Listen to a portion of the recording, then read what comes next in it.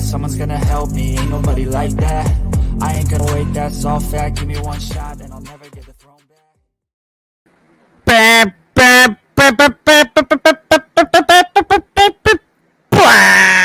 What is happening to you guys, and welcome to another episode of the Finn's Tailgate. I am your host, El Capitan, and tonight on the tailgate party that never seems to stop, we're gonna go in and go over the recently released Tyreek Hill, episode 3. Had on Rick Ross. Also, we've got Omar Kelly article where he went over the league's quarterback rankings. Where does Tua end up in this ranking? We shall see. But before we go, guys, make sure you're hitting the like button. If you're watching on Facebook, Twitch, or Twitter, please do us the kindness. Come over to YouTube, subscribe to the network here on YouTube, and hit the like button. Shout out to all the members on the channel. Appreciate all the people who are members. We will be slow rolling out some videos that you guys will get early before anyone, and then they'll come out on YouTube. They'll be premiering and stuff like that. It's gonna be over the next month or so as this stuff comes out during the dead time. I'm gonna try to do these player profiles. It'll be fun. You get some adjustment. I had some camera issues right before. Whole thing just went bam like a minute before. It usually does that. Catches you. Make sure you ain't slipping in the game, dog. That's what it is. Also, Dolphins put out a couple of funny videos that they had recorded. We're gonna show those as well. I have things clipped, everything like that. But make sure you're hitting the like button, catching all the great content we have here on the network. We got Tonk 7 TMI Tuesdays live around 9. Make sure to catch Tonk 7 on there with Color co-hosting with them, and they do a great job. Tonk always does some stuff. He missed it this week, but that's all right. We all know how it goes. You can catch Color on Thursdays. He didn't do the Thursday, but man, oh man, Color's been dropping in during the daytime, getting that Color at midday or coffee with Color coming around. He everywhere. Tomorrow night, Saturday night, late night exhale with Ali. Make sure to bring your tailgate recipes, your secret recipes for Ali to take all your secret recipes. And every other night of the week, you got me, El Capitan, doing it how I do, wearing the purple jacket sometimes. Cash App, Venmo, help support the channel, guys. We really, really appreciate it. You can also support the channel through Fanatics, or you guys can buy some of our gear. Both links are in the description.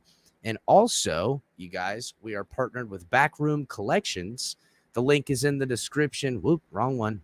Link is in the description below on YouTube. It'll be on Facebook, Twitch, and Twitter later for you guys to get in. But if you guys do go and hit the link that we put in there and put the offer code hashtag TFTG, you'll get 10% off of your purchase. And bro, guys, when I tell you these guys got awesome stuff, you have no idea. Let me show you something that they just came out with, and you can catch it on my Twitter. I'm going to show you guys right now what Backroom Collections got going on. It is so cool. They got awesome everything. These guys do amazing artwork. But check out this video they just dropped for their latest stuff. It is dope. Look at that.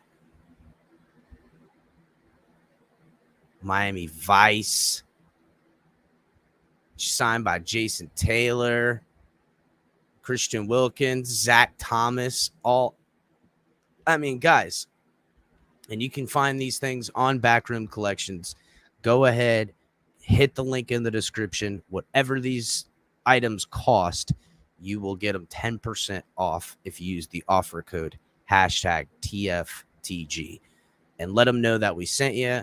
Friends of the show, Backroom Collections, along with Fanatics. If you guys are getting your Fanatics gear or, buying some of our gear, would really appreciate the support. Also, Super Chat is always welcome, guys. We always need the support. Thanks, everybody who is getting in here. 2B, 1B, California. John, what's up? Yeah, I know the game was close last I saw. Big Papa 6969, what's good? Fins up 74. How's it go? California, my guy. Q. Yeah, I felt like putting the old blazer on. You know what I'm saying? Coming at it. Oh no, bro. This is that Dolphins Reeler. This is that good, bro. What you mean? Stand out in a crowd. That's royal purple, bro. Royal. I just when we beat the Ravens last year, I just snatched that purple right off of it. So they left it, so I took it. So yeah, guys, hit the like button, like John says. What's up, Omar? What's going on? Todd, what's happening, my guy? So yeah, guys, I think we'll start is let me go ahead and bear with me, take that off. And just working in some of the new in layouts and stuff like that.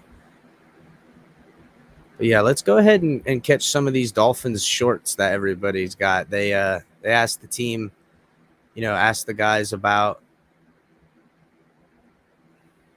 a couple of different things.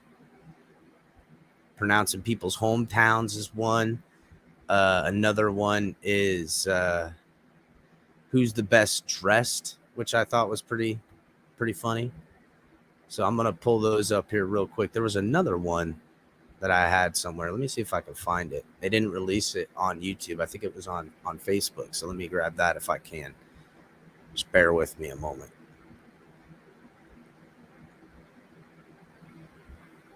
(3-2) Tampa. What's up, Mark?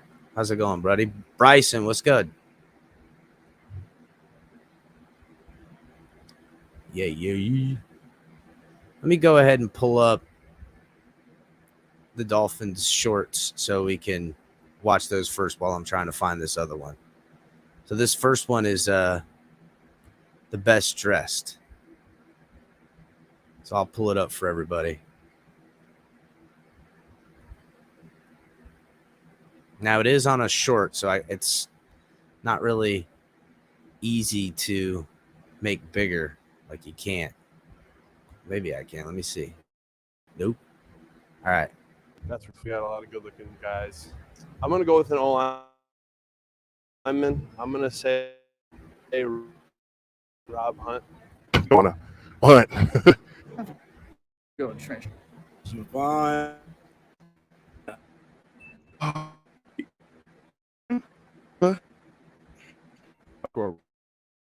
Romper.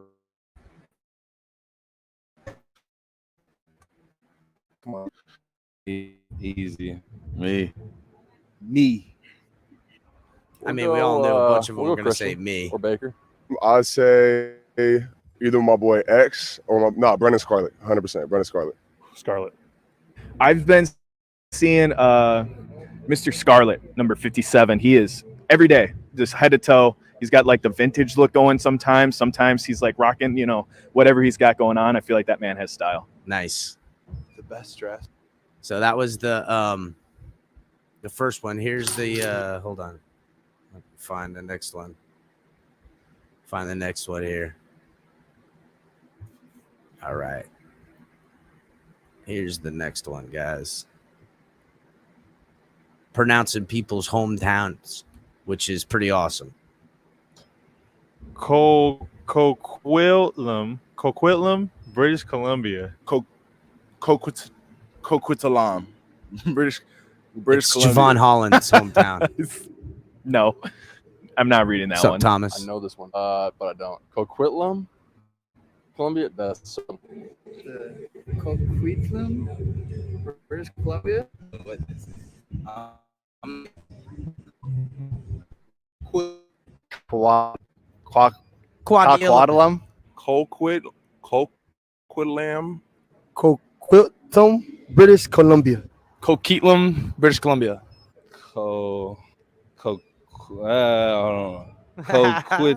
Coquitlam, British Columbia. Yeah. Coquitlam, British Columbia. Who from there? Coquitlam, British Columbia. Shout out to the hometown. You dig? On me. Hi, I love Javon with the gold grill too. Looking legit. I like it. Real Miami. We love that around here. Show a little flash. That's why I got the purple jacket on. Maybe one day I'll put the ice in the mouth and just be out here. You know what I'm saying? Like that rapper that put jewels in his head like as braids. I mean, it's a brave person. You can't be strolling around the streets with freaking hundreds of $1,000s hanging from your head. Get your head snatched off. Like straight up. Oh, what happened to that rapper? Didn't you hear he got beheaded walking around Carroll City? They just jumped him and just said, hey, it's easier. Just take the head right off. We'll deal with the rest later. So here I found the other one. Let me get it. I did find it on Facebook. There is something funny. I want to say it was friggin' Michael Dieter says Mike on the mini mic. It was hilarious, dude. It was actually pretty funny. Let me go ahead and pull this up, guys, and we'll watch this one next.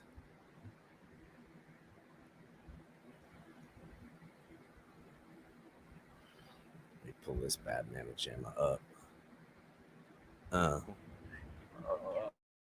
Hey, this is Mike on the mini mic. Yo.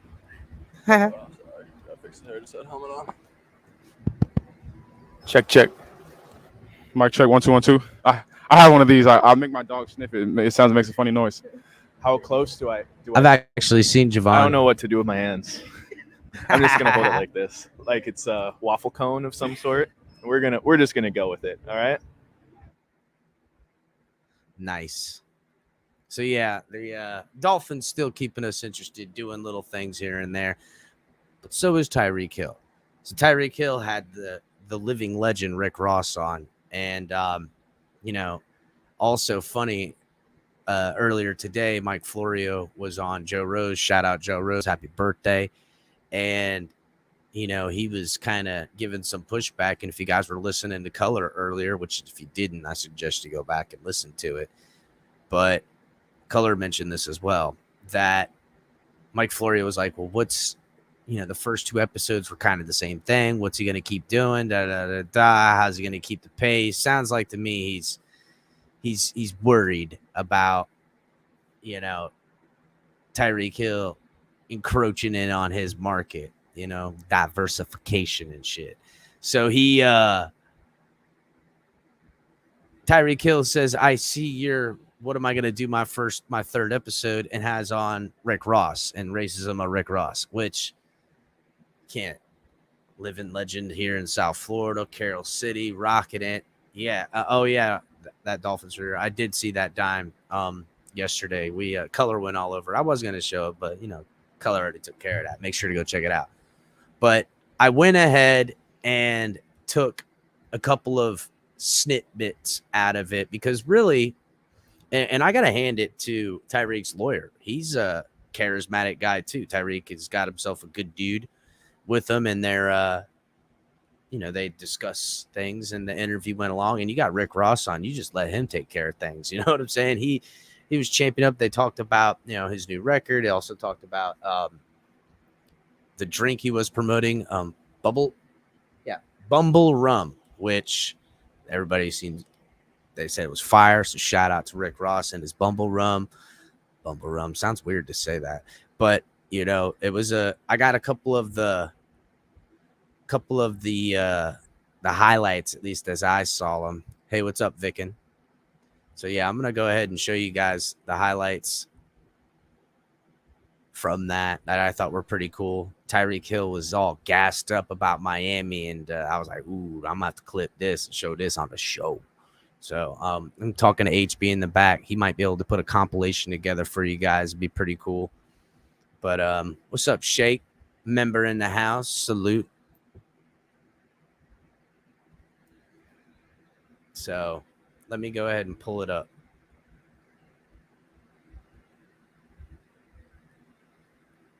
Here we go.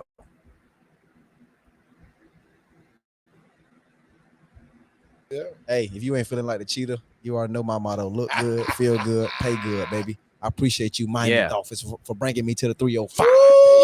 I'm in the building today. They told me to talk my shit. I'm going to talk my for the shit. One time for the fans, and you got the whole city. I'm talking about.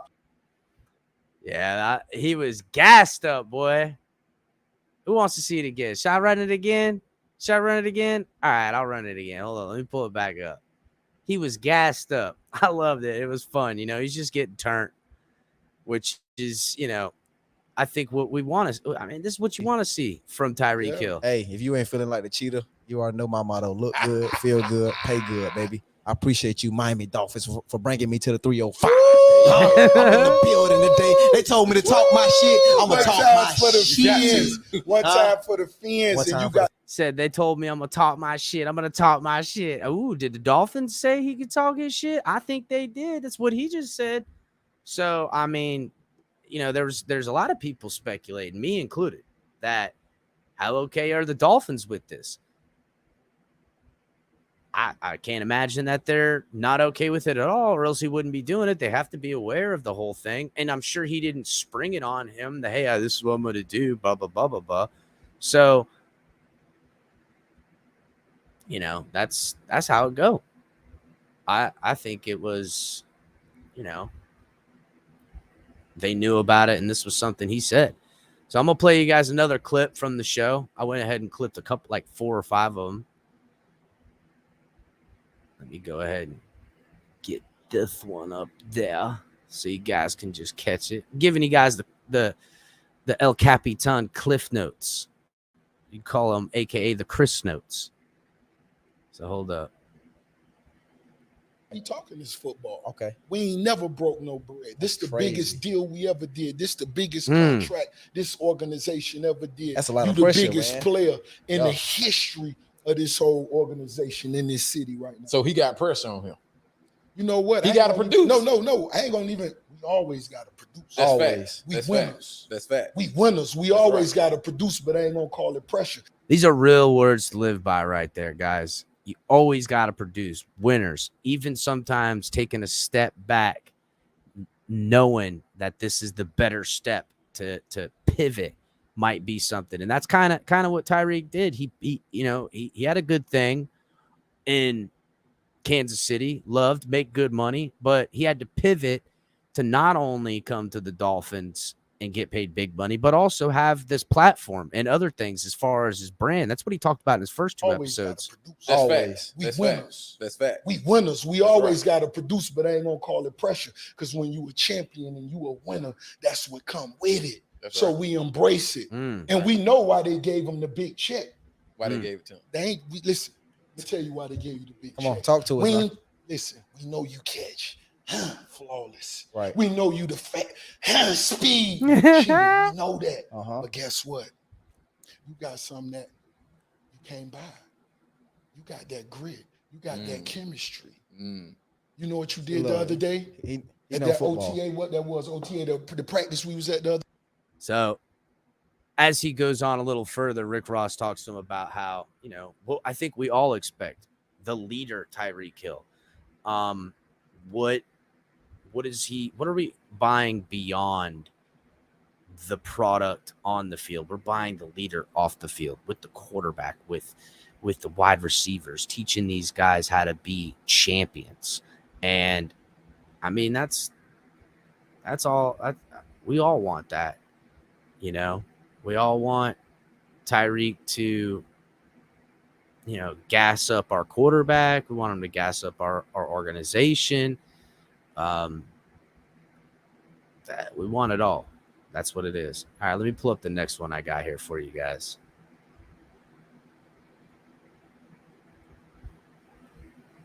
All right, here we go. I never said anything bad about 1-5. I think the word of. Okay, so here in this part, he kind of clarifies again. He got death threats, everything like that. It was honestly, I'm not surprised, not in the slightest. You're talking about football fans mixed with Twitter and internet. You got the dumbest and smartest people all within, I can type to you, and I don't know, just assholes, as you guys know.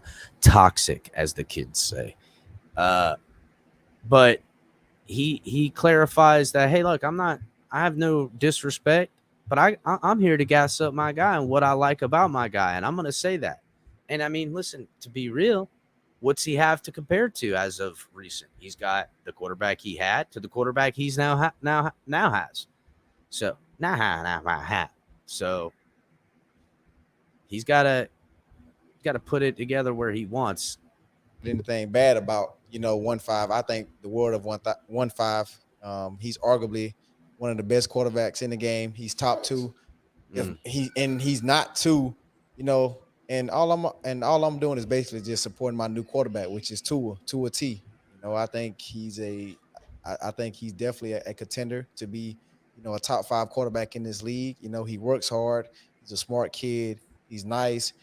He has all the right intangibles. So I just think right now he's headed in the right direction. And for you to butt into a situation that you don't know about, that right there has given you the title to be our head ass of the week, man. So sit your ass down somewhere, man. Please. Okay. So he's talking about the head ass of the week, which is a segment he ran talking about Stephen A. Smith. Now, I don't know if I have that clip next. I might. But everybody knows what Stephen A. said about it, and he was just blah, blah, blah, blah, blah. I don't think I got it. Let me see if I got it, guys.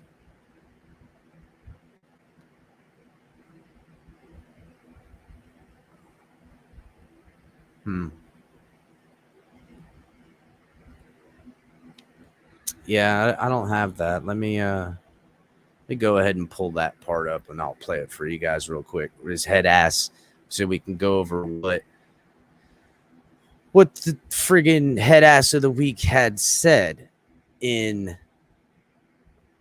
freaking Stephen A. Smith about everything, because he obviously just listened to the clip rather than making his own assessment. He just ridiculously, you know what? I'm not even going to dignify it. How about that? We're not even going to go over what Stephen A. said. He's just doing what he does, yelling at the TV, and it gets you to watch. And I get it. Whatever. I mean, listen, I'm a guy with my own deal. I got a freaking purple jacket on. So what am I to say? At least I'm not wearing some whack ass blazer. I know that. Like how, I mean, at least mine's got some style to it. I know his costs about $12,000, but let's be real. You know what I'm saying? All right. So the next clip I got is, I will say this. Rick Ross dropped some good words of wisdom. Whether you like him or don't, he had some good words to live by. As a person who's self-made and a success, you can't really argue with his wisdom. And I love his straight to the point. It says so much Miami like into it that I had to clip this part. It was perfect. I was like, oh yeah. Whoever I said, whoever don't like it, fuck you. Sure. Whoever ain't with it, fuck you. Whoever thinking they gonna stop me from getting to where I'm going, fuck you. And that's what we showed them. Not only that was the attitude, but we meant it. Then we put the work in. Right? Yeah.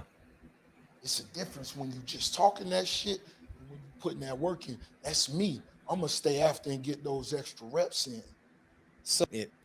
Damn. Working, burning the midnight oil. If you're going to stop me, fuck you. You can't stop nothing. Perfect words to live by. There's going to be tons of people that come along that want to derail you, frenemy you, or, try to cancel you or whatever. That just means it's working. And that's kind of what Rick Ross was saying about Stephen A. He goes, listen, he's talking about LeBron and you, the greats. He goes, Rick Ross, like, I wish it'd be LeBron, you, and then me. That's how you know you're doing it right. The more haters, the more paper, the more pushback you get. It's because when a star shines bright enough, people want to take some of that light away. Try to have some, or they feel better about themselves by seeing your starlight dim. I don't know why. Sounds like you a sad fool, but people are always going to try to stand in your way, especially when you're a renegade, when you do things that are different, when you don't follow and toe the line. People are always going to try to tell you you're not doing it right. And that was another thing Rick Ross was saying when he was dropping his new stuff, that everyone wasn't into it. They didn't like it. Good. That means you're on, maybe not good that they don't like it, but good in the sense that if you have your vision, you make your vision a reality. You continue on, you push through. Sometimes you got to stay back, regroup, pivot, redirect, but you make yours. That's it, man. It's about life. You got to trailblaze your own. Another good thing is Tyreek Hill dropped some bars with him at the end. So I'll drop. It was just a little playing around and stuff like that. But I'll go ahead and play it so you could hear Tyreek Hill. It was pretty fun.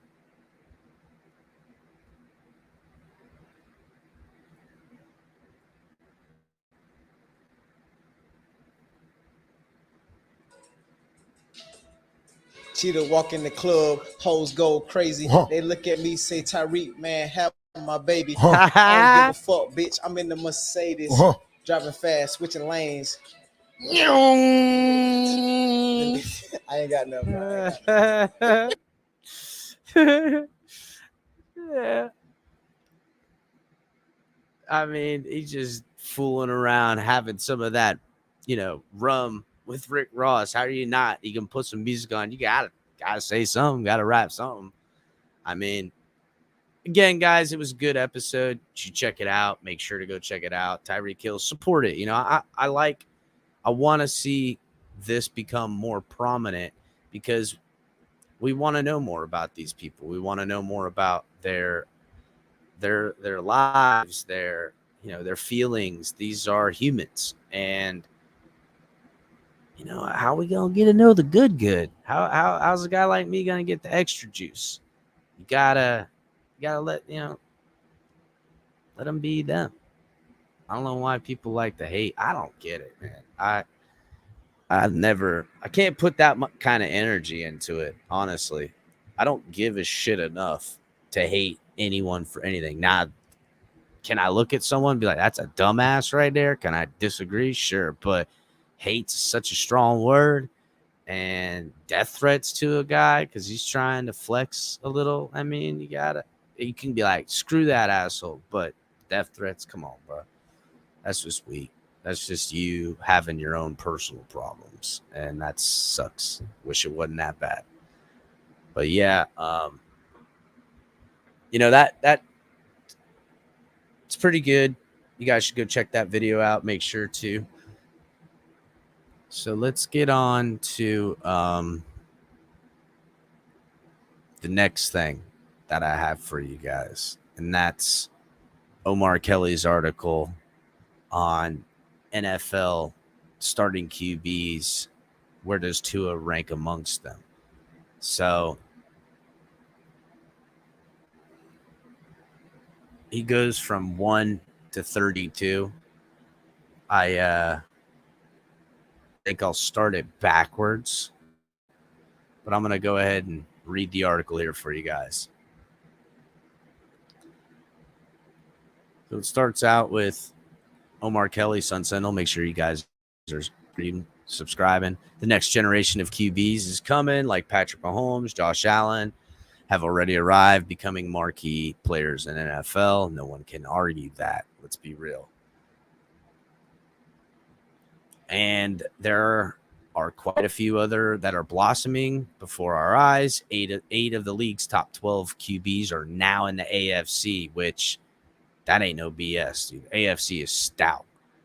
If I was a fan of an NFC team right now, other than there's quite a few of them that are terrible. If you have a quarterback in the NFC and you're a fan of that team, you should feel pretty good. Let's go ahead and go through the list right now. I'm going to scroll down to the bottom. Who he has ranked. And you know what, guys? I think what we're going to do here on the show is do our own top, or 32 quarterbacks rankings. So he did the teams ranked quarterbacks. That's why I think he did it this way. We'll start with 32, which is Seattle. They have Geno Smith or Drew Lock. Makes sense to put him there because they don't even know who their starting quarterback is. There has been talks as of recent about the Browns ex-quarterback Baker Mayfield and Seattle having interest in him. I think that's bullshit. I call it right now. They're not interested unless the Browns are going to pay for everything. And I don't think the Browns want to do that. I think the Browns media is pushing this narrative to put pressure on Carolina to take him, in which Carolina, Matt Rule might have to take him to save his job.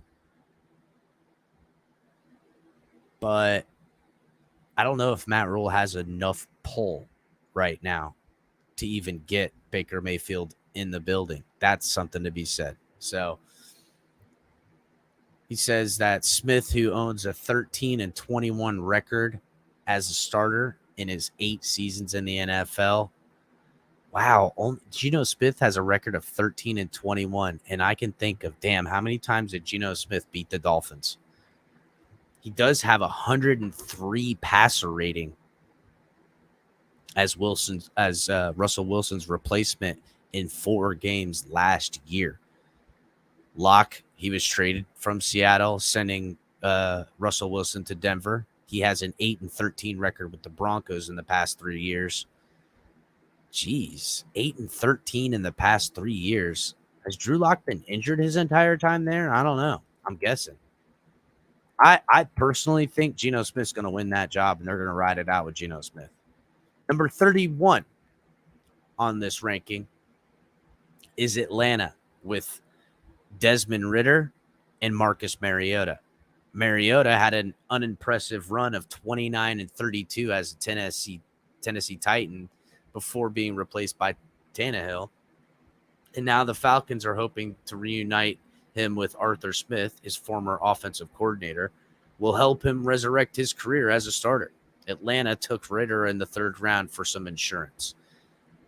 I'm going to be watching Marcus Mariota very clearly to me, he always looked kind of small and potentially injury prone when he was in Tennessee. Since he's left Tennessee, he's gotten thick. And the few relief games he had with the Raiders last year and the year before, I thought he looked all right. I thought he looked healthy. I thought he looked fast. I thought his arm looked good. And now that he's, in Atlanta with Arthur Smith, I'm interested to see what they do with him. I'll be watching that closely, especially because the NFC sucks. Next team on this list is number 30, and that's Carolina with Sam Darnold and Matt Corral. Now, it's funny to say this, but that's a true quarterback competition. These other two, I'm pretty sure Marcus Mariota's got it in the bag, and maybe Seattle's a true quarterback competition, but I think Drew Lock washes out easy. I would bet on that. Whereas Carolina, even though Matt Corral was taken in the 3rd round, Sam Darnold is just terrible. And I mean, what happened to that guy? He had freaking Adam Gase done sucked the freaking life and heart of football right out of that poor kid. That poor freaking kid had the entire football life just drawn right out of him. Freaking Adam Gase was like, "Give me your football life." He's like that, like in Temple of Doom, where the dude was like, and it was taking people's hearts right out of their chests. Then he just chopped it up and was like, "I'm gonna take it right out of there, Adam Gase style." That's exactly what happened. I guarantee it. Poor freaking. That's why he's talking about seeing ghosts and lost his soul. Adam Gase done took it. Darnold has a 17-32 record in 5 seasons as an NFL starter. He has had one season where he completed more than 60% of his passes. He hasn't proven to be a quality starter, which is why Corral, taken in the 3rd round this spring, will get every opportunity to get that starting spot. I don't know. Matt Rule is hanging on by a thread over there, so we'll see. Number 29. Now, this is quarterback ranking, not team ranking, and I don't know where I'd put this team on this list, and we will do our own 32, but he's at 29. He has Pittsburgh with Mitchell Trubisky and Kenny Pickett. Trubisky was taken in the 2nd pick in the 2017 draft. He owns a 29-21 NFL record as a starter and has a 87.0 career passer rating, which is pretty decent.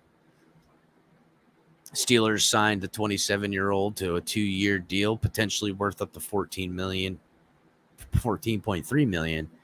But they also picked Kenny Pickett. They picked Kenny Pickett, who was picking it his butt with the 20th pick. That's a lot of words, a lot of time saying pick. That's another thing to watch. It'll be a good narrative as the NFL season goes. How long does Trubisky play before the fans want to see Kenny Pickett? Do they sit Kenny Pickett all year? Because Trubisky, in the relief time I seen him in Buffalo with Dayball and as the OC doing his thing with quarterbacks, he's got a strong arm, and I don't know. I respect Mike Tomlin. He's a great, everybody knows. So we'll see. And to me, I like Kenny Pickett's game, but I wouldn't feel really good if he was my quarterback, honestly. But I could be wrong. I don't know. I'll give him. They should redshirt him, California. They should. They should totally redshirt him. It'll be interesting to see how that goes. Number 28 on this list is Zach Wilson. So the tools are apparent. Wilson is the second overall pick in the 2021 draft. He has a cannon for an arm, which I wouldn't say he has a cannon. I will say he has a pretty decent arm strength for his size. Quick release. I don't know. I haven't seen his release as far as quicker than most. I would say he has a decent release. He does have athleticism to buy time in the pocket and gain some yards with his legs. Problem is, the game was moving too fast for the 22-year-old, and he needs better support staff around him. That's what Omar Kelly has here. I don't know. The book isn't written on Zach Wilson. There is things to like if you're a Jets fan. Again, these smaller type quarterbacks that, although they're shifty and have decent arm strength and quick release and stuff, this is a fucking physical game. I mean, can those guys withstand the test of time? So I don't know.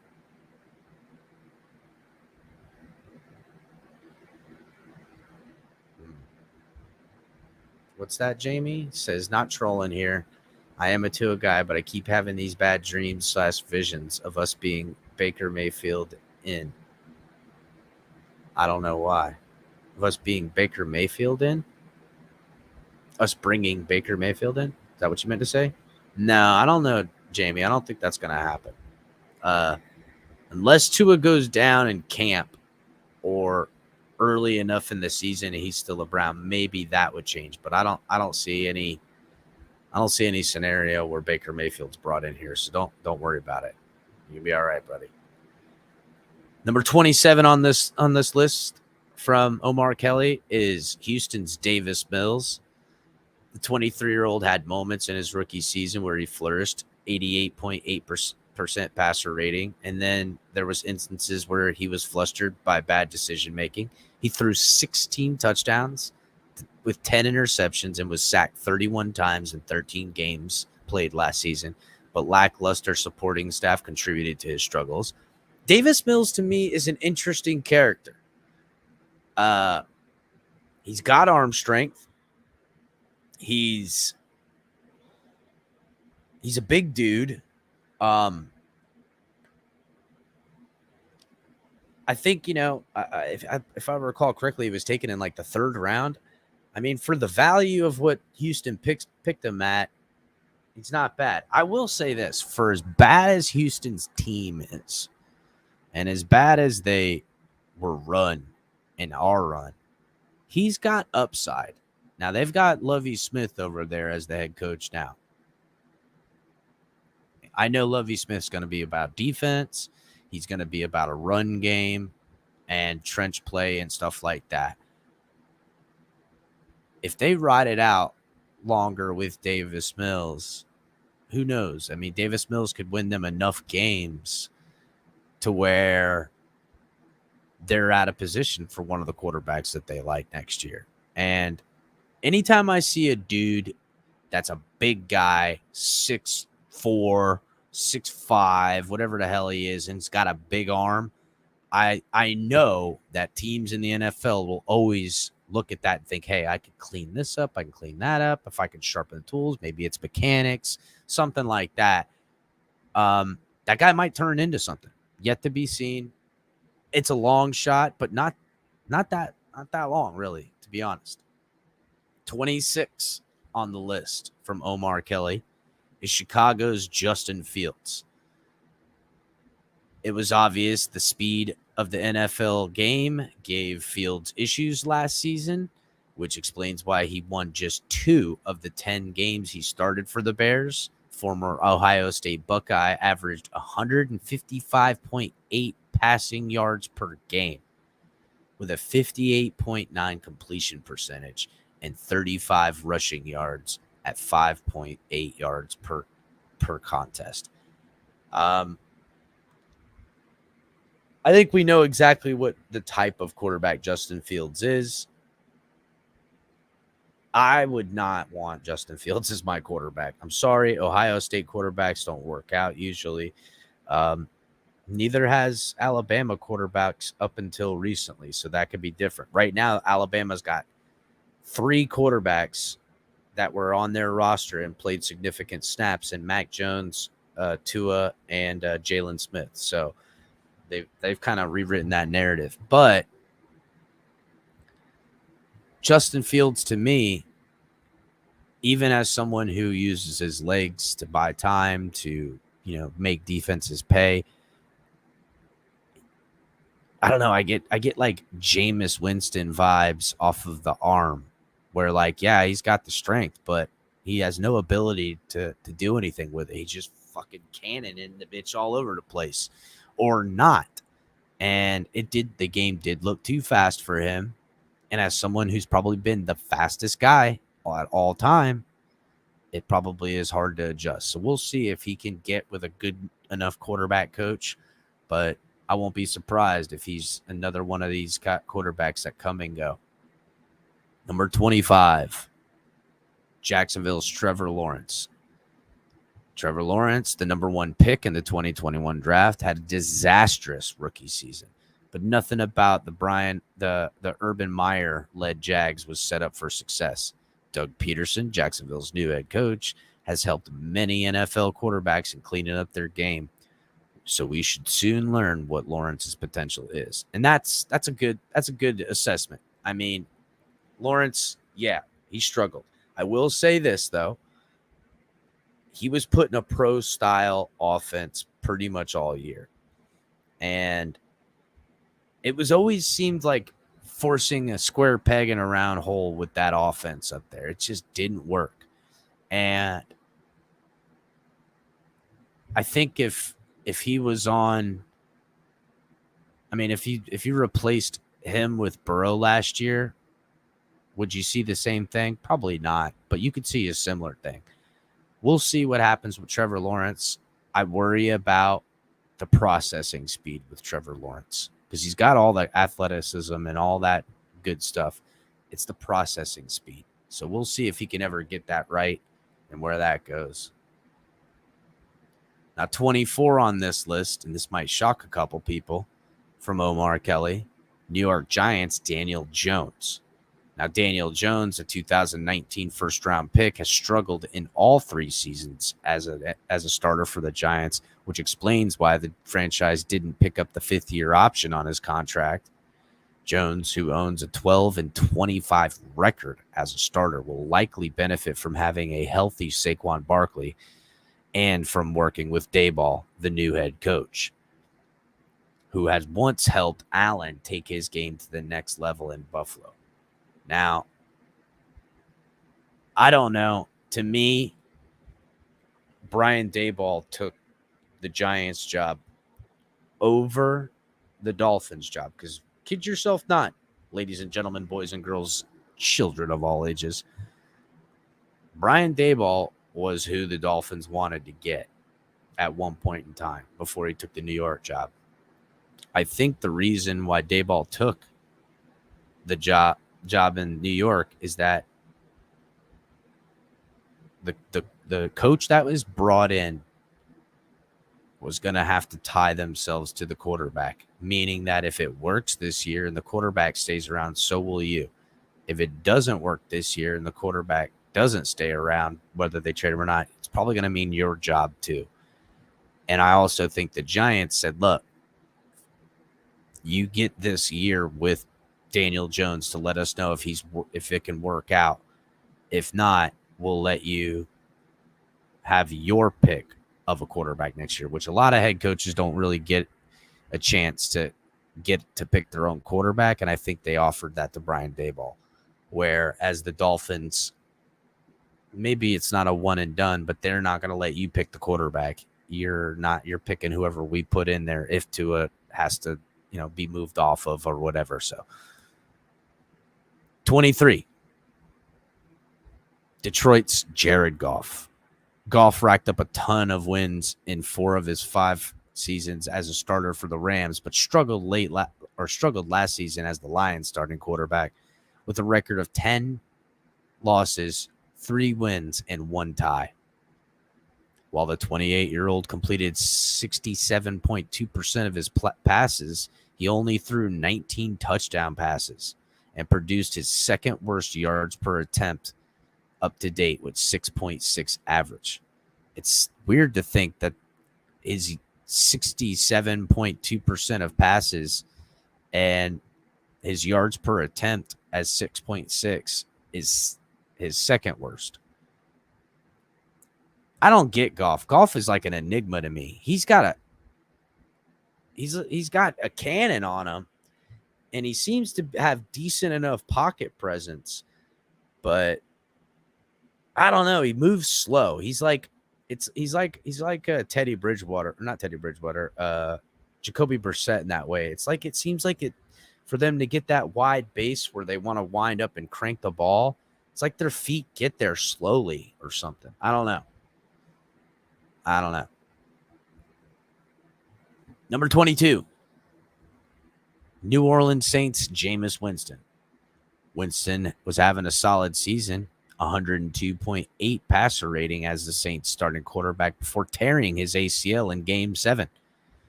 This season, we'll see how he rebounds from that knee injury and how effective he can be without Sean Payton holding his hand that the quarterback whisperer has now retired. Yeah, I'm not buying Jameis Winston. I know the Saints fans are feeling good, thinking they'll get Michael Thomas back. Maybe they're also thinking they might sign OBJ because Jarvis Landry's there. Maybe they do. But I don't know.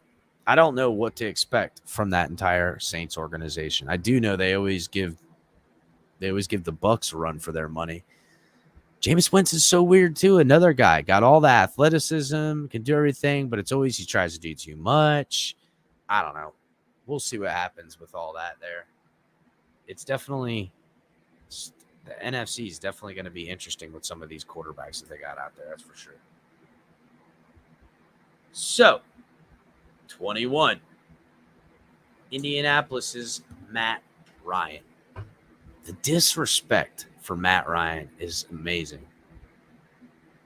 I mean, he was a top fantasy guy. When you name the top quarterbacks in the league, you're always like Matty Ice and Rivers and Brady. How the mighty has fallen over recent times.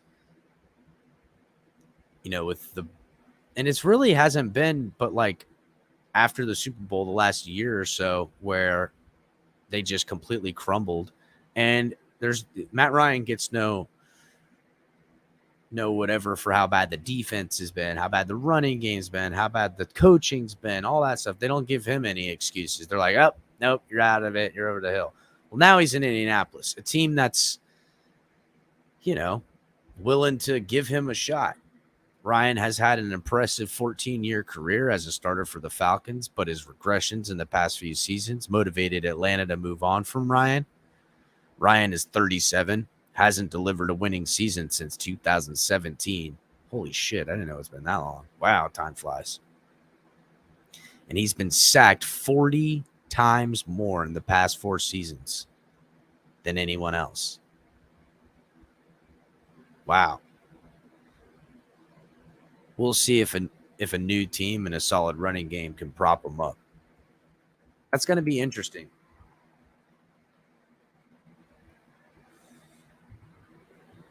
I don't know. We'll see what happens with Matt Ryan.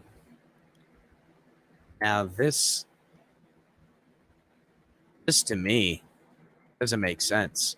Number 20, Washington's Carson Wentz. Wow. He's got Carson Wentz higher up than I would on my quarterback rankings. Wentz is playing for his 3rd team in 3 years because he hasn't stepped up to become a leader and playmaker. He's shown the potential early in his career with the Eagles. If he can match the season he had for the Colts, 62.4% of his passes completed for 3,563 yards and 27 touchdowns. In Washington, the 29-year-old will make the Commanders a force. I don't understand how his output with the Colts last year is going to make, well, I guess because the freaking NFC sucks, but I can't believe he threw 27 touchdowns for 3,500 yards. Like, it didn't seem like he did that much, but I don't know, man. I am so out on Carson Wentz. It ain't even funny. I feel like he's just going to be – I don't think he's going to be playing football in the next 2 years, not even backup. I think he's just going to be too banged up trying to run around and do whatever. He's a goner. Yeah, Jay-Zan. I think Ryan will be good in Indy too, bro. Wow, man. I can't believe Omar put Wentz above Matt Ryan. It's weird to think that if Wentz was better than Matt Ryan, why the hell did the Indianapolis Colts move off of Wentz for Matt Ryan? To me, that alone should have the two switched, because Wentz, far younger, far more what a team would want to build behind, said, nah, we can't even wait. This once MVP candidate, the year they won the Super Bowl, is so much of a shell of himself that we would rather take the guy that looks more like the guy that won the Super Bowl in Nick Foles, meaning they'll take Matt Ryan over Carson Wentz. And Indianapolis is a well-respected program. Like, they've done pretty decent over there as far as being run well with upper management and ownership. Number 19, New England's Mac Jones. Mac Jones had an impressive rookie season, leading the Patriots to a 10-7 win, 10 wins, 7 losses, and a postseason berth by completing 67.6% of his passes, throwing 3,801 yards with 22 touchdowns in the regular season. The hope is that he takes a step forward in year 2, even without Josh McDaniels as his play caller.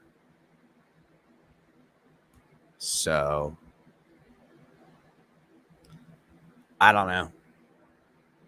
I think the loss of McDaniels for the Patriots is going to rear its head early and often. And I think they're going to run into what the Dolphins ran into last year. Too many cooks in the kitchen, and there's no chef, where their coach is snapping footballs trying to explain the offense that they want to run. I don't know. Maybe it'll work out. I got to give Bill Belichick his, rope or whatever. He's earned it, but I wouldn't want Mac Jones. He couldn't hold to his jock strap in college. I would not want Mac Jones. The next person on this list, 18, is Philadelphia's Jalen Hurts. Jalen Hurts led the Eagles to an 8-7 record last season, but he only completed 61.3% of his passes and threw for 3,144 yards with 16 touchdowns inside 15 games. His athleticism and scrambling ability, on the other hand, giving him 786 rushing yards with 10 rushing touchdowns off of 139 carries last season, keeps the teams they play off balance. But he'll need to become a better pocket passer with 87.2% last year to take another step forward. Now, Jalen Hurts, to me, on the other hand, I kind of like Jalen Hurts. Not for nothing. It's kind of weird how he plays football sometimes. It's like the ball moves slow, but I like his heart. I like Jalen Hurts in the sense that he's always had to go against some adversity and answered the call. And you'll probably see the Eagles in the playoffs this year. Now, that might not stop the Eagles from moving off of Jalen Hurts, because I think they've got, 2-3 first-round picks next year? So who knows? We'll see.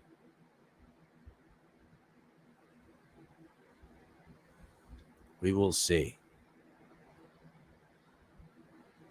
So we come up to the 17th name on Omar Kelly's lists, and that's where we get to Miami's Tua Tagovailoa.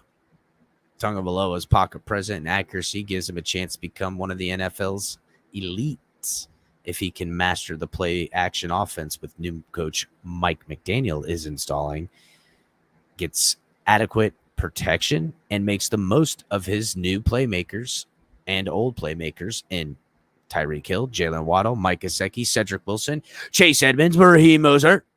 The team has put around him in his 3rd year as a starter. And that's pretty much where we are right now, is that the sky's the limit for Tua. I said it early. Tua's got to know that there's pressure on him. I'm sure he does, to produce the fan base, the organization, everything. Let's be real. They've shopped his job twice to other quarterbacks that we know about for certain. In Deshaun Watson last year, and then in the offseason to Tom Brady. It's a done deal. I've heard it. Everybody knows. So he knows that too. Now they've deferred to keep him, which is good, but he's also got to know that all this talent they brought around, he's got to produce. And I think he will. And we get to have our cake and eat it too as a team in the postseason with 2 first-round draft picks next year, in which we get to go ahead and get a corner that is going to be probably, I don't know, top 15 with San Francisco's pick.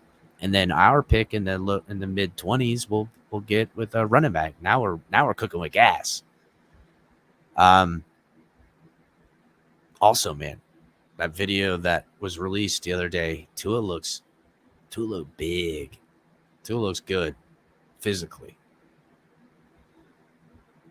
Oh, you live in Philly area?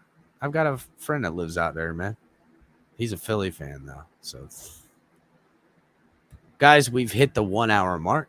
Make sure you guys are hitting the like button. Everybody, if you're watching on Facebook, Twitch, and Twitter, come over to YouTube. Subscribe to the channel over here on YouTube.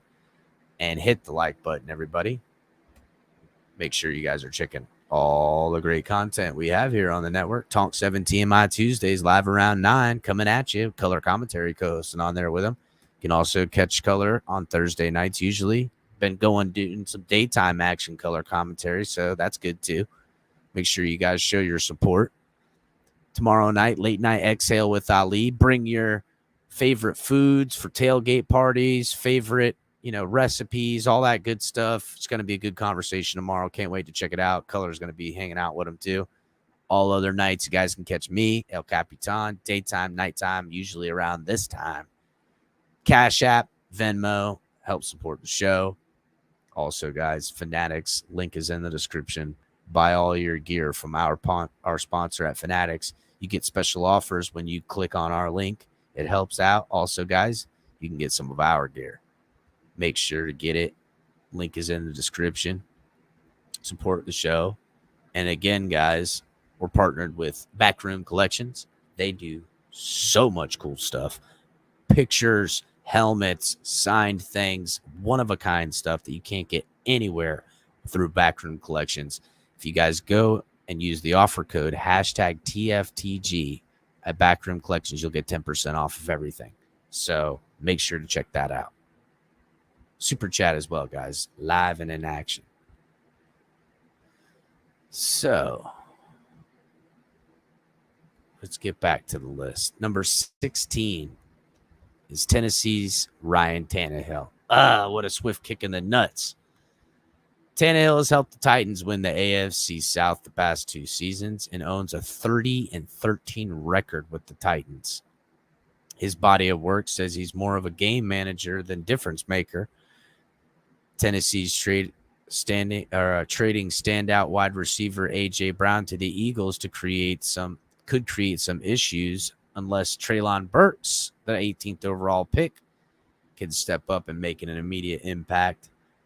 I think us as Dolphin fans, we would look at Tennessee and we would think, hey, that's the perfect situation for a quarterback like Ryan Tannehill. And Thomas, you say Tua is better than Tannehill. I would venture to say that Tua is a better quarterback that I would want over Tannehill. What I can't say is where Tua has shown to be a different quarterback than Tannehill in the NFL. So I wonder if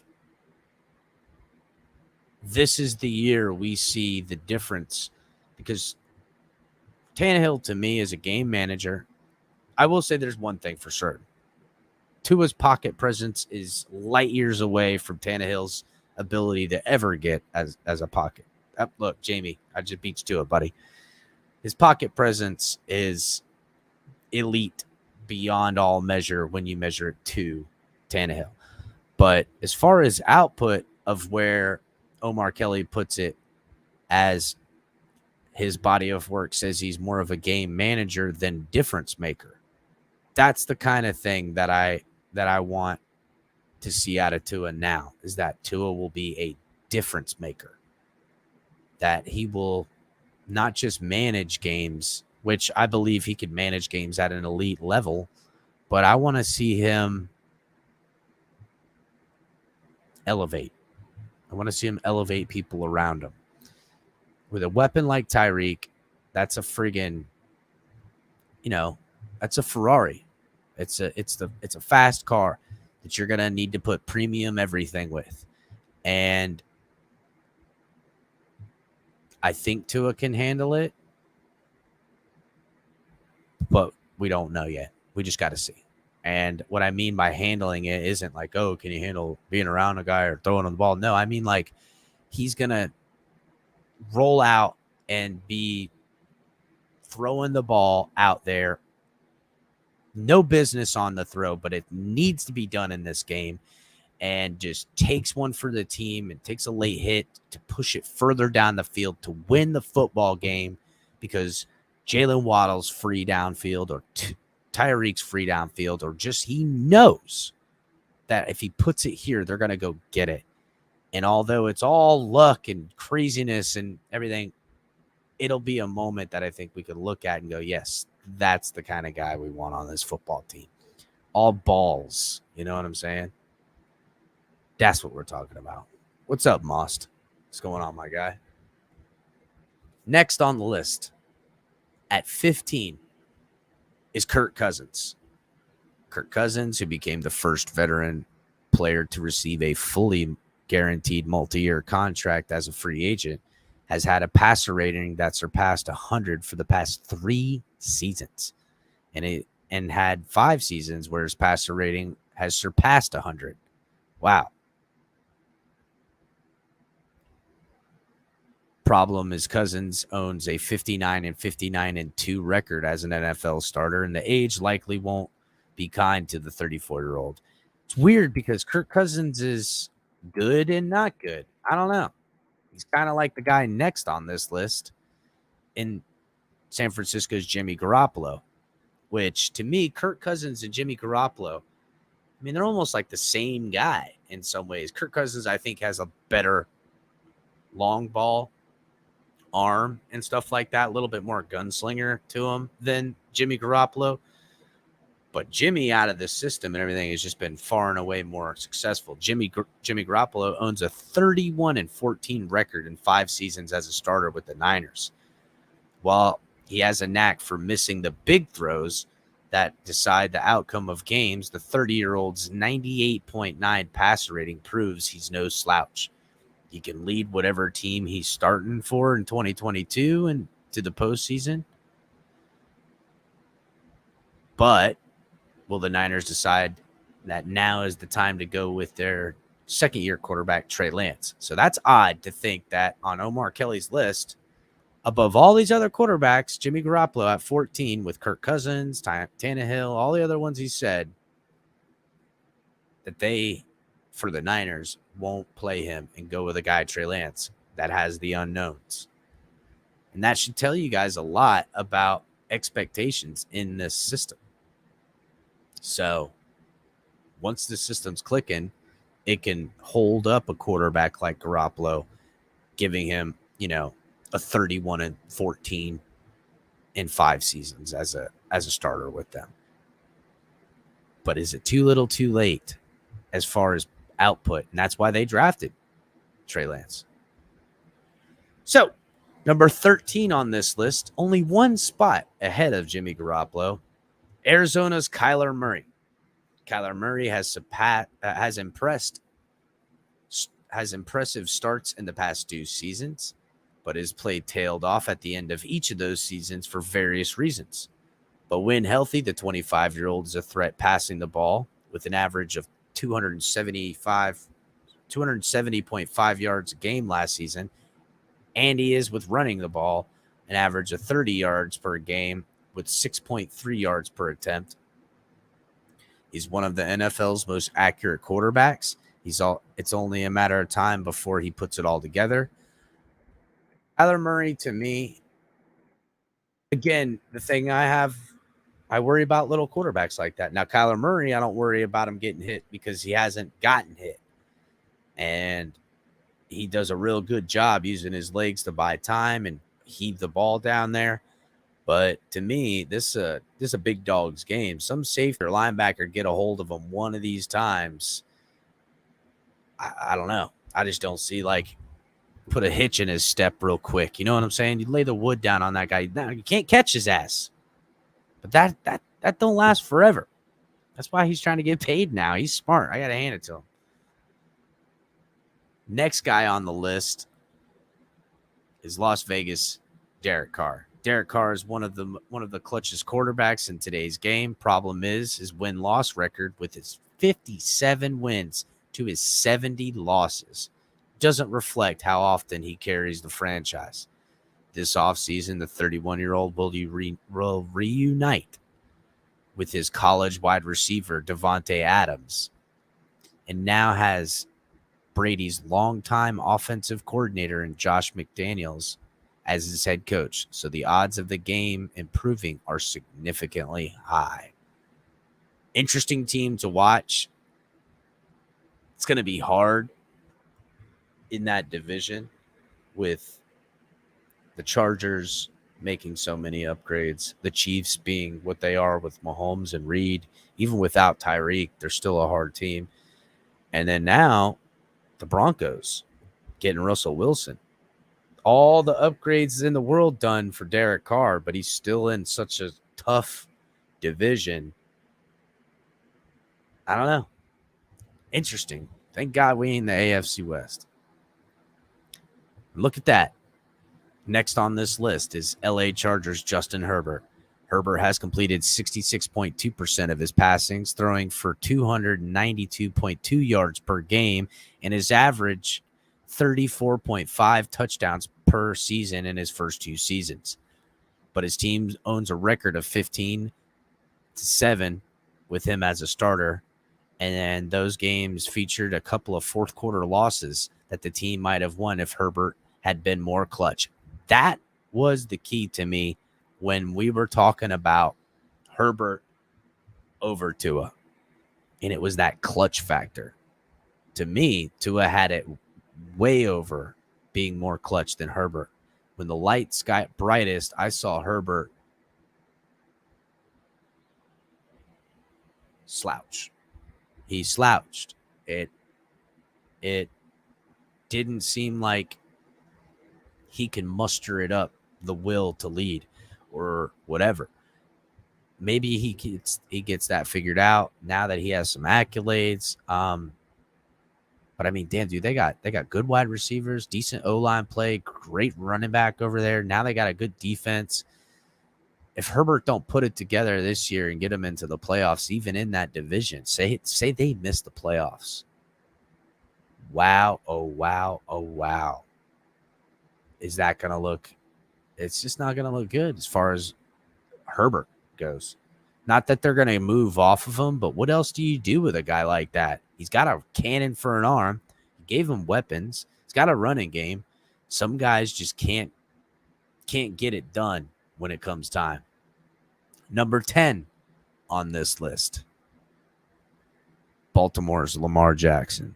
Jackson, a 2-time Pro Bowl selection and the 2019 MVP, averaged a career high 240 passing yards per game last year with a 63.9 rushing yards.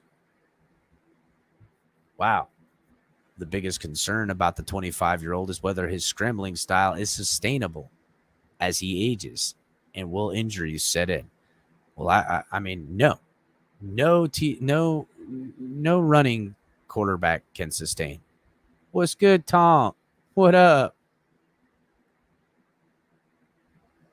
Yeah, I agree. Make or break for everybody, dog. Make or break every year. I don't know. It can't sustain him running like that MVP type running. I do think he's got a freaking cannon on him. I would like it if Lamar was my quarterback per se. I would want him to practice his, 20-yard to 25-yard passes and less, hitting them in that timing.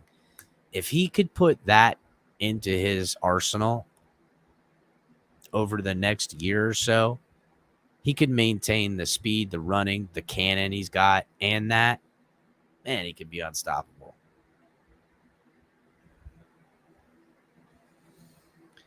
Next guy on the list, number 9, Cincinnati's Joe Burrow. I almost said Joe Barrow. Joe Burrow. Burrow, who completed 70.4% of his passes last season while throwing 288.2 yards per game for the Bengals. That took the team to the Super Bowl. The hope is that the first overall pick in 2020 NFL draft will continue to blossom, become one of the best quarterbacks in the Bengals history by the time this decade is over. I mean, shit. He just stays at where he is now. He'll be that anyhow. I mean, shit. When's the last time the Bengals went to the Super Bowl?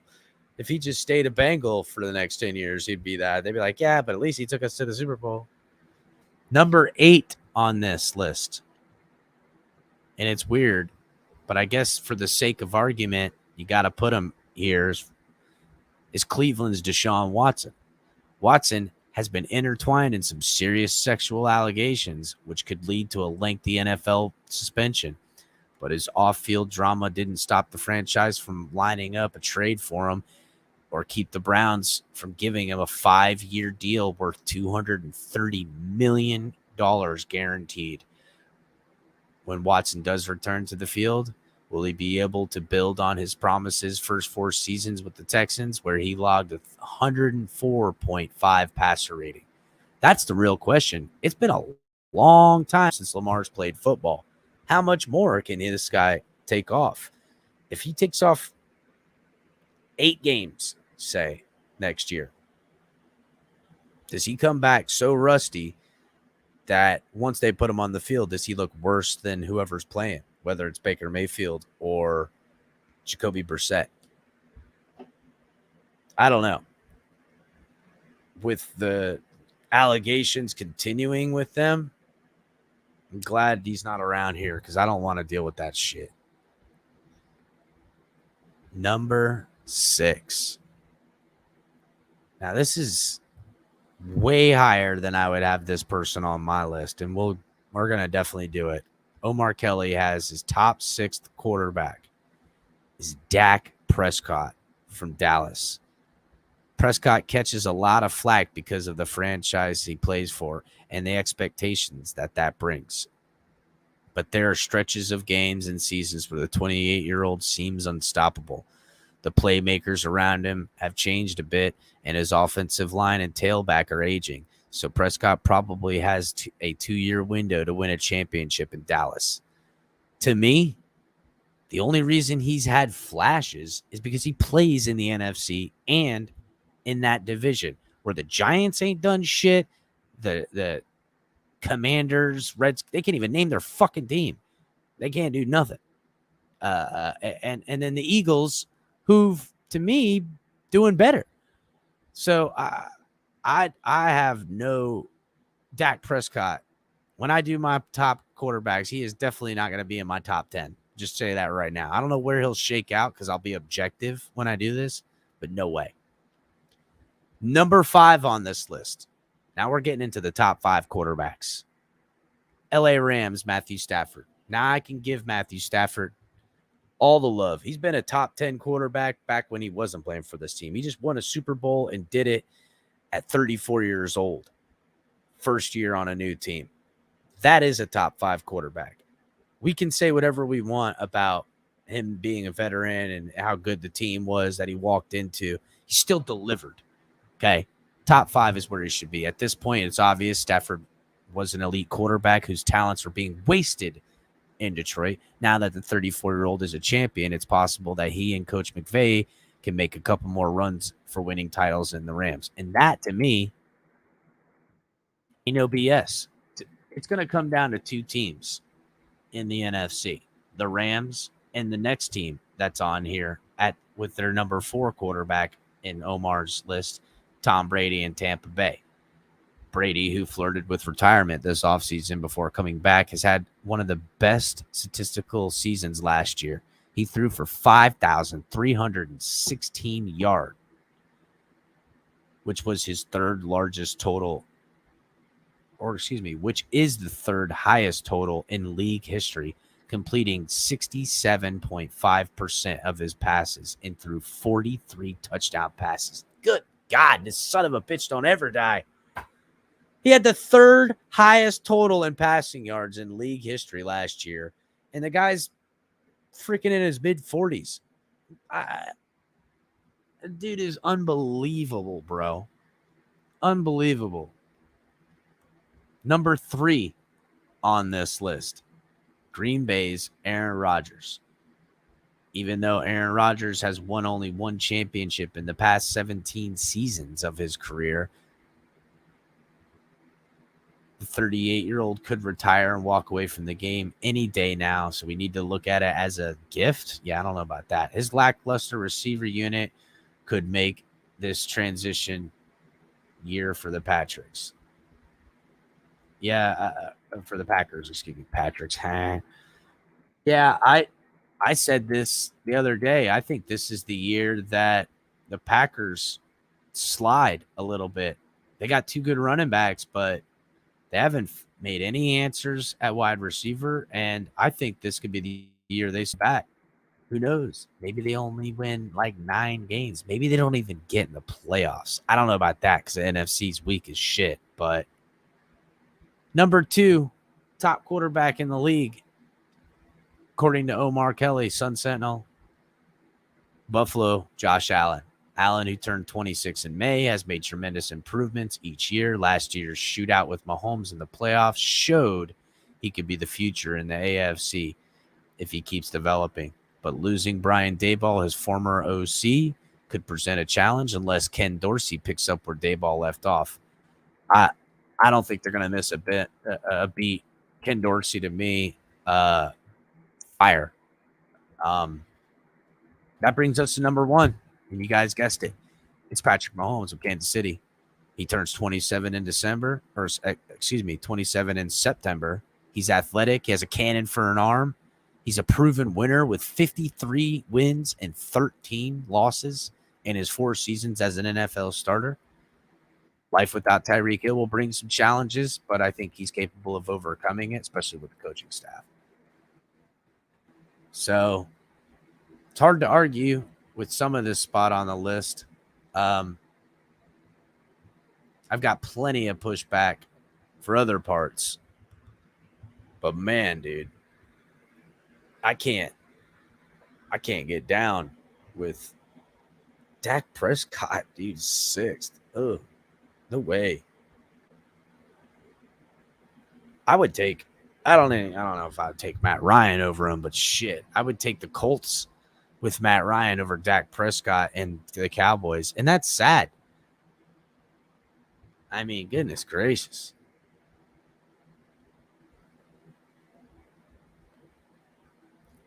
The weakness. All right. Let me see here, guys.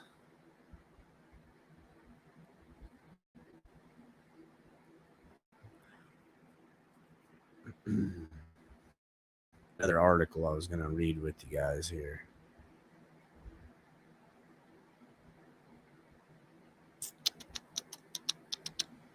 All right. This is a Miami Herald article written by Daniel Foussier. AFC East preview. After adding trio of veterans, where do the Dolphins running backs rank? And this is in the AFC East where he ranked. So I'll read the article real quick. If the Dolphins want to change their fortunes in 2022, it will have to start in the division. The last time the team won the AFC East was in 2008 when Tony Sparano was the head coach and Chad Pennington was the quarterback. We all remember that, Wildcat. Since then, the Dolphins have made the Dolphins have made the playoffs just once and finished second in the division only 4 times. The Dolphins though have assembled a talented and deep roster that is expected to have them in contention for the playoff spot after they have come 1 win short in the past 2 seasons. In the second of 8-part series, the Miami Herald will rank and preview different positions for each of the AFC East teams from strongest to weakest. This is part 2 of that. In the running back unit, the next is wide receiver and then tight end. I didn't know where part 1 was. I'll have to go back and look at that. But we're going to start with the run. Daniel Fousier has number 1 in the running back unit, the Jets. Their projected depth chart is Michael Carter, Breece Hall, Tevin Coleman. The Jets ranked 27th in rushing yards last season, but finished with the least amount of attempts in the NFL. When New York was committed to the run, though, it had success, averaging 4.4 yards per carry, tied for 14th in the league. And the Jets' rushing offense was rated number 15 by Football Outsiders efficiency metrics. Michael Carter led those efforts with 964 total yards as a promising rookie and gave the Jets an equally impressive running mate by drafting Breece Hall. Hall was one of the best big play back college and now would be a perfect fit in the zone running scheme of New York. Yeah, they got some young running backs in New York right now. So something to keep our eye on. But it's the Jets. I get it. This is a ranking of a room. But even, I don't know. They're always going to be playing from behind. They're going to have to throw the ball. So, too bad. Number 2 on this list is the New England Patriots with Damian Harris, Ramondre Stevenson, James White, and Pierre Strong Jr. Now, I disagree with that. Damian Harris is fucking horrible. Sorry, I had him on my fantasy team last year because I thought it was Najee Harris, and I got excited, and I came up and I hit the Harris, and someone right before me took the Najee Harris, so it gave me the Damian Harris. I was so pissed. If I didn't make that one bad pick, I would have ran the table last year on fantasy because I was kicking everybody's ass for the most part. Anyhow, a large part of the reason the Patriots had success last season with the rookie quarterback is that they paired Mac Jones with one of the better rushing attacks in the league. New England's offensive running game ranked 7th by Football Outsiders, and the Patriots were 8th in rushing. Harris and Stevenson are a nice 1-2 punch, both averaging 4.5 yards per carry, and New England added speed by drafting Strong, who is one of the most dynamic running backs at North Dakota State. Who was one of the most dynamic quarterbacks at North Dakota State. It's North Dakota State. How many dynamic running backs are there? I don't think that's what he meant. The Patriots are reportedly also shifting to a more Shanahan run style concept, the same the Dolphins are implementing, which could be yada yada for Strong. Ridiculous. So, again, I know the Patriots, it's a running back room, not a running attack, a running back room. I think the Patriots are last in this depth chart makeup. Granted, we do have a lot of veterans. It's not like we have young talent, but I don't know. 3rd on this list is the Bills. It means the Dolphins are last on the list, and I'll get to them in a second. But 3rd on the list from Daniel Fousier and the Miami Herald says are the Bills. Projected depth chart, Devin Singletary, James Cook, Zach Moss, and Duke Johnson. Quarterback Josh Allen remains the Bills' greatest running threat.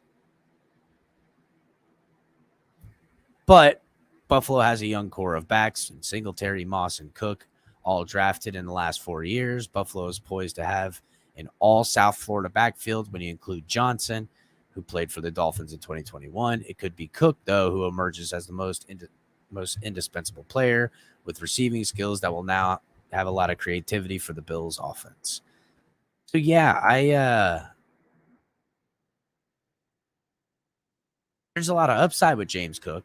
Believe me, we wanted him here in Miami, but what the? I don't know, man. We're talking about a rushing attack. This is just, I don't know. Dolphins are last in this list with Chase Edmonds, Raheem Mostert, Sony Michel as the projected depth chart.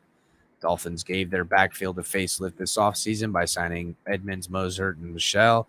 Edmonds, who spent his first 4 seasons in the Cardinals, has had the best combination of skills as a runner and pass catcher. He will split carries with Mostert and Michel. Mostert is still rehabbing his knee from 2021. Joins first-year head coach Mike McDaniel from San Francisco as one of the fastest players in the NFL when healthy. Michel brings more of a power element and multiple years of carrying a significant workload with New England Patriots and the LA Rams. All fit well in the Dolphins' new zone running scheme.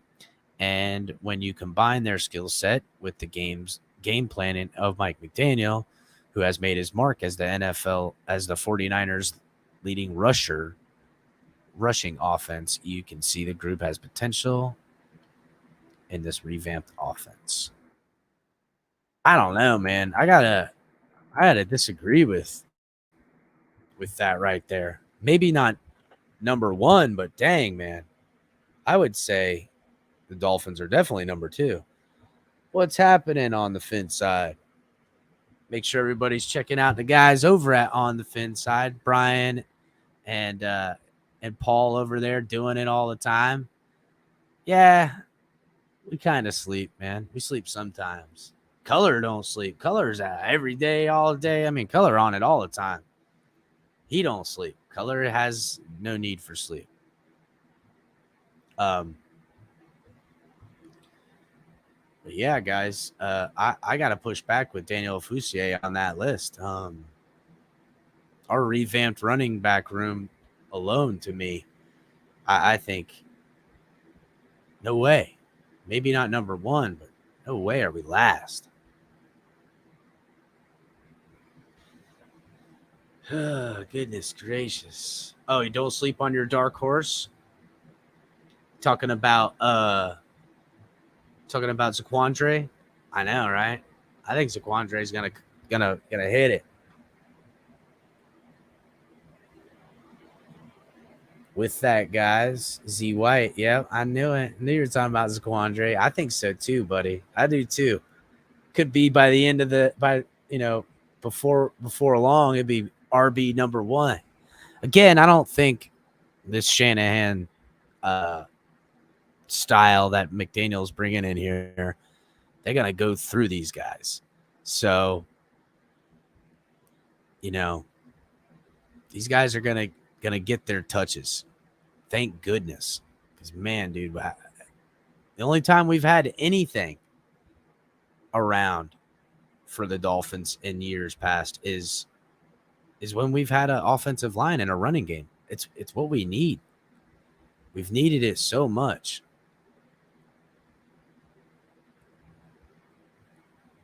But yeah, guys, we've talked a little bit. I figured I'll open up the panel for a little while if you guys want to jump on.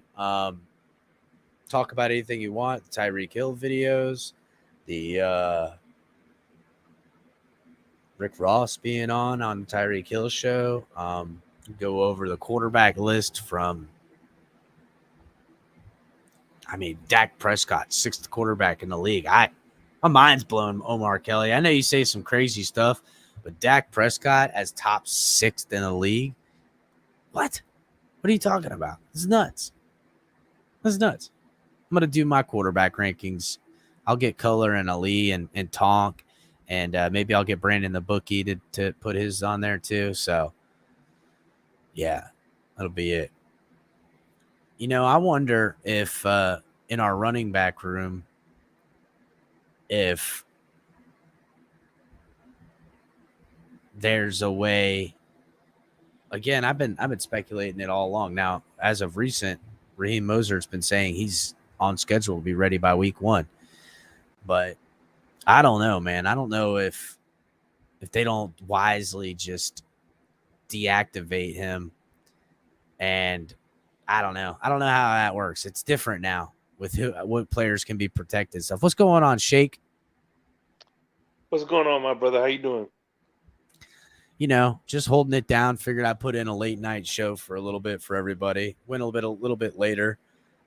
Jam-packed in all the good content. Trying to keep it a little bit, shorter of a show. But I'll do a bigger panel, maybe go a little bit earlier on Sunday when I do it.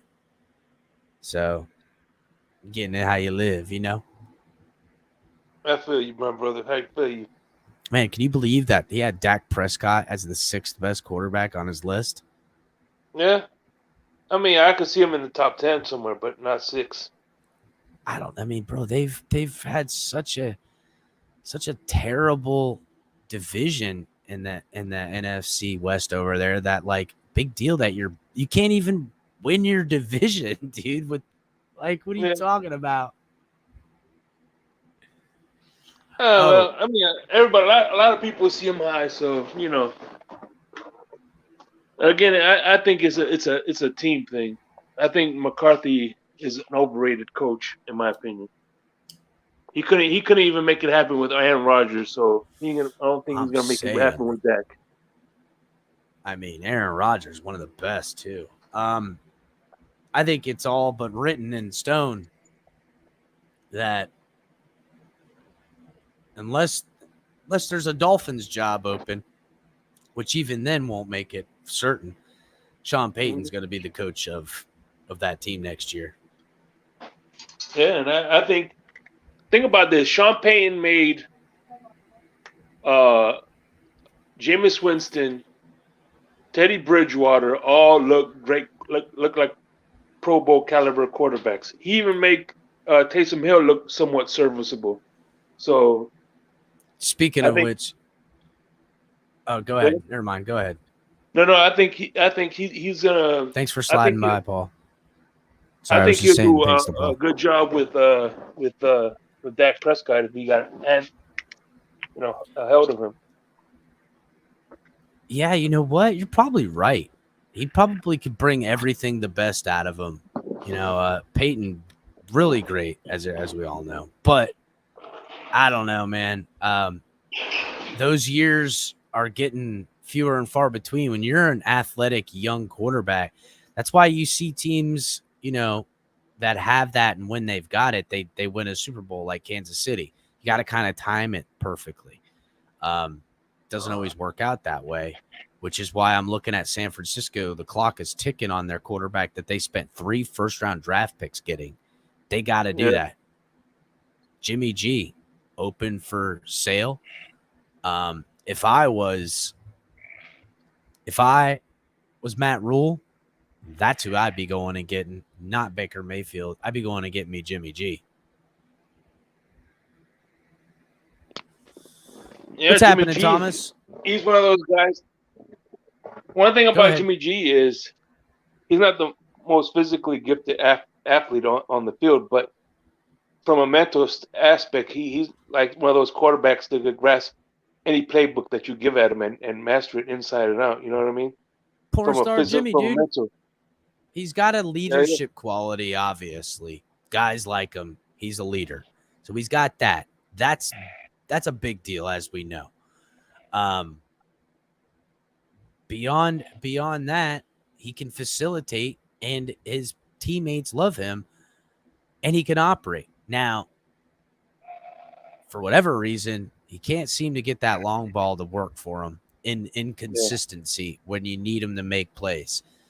So, and one thing people don't underestimate when they talk about a quarterback is the ability to know when to pass and know when to run. Because at the end of the day, the quarterback also has to help the running back decide what lanes are better for him to either inside or outside run. Because if you look at before they snap the ball, they tap their foot to kind of give them a signal of which way to run or how to run and things like that. So Jimmy G was good at letting his running backs know when to run or I'm gonna pass the ball. You know what I mean?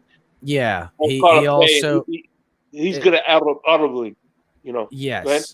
yes, and you're right about that because he'll do that to push their running back further outside. So he'll hand him the ball off further away to give him a head start out to the outside more. What's happening, Color? What's happening, Thomas? What's happening, Tony? Push back on Shake just a little. How you bit doing, Captain? About Jimmy G knowing or being what was it, being smarter. I don't remember what it was, but like you realize that the reason he suffered both injuries he had is because he didn't know when to give up the play. Well, trying we broke his shoulder. Trying to make something. Something out of nothing. Right, but here's the thing: it's about knowing the situation. It's about situational awareness. When we broke his shoulder, they were up 21 points at that time in like the second quarter. There was no reason for him to scramble out, get outside the pocket, and try to make something out of nothing like he did. And he took a broken shoulder for it. You know what I mean? Well, that's not Tua. It's my quarterback.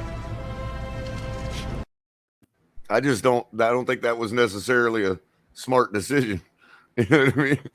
At least that one anyway. Yeah, but in the heat of the moment, when things are coming at you, it's one thing to see it. You keep playing. I get what you're saying. You keep playing, but that's what separates good from great, man. Yeah, good from great, Color. I agree with that. What do you think, Thomas?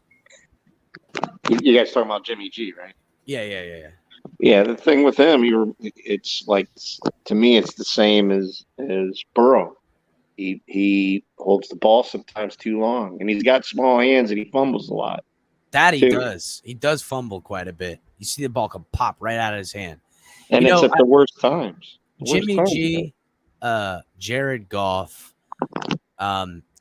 those are the type of quarterbacks that can do things, but their limitations end up costing you guys the games you need.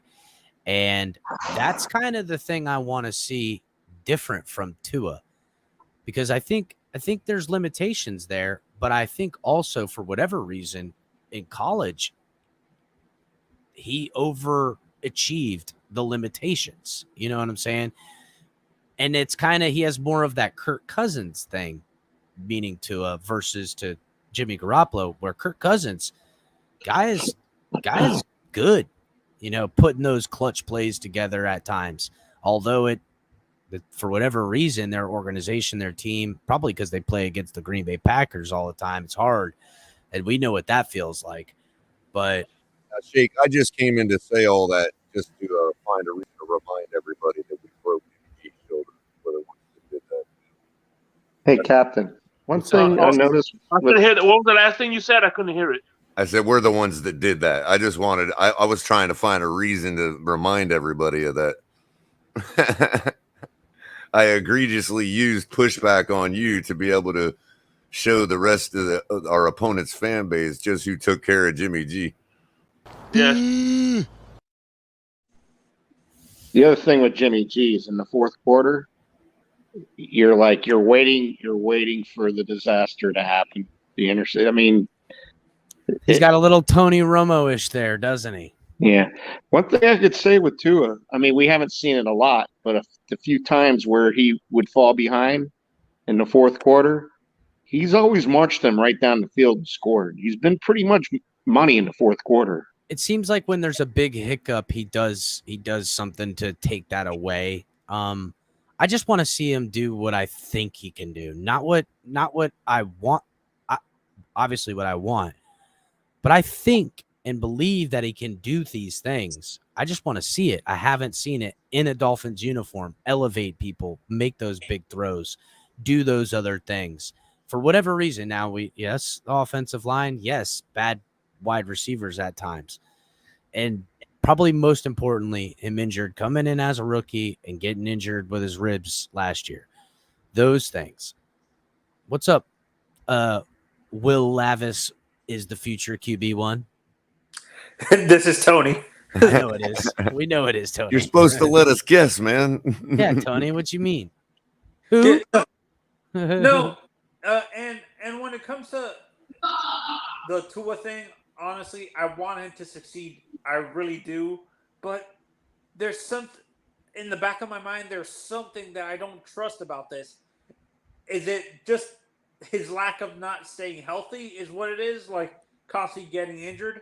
You know what it is, Tony, and I'll be honest. It's you're now that feeling that Tony has is a real Dolphin fan. That's what it is to be a real Dolphin. Exactly. You're struggling with your want and your need to be a fan and root for your Agua and Orange as opposed with your objectivity and your, eye test and all it's that. Your mind fighting your heart from what it wants and desires against each other for what they both want.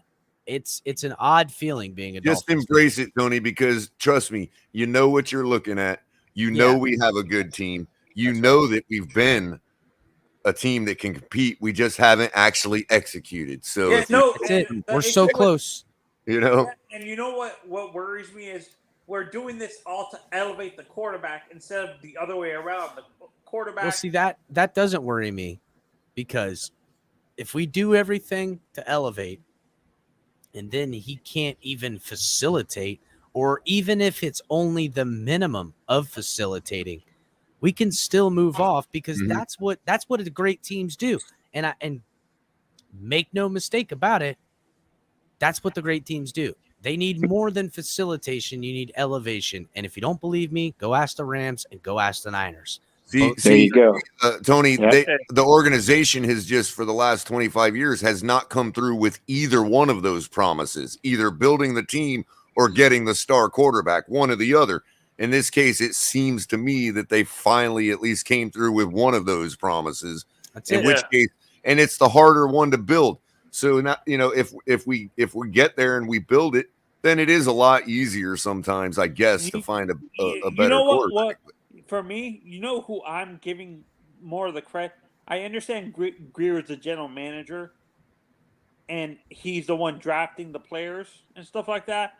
But the two guys I actually give more credit to are Marvin Allen and Reggie McKenzie over Greer, to be honest. Well, that to me is still accredited to Greer because he brought those guys in as part of the team for finding the talent, knowing the type of people they want to make up the Dolphins. And to me, when they blew it up and he brought those guys in, this was the plan.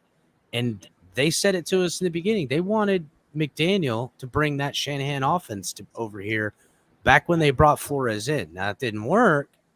They didn't get that to happen.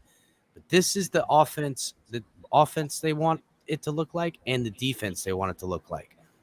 Not too dissimilar to what the Rams did when they got rid of what's his name and brought when they brought McVay in to coach. Oh, right. You know what I'm saying? Jeff Fisher. When they got rid of Fisher, they kept a lot of the defense. They did this. They kind of stripped it down and did a quick rebuild. Helped him a lot by getting Wade Phillips over there to handle the defense and let him handle the offense. But we've helped out this first-time head coach with giving him an already made defense and buy and hand pick your weapons for your offense with a quarterback that can get it done. With a good solid foundation already on paper. Super foundation. Where I'm looking at it, the way I'm looking at it is, I thought the purpose of a good or great quarterback, good or decent quarterback, is to elevate the talent. Yeah, you're right. You're right, Tony. But at this point, we're at the point where the organization has made their decision. So it's kind of like, you know what I mean? I guess what I'm trying to say, and the reason that. Well, hold on, Color. Let me get you here, Color. I got you. Sure. Here's what I know this team has done forever, up until recently when they blew the team up and tried to build it the other way. We've always tried to say, hey, let's find the quarterback and then we'll build the team around him. And what I think they've learned, even teams that find quarterbacks, by the time you got to pay the quarterback, it's already been all for naught. You need, because of the way contracts at least for the majority inflated, of the teams, the way the contracts are inflated, You need to have a quarterback on either a rookie deal to then play with players that are set that can do the job and whatever it is, and have it kind of already made, a la the Chiefs. They were going to the playoffs with Alex Smith, put in their rookie guy, and then they did it. Or you do it the other way. You make the whole team and you bring a veteran in. That's what it is. Exactly. That's how it's done. That's it. There's only two ways to do it. And the problem is that's what because the the Rams reason did. you have to do it that way is because you never know. Like I said earlier, it sounds like I conceded to the opposite point that I've always made, that you've got to get the star quarterback. That's what teams have learned. Yes, that's true. But again, I'll say that the team has done neither. And at this point, it's either it's not harder to build up a good team. It's just more time consuming. So while we've got the time, let's do what we can do, basically. Having Tua as a young quarterback on a young quarterback deal, this is all you should be doing. And in the meantime, because of how our back office is run, they have the ability to pivot rather than double down. And the idea is, because the owner is on board with with all of what I'm saying, Tony, is that the management has the flexibility to say, hey, let's see if we get lucky on that slot machine pool called Tua Tagovailoa. You know what I mean? Hey, and if we do, we're walking out of the casino millionaires. Color, can I say something? Listen, Yeah, go ahead, the other Thomas. thing is that the team's now showing that they will move on from Tua if it don't work out. I think as a panel here, Let him finish. As a panel here, we're on house money with Tua, is where we're at. Yeah. Let me ask this question to the whole panel. As a Dolphins fan, we haven't. I feel really good where we're at now. I think we're building it the right way to where, kind of like what you were saying, if you build it, they will come. Well, That's yeah, right. and it allows at least me, for myself, I can only speak for myself, but it allows me to put aside the concerns I have at quarterback, because again, there's more than one way to skin a cat, as everybody's said, and those deficiencies don't go away. But if somebody's gonna, it's like if you got a guy putting up masking tape for a painter, well, you can have a guy that puts up shitty masking tape, or you can have a guy that puts up good masking tape. We'll see what happens with our new coaching staff. You know what I mean? Right, bitches? The thing is, Color, we built the foundation. I think we got a very talented young team sprinkled with a lot of veterans in here. Well, that's the thing, Thomas. We've been trying to put masking tape and start painting up a building that's about to collapse. Yeah, and then we bring one high-priced free agent in here to sell tickets, is what we were doing in the past. Mm-hmm. Yeah, we were doing exactly what you do to a bungalow in Florida. You just keep painting over it. Exactly. Just put a new fresh paint on it. Don't worry about the termites eating the heck out of the foundation. They just make the paint a little thicker, you know. Exactly. Glob it on. Hurry up. Real quick, I wanted to tease everybody's conspiracy cockles, man. Oh, here we go. Yeah, what is it? Yeah. What do we got? So for those that are really out on Chris Greer, and those that are kind of like indifferent, and we might be able to move off of him if things don't work out, or if they stay the same. This guy Pioli from the Chiefs, their former GM, has he been like pouring it on thick today, or what, man? With the whole Tua praise and the Dolphins praise and all that, is he trying to put little flags up the flagpole or something? Like, hey, hire me. I love you guys. In case you move off your GM in the future, I love Tua. He's out there using the same talking points. Well, Tom Brady didn't have a strong arm when he started his career. He became stronger. It's like, bro, stop it. We've already argued with our own fan base about this. First of all, you're comparing. I don't need his help. Brady. Shut up Secondly, over there. Brady won the damn Super Bowl his first We time don't out. need your help. What did you say? About if you think about it, Greer really, I don't think he has an ego. because No, if he did, definitely he is wouldn't not. bring in McKenzie and Allen.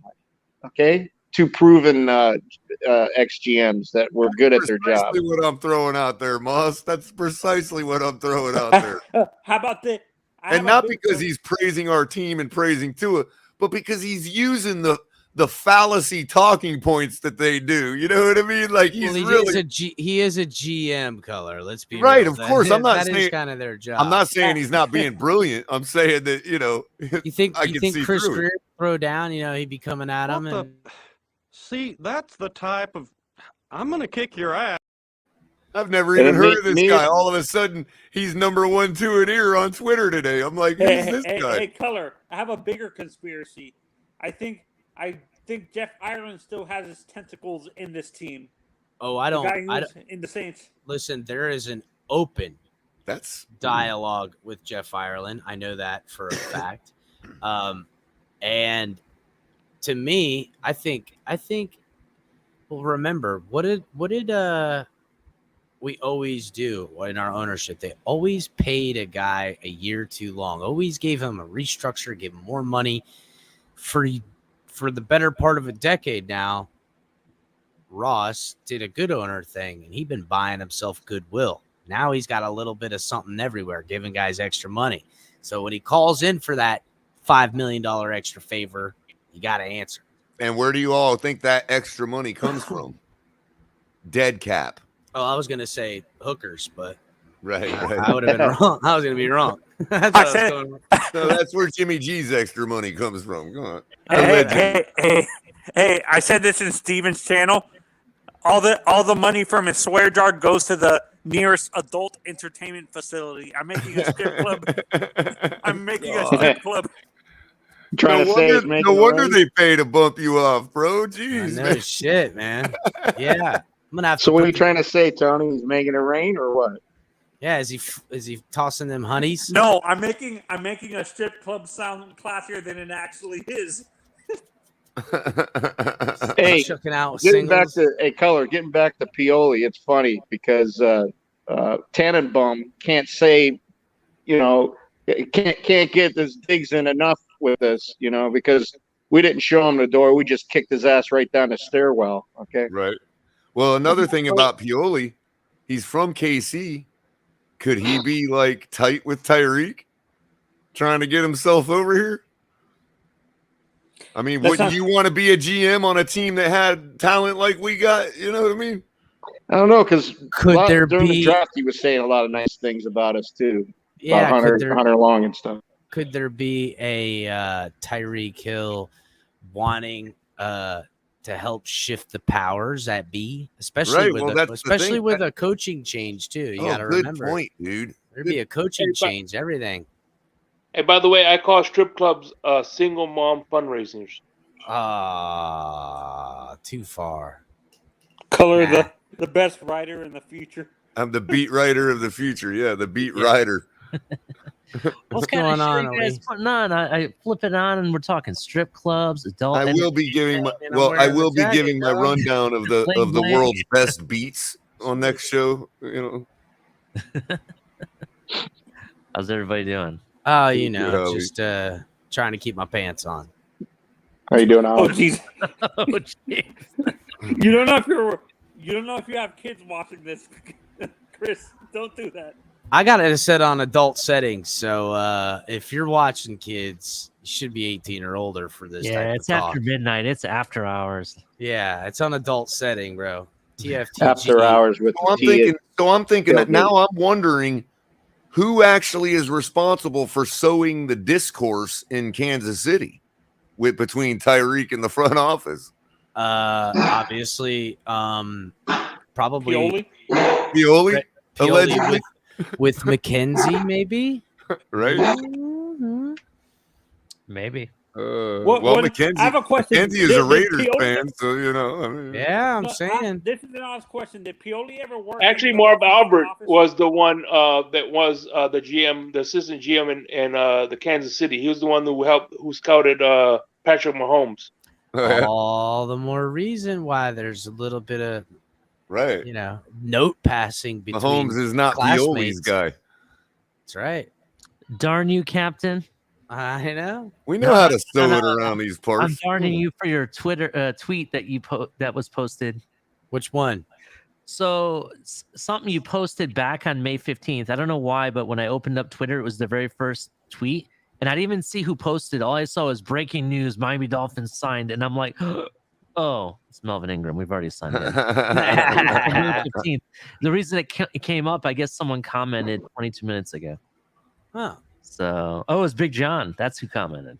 Yeah, somebody it was Omar, and I think he might have been joking because it was a meme where they had that shot of Tua in the backyard with swinging the golf club, and he said something like, "Damn, looking good," and I was thinking, "Damn, Omar, that thing's like 6 months old, bro."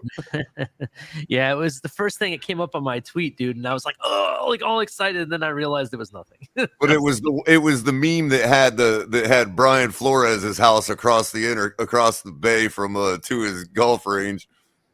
Oh, man. Like he was aiming for Brian Flores' house. How big of a step back do you guys think the defense has to take for them to replace this guy, the guy that we have now? Hugely, bro. Hugely. I mean, you'd have to have the team basically It would commit a have to be mutiny. 1-7 again. It would have to be 1-7 again. Yeah. Not McDaniel. I'm talking about Boyer. Yeah, that's what we're saying. We know. You got to realize, Tony. I think what's going on there is our upper management knows that the defense are studs enough to kind of be. I think, again, my own opinion, that they're like autonomous now. Like they don't even need a coach, to be honest with you. They can call. You think they can call the defense on their own? I mean, honestly, I think they really have a firm grasp of what's going on. That's what makes them so good. You know what I mean? I think their communication is elite amongst our defenders. And even if someone goes in and the next guy comes out, I think it doesn't miss a beat. So I think if you have a situation where it's like, oh, coach is just wrong, you should have a captain on defense over, call an audible, if you will. Yeah. You know what I mean? Yeah, we have, and also they're only setting that situation up because who is the only guy left from the Flores regime? Virtually. Boyer. Without going in the weeds as the everybody. But the main guys, the only one left is Josh Boyer. Yeah, so I think that's precisely for the reason of if we find ourselves 1-4, we're not making it to 1-7. Josh Boyer's the scapegoat. Yeah, and we already Boyer's have definitely the waiting. scapegoat. We already have the next man waiting anyway. We don't have to worry about looking around for somebody. What are we going to do? We already have them in house, so we're not worried. Exactly. That's who's the next man waiting? Sertain's right there to take over. Sam Madison is right there, and Sertain is doing job side training to take Madison's job as he gets elevated to exactly. DC. Yeah, that's they may even also you know what? We may even see. Hold on, Color. They've also kind of looked in the future too. Because say this team gets to the playoffs and it's counterbalancing our top rating defense with a good offense, especially with a great running game. Mm-hmm. Our defense could be top 10, top 5 in some categories. It might see Boyer hired as a head coach to one of these other teams next year, in which case the next guy up. Captain, our defense is already top 5. I know, but I'm saying, could you What's that? Playoffs? Don't talk about it. Playoffs? You kidding me? Playoffs? I just hope we can win a game. I was taking a Is that Harvey? No, that was Jim Mora. Jim Mora, yeah. I was taking a move out of Color's book because he's swearing up and down. We already have a top 5 defense. Top 5, I know. So, I think I'm this telling defense- you, at some point throughout next season, week to week rankings, we will be top number 1 at some point in the season. We will hold that spot, even if for a minute. And you can take that to the bank. Do you want to play rough? Okay. Say hello to my little friend. Yep. My little friend's called Baltimore's defense from back in the day. That's what my little friend's called. Yeah, Javon Isn't Holland, Jim Pro Mora Bowl this year. Isn't Jim Mora the lead singer of Doors? That's Jim Morrison. Is that Jim? Wait, was that senior or junior? No, that was senior. Okay, I thought Jim That was in Mora his had- last run with the Colts. His most of his career, he was the Saints head coach. I was still in Baltimore, right? No. Oh, that was when they went to Indiana. Yeah. Jim Mora was the Saints coach for most of my life, and then his last run was in Indianapolis. It's funny because he got white hair when he was young too. He looked weird when he Oh, was yeah. a Saints coach. Oh, yeah. It was funny as hell. But I mean, when you're rocking with Bobby Hebert for all those years, don't Yeah, wonder your hair why will you go didn't white. win. Yeah, You know? or why his hair went white.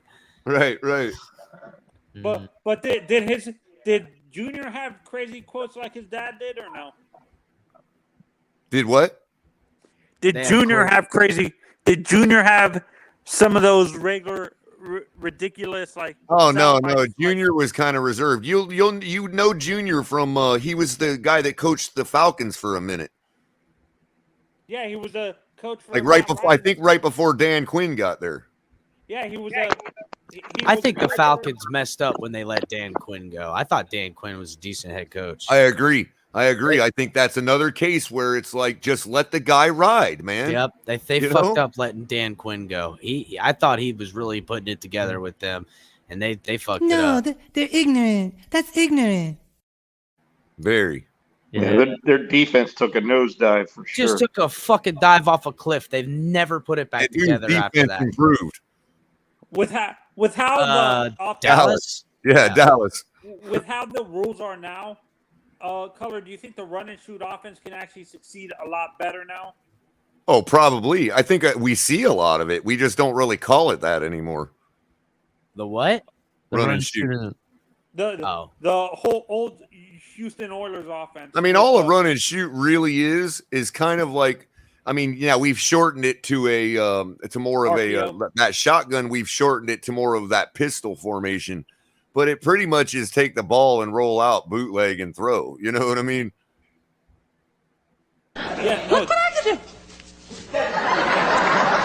I mean, it literally is run and shoot. I never saw that one before. That was good. Who was coaching Houston when they were doing that with Warren Moon? Oh gosh, I think it might be as early as Jerry Glanville, even. No, I thought was it the guy? Was it the guy who used to coach Oklahoma before Lincoln Riley got there? Not Bob Stoops, the guy before that. I'm not sure, but I know that Jerry Glanville, like they were doing the run and shoot with Warren Moon when Jerry Glanville was still there. Yeah, I got a question for you guys. I don't mean to change subject, but this kind of was interesting to me. So, because I'm a big advocate that they need to change. So, the fact that these three companies put bids in. So, what do you think is a better fit for NFL Sunday Ticket? Disney, Apple, or Amazon? Amazon. Amazon. Yeah, I'm gonna go with Amazon. Disney. I mean, Disney got the money, dog. I don't know. Like think- Amazon What are got you the talking money. about? Disney got the money. I don't know What are who you else talking to go about? by. Disney probably uses Amazon to ship their goods. I'm Yeah, just saying that that's true. Disney got the house the mouse built, dog. Like I hear you. I hear you. I'm kind of curious what's going to happen because these are the three companies that have put bids in for NFL Sunday Ticket. Right now, I'm going to go with either Disney or Amazon. Either one, I'm pretty good with. So. I don't know, man. You're talking about a company. You're talking about a company people forget started selling paperback books, man. And look at them now. I can see it. They're literally competing with UPS and FedEx to take over for delivery services for non-Amazon bought goods. I understand. I'm a big advocate for Amazon too. I'm just saying I'd be good with either one. What's happening, Mauricio? Paperback books. What's going on, Fins Nation? What's going on, Fins fam? What's going on, everybody? Yeah, man, feeling killing it. You know. Yo, mom. Yeah. I just jumped on, man. I saw y'all boys were live, so I just wanted to jump in, man. Say what's up. Me and Color had a good conversation the other night, man. That was fun. Yeah, Color was saying that you guys had a good one, man. Well, it wasn't me and him disagreeing, but like he was having an issue with everybody else on the panel that couldn't state their arguments. And then when I came on, me and him had a conversation, and we were having not a disagreement, but we were just like talking football, and like we were just talking about situations. And he was like, "All right, see, I can understand your agreement, your argument, your situation." You know what I'm saying? Like they couldn't basically have a football conversation with him speaking in football terms, you know what I'm saying? So it was pretty cool. We chopped it up for a little bit. Yeah, you'd be surprised how many freaking conversations Color and I are literally having like during the day. Like it's an insane between the football and like insane history stuff. Boy, oh boy. I'm a walking tangent, bro. I mean, you want to go out on a tangent, you just start up a conversation with me, man. Well, I know you're OG. I know you're OG. You've been following the fence. Like I know you're like probably you've been following the fence for a long time. So I know you're OG. You know what I'm saying? I know you've been there. You know what I'm saying? You've been through all the good stuff. You've seen the greatness and you've seen the sadness, you know? Yep, and I've seen all the mediocrity in between. Yeah, a lot of mediocrity between lately. So, hopefully, what's funny is again, every single year we've had, like, you could literally look at every team we've had in the last 25 years and find and say, yeah, there was legitimate reason to be excited, but before every one of those seasons. You know, I wonder about that too. It's all about execution. Every team puts a decent team on paper. The teams that execute are the champions. I won't lie. There's been seasons where I was hyped up before the season started. Like, oh man, we got Sue. Oh man, we got this. We got Mike Wallace. Oh man, we got Brandon Marshall. We man, like you know what I'm saying. Like so, like I we got understand Brandon everybody's. Marshall started talking ourselves into Chad Yeah. Henne and shit. Yeah, yeah, exactly, exactly. I think we all have either in a way, all of us will all have that PTSD. You know what I'm saying of the past. So you know what I'm saying. So all of us in our mind, you know, like I believe we're gonna succeed this year and we'll do all right. But you know, and all in our mind, we all have that PTSD. That's like, man, I don't know. You know what I'm saying? But I'm confident. I'm confident. To your point, Mauricio, there is one thing that I don't feel like I'm being outrageous, being excited about, you know, like as far as being that I don't feel like I'm overhyping myself is the fact that we're definitely, I think we could finally, I really feel like I can predict objectively that we can be back into respectable territory. Because I've always been I think we could be I over would say the last this 25 years. playoff. Well, real quick, I'm Yeah. so jaded that I'd rather go if we went 1-16, but we were respectable and competitive in every one of those games. That's still a better feeling than we've had for the last. Well, that's the thing, color. That's the thing about us and other people. We can go 6. What was it be? It'll be what 6-11 now, right? Not 6-10. Yeah, 6-11. We can go 6-11 now, and we can lose all these games.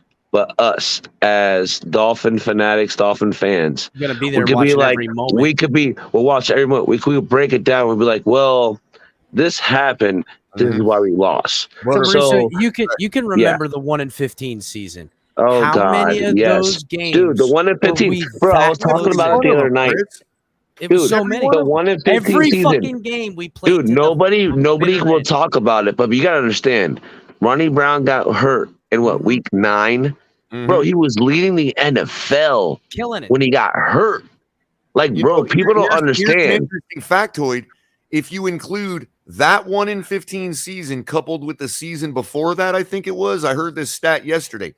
With the last season of Saban, right? He had more less than 1 score losses than any other team. Facts. You are so correct, Cutler. Anybody's put together Heartbreaker in a after stretch that long. heartbreaker that season. Facts. And the jubilation when we won with Cam Marino and all this, and beat the Super Bowl champs that year. It was beat them too. They went on to win the Super Bowl.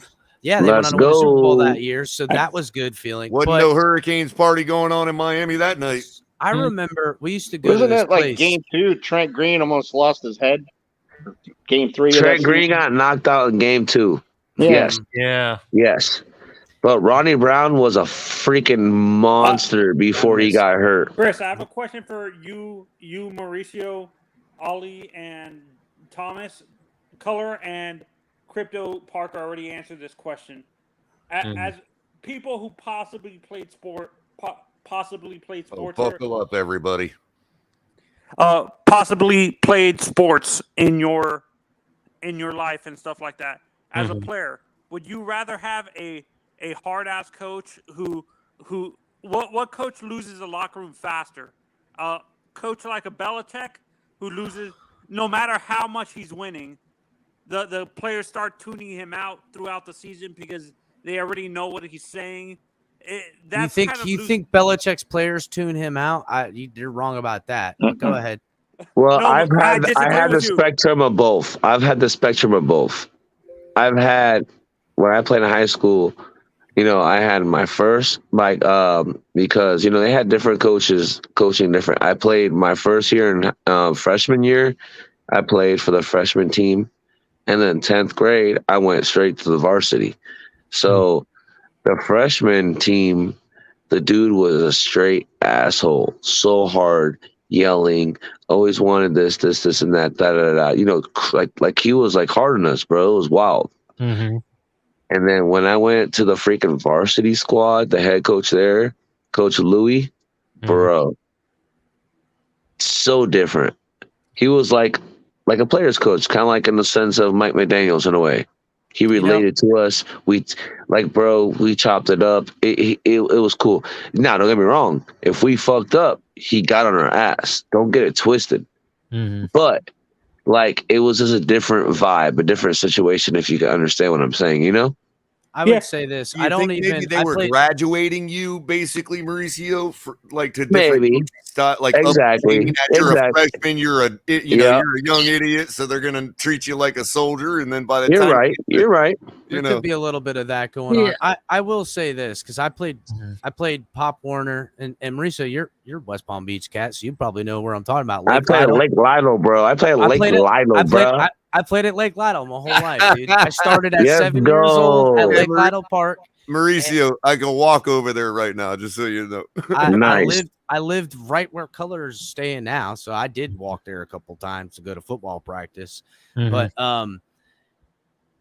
and what was fun is because they do NFL teams. I always played on the Dolphins all 7 years I played there. Really, you got drafted every year. I got drafted every year that I got. So you had Coach Kyle. You had Coach Kyle. Well, I don't know. Maybe what year? We had different coaches like no, I 5 understand. years Like in a row. We had different coaches 5 years in a row. Mm-hmm.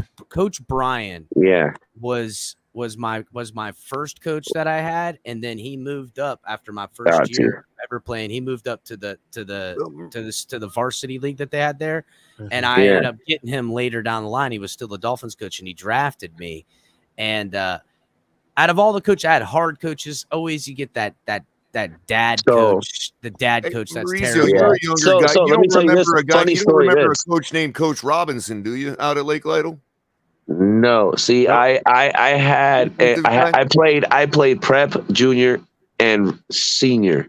Right. It was called prep. They didn't have senior. Then they had now they have an extra level right before high school. When I played. Yes, exactly. Me too. They had prep, junior, senior, and then under prep they had the flag football. Oh, they do flag football under now. Yeah. Okay. So when I played, they didn't even have flag football when I played.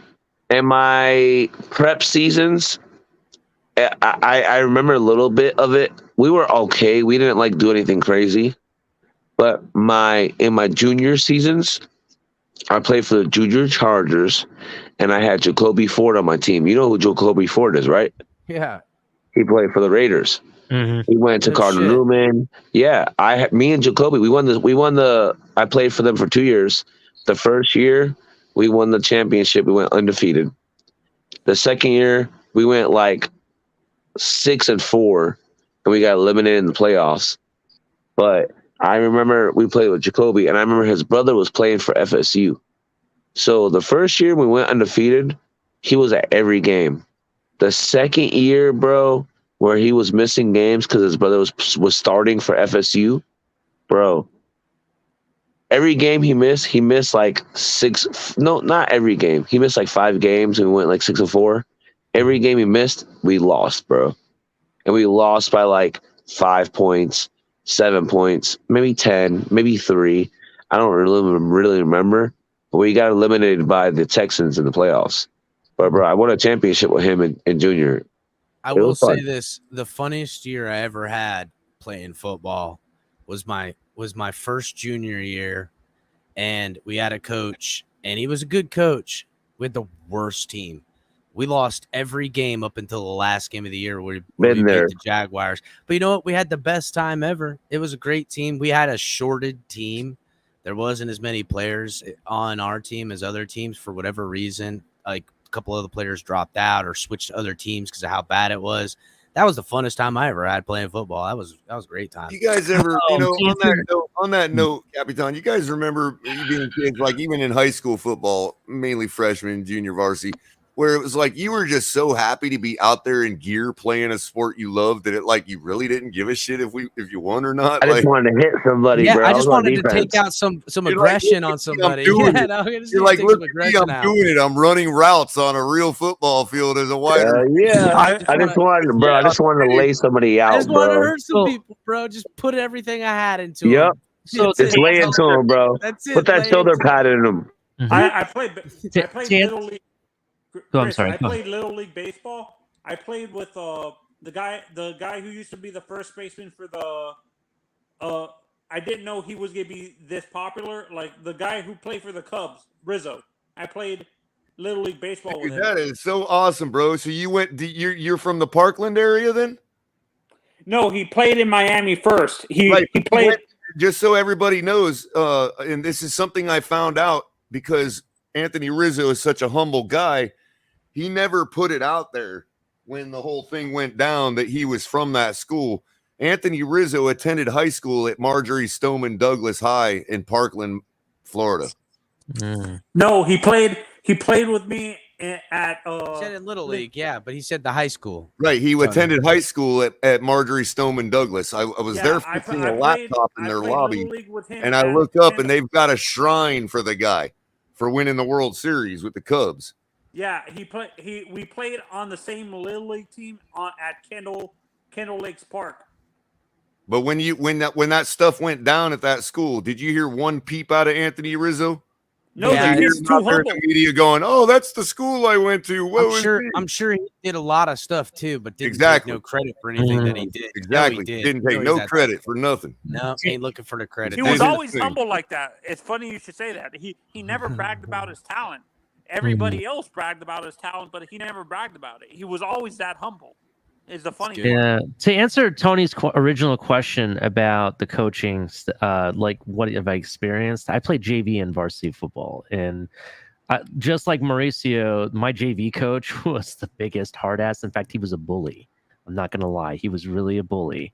And then when I played varsity, which sometimes I played both, the varsity coaches, because they were all former players for the same school, they went to the same high school I did, and they grew up in that system and everything. They could relate to us as students and players, and they kept us at a certain level, and it was kind of what's the word I'm looking for? They were kind of strict, but they were there for us at the same time. You know what I mean? It was a different experience, and I personally. I like that. I like someone that has expectations and can be strict, but also can relate as a player. So defensive coordinator, because I always played a lot of defense too. I mean, I think when you play younger, you play both sides of the ball if you had enough talent to. But when I was on defense, I wanted my defensive coordinator because they're usually crazy. You know, or if your school he's only had headbutting you 11 with guys. no helmet on. He's getting you jacked up at practice. They're making you run power drills. Till Did he throw ever up. bump his head to your helmet, Chris? Yeah, when you absolutely. were wearing. I've hit when you're playing football and you're in it, you'll hit your raw head. Yo, against you know what's somebody's crazy, helmet. Chris? You know what's crazy? People don't realize. Do you know how tough and rough it is to be? Well, I don't know about now, but how rough and tough it was when we were younger. When we were playing sports in like Lake Lido in high school, like how brutal it was to be part of that, and not the NFL. They have like a cakewalk. You know what I'm saying? Dude, I Bro, used to tell people. I like, remember doing take your Oklahoma helmet drills. off. I remember doing, bro. I remember we used to like freaking line up, bro.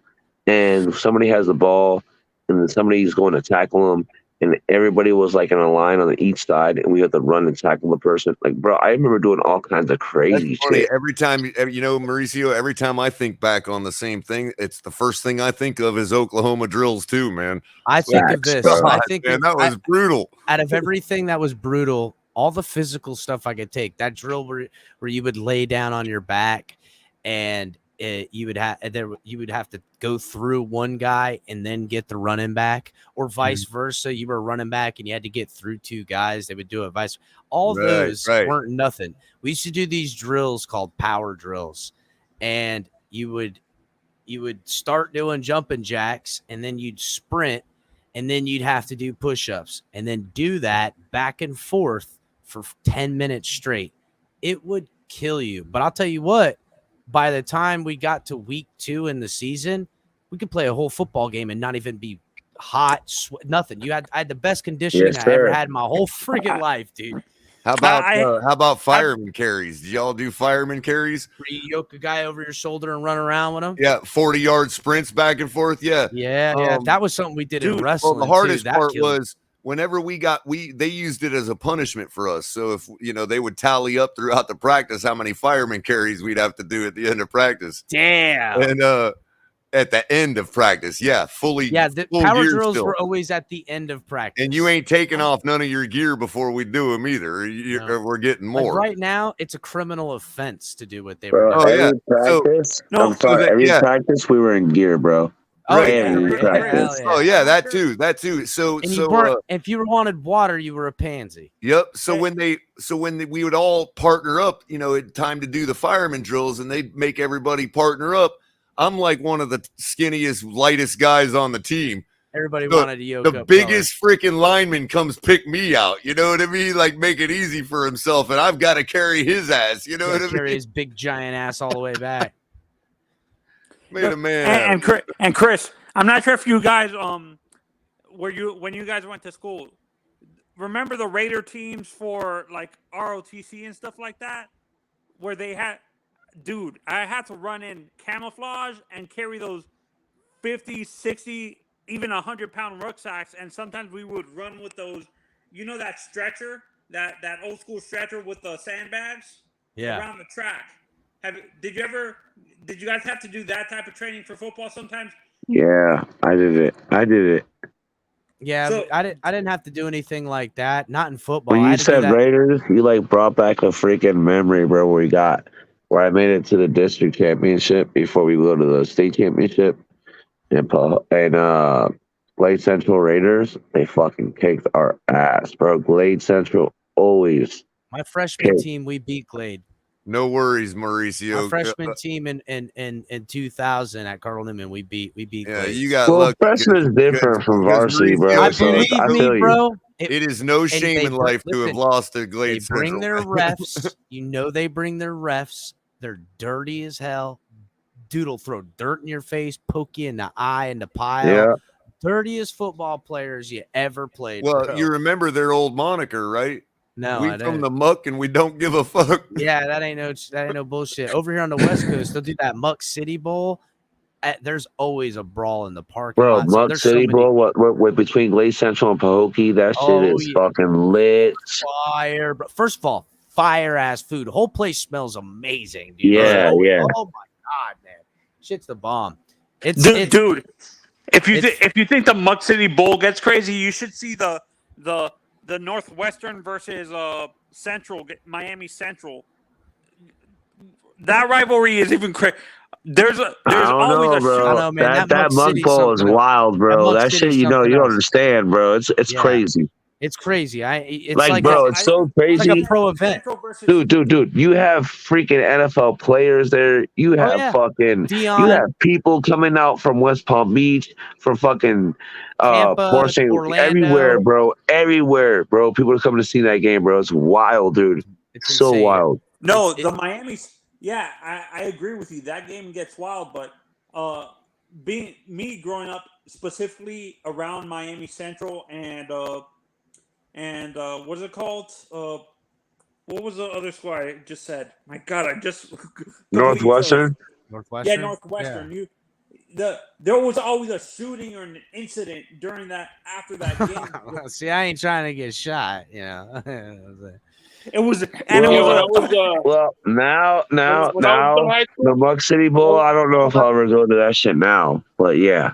when I was going to high school, the biggest rivalry was Carroll City and Northwestern. They used to play every notable player from Glade Central High School, the great Fred Taylor. Anquan Bolden. Yep. From where? Glades? Glade Yeah. Central, yeah. Oh yeah. Edgerrin James. No. When you said Fred Taylor's from Glades Day, bro. I thought he went to Glade Central. No, he went to Glades Day, Papa. Remember, his son went to Glades Day too as well. I think Sean Taylor went to Glades Central. Yeah, and then Anquan Bolden too as well. I'm looking at the Pedia right now. I might be wrong. I might be wrong, bro. I might be wrong with Fred. Maybe his son went to Glades Day. I didn't want to call you wrong at first because obviously there's the Mandela effect that we all know exists. Oh yeah, you know what I mean. Well, they're right next to each other. Glades Day, Glades Central, are right next to each other. But the reason I wanted to, I wanted to be fair and not throw this out there like an appeal to authority or nothing was that the last year I was at Lake Worth in our spring training that year, Glade Central came to our school for the jamboree, so I did get to share the field with the great Fred Taylor. No, nice, Chris. But what I'm saying is, it wasn't on the field, but it was at the McDonald's across the street from the North. I mean that could have just happened because it's Friday Night Lights and shit. Who knows? I mean, and you got did you ever see the U documentaries? Remember what Sean Taylor said? They would actually bet the reason why there was a lot of gunfights or gunshots after those games is because they would bet on high school games back then too. Like, hell yeah! They're still betting on them now. Just so you know. That shit still goes on in the stands, bro. Trust me. Football, for people who don't live in Florida and people who are watching now, football is big business here. You can't go in South Florida into a decent sized strip mall and not find a sports chiropractor, sports medicine doctor, vitamin shop, special ankle and foot doctors just for athletes. It's consistent because athletics is so huge here in Florida, all over. I mean, everywhere, bro. So Mauricio, what do you think is the game that would bring all the extracurricular stuff over east of 95? You think it was Lake Worth versus Atlantic, maybe? When I was growing up, I mean, the stuff that brings all the extracurricular activities. You know what I mean? I don't know, man. Cause I know Palm Beach Gardens and Lakes and Palm Beach Lakes. That was a pretty good ticket. Oh yeah. I know. When Royal Palm was Bear there. Lakes, you talking about Bear Lakes out there? Well, Bear Lakes is off of Military, but there's Palm Beach Lakes is the Rams. Palm Beach Lakes, the Rams. Formerly Twin Lakes. Twin Lakes, correct. So, I know Forest Hill was okay back in the day. Lake Worth was good too. Like I understand. I remember John I was good, bro. We had Santa Lucius, bro. I remember all the teams that were freaking fire, bro. Did you guys ever have to play? When you played high school, did you guys ever have to play Trinity Christian? Was Trinity Christian in your guys' district? I'll be honest. I have the worst memory ever. I revert to everyone around me for all of my memories because I just don't remember shit. Are you guys too busy familiar, looking for my next thing? Are you guys familiar with current top high school football players and recruits? No, I'm not. I am not. Again, Ali. I would ask Brandon the bookie. He knows all of them. I was just trying to see if you guys ever heard now. of every one of them. So, Color, when you were, I was gonna. Did you? Go ahead. Oh, what I was at. Did you ever play Trinity when you were in high school? No. We never really played outside of Palm Beach County pretty much because when I was going to school, other than Glade Central, Pahokee, and maybe Gardens. Nobody really made it out of our district. That was it. That was it. Pahokee or Glades or Gardens. That was right, it. right.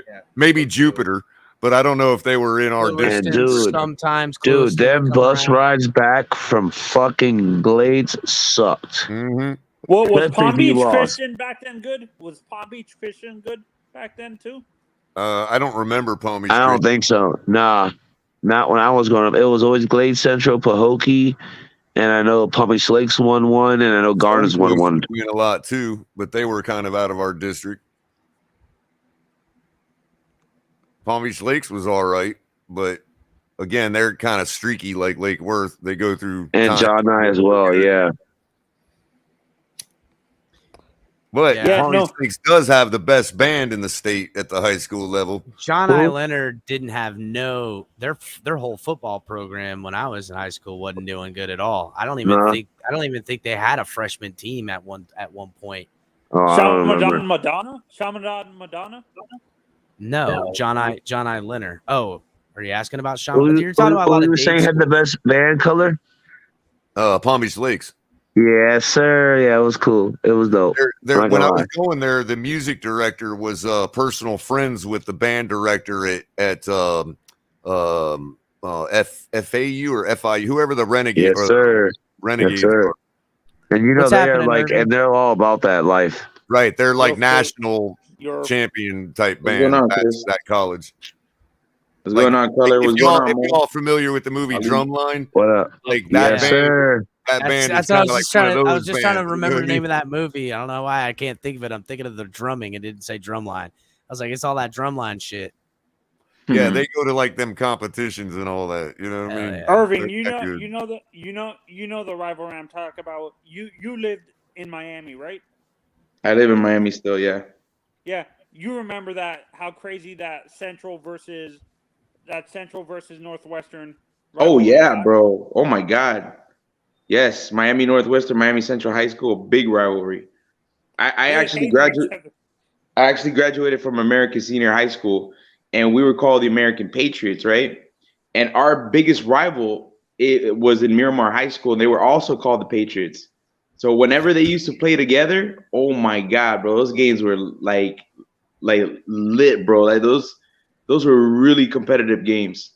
And then Miami, New Orleans versus Carroll City, that's another big rivalry as well. That we used to have a lot of rivalries with Miami, New Orleans, and Carroll City High School.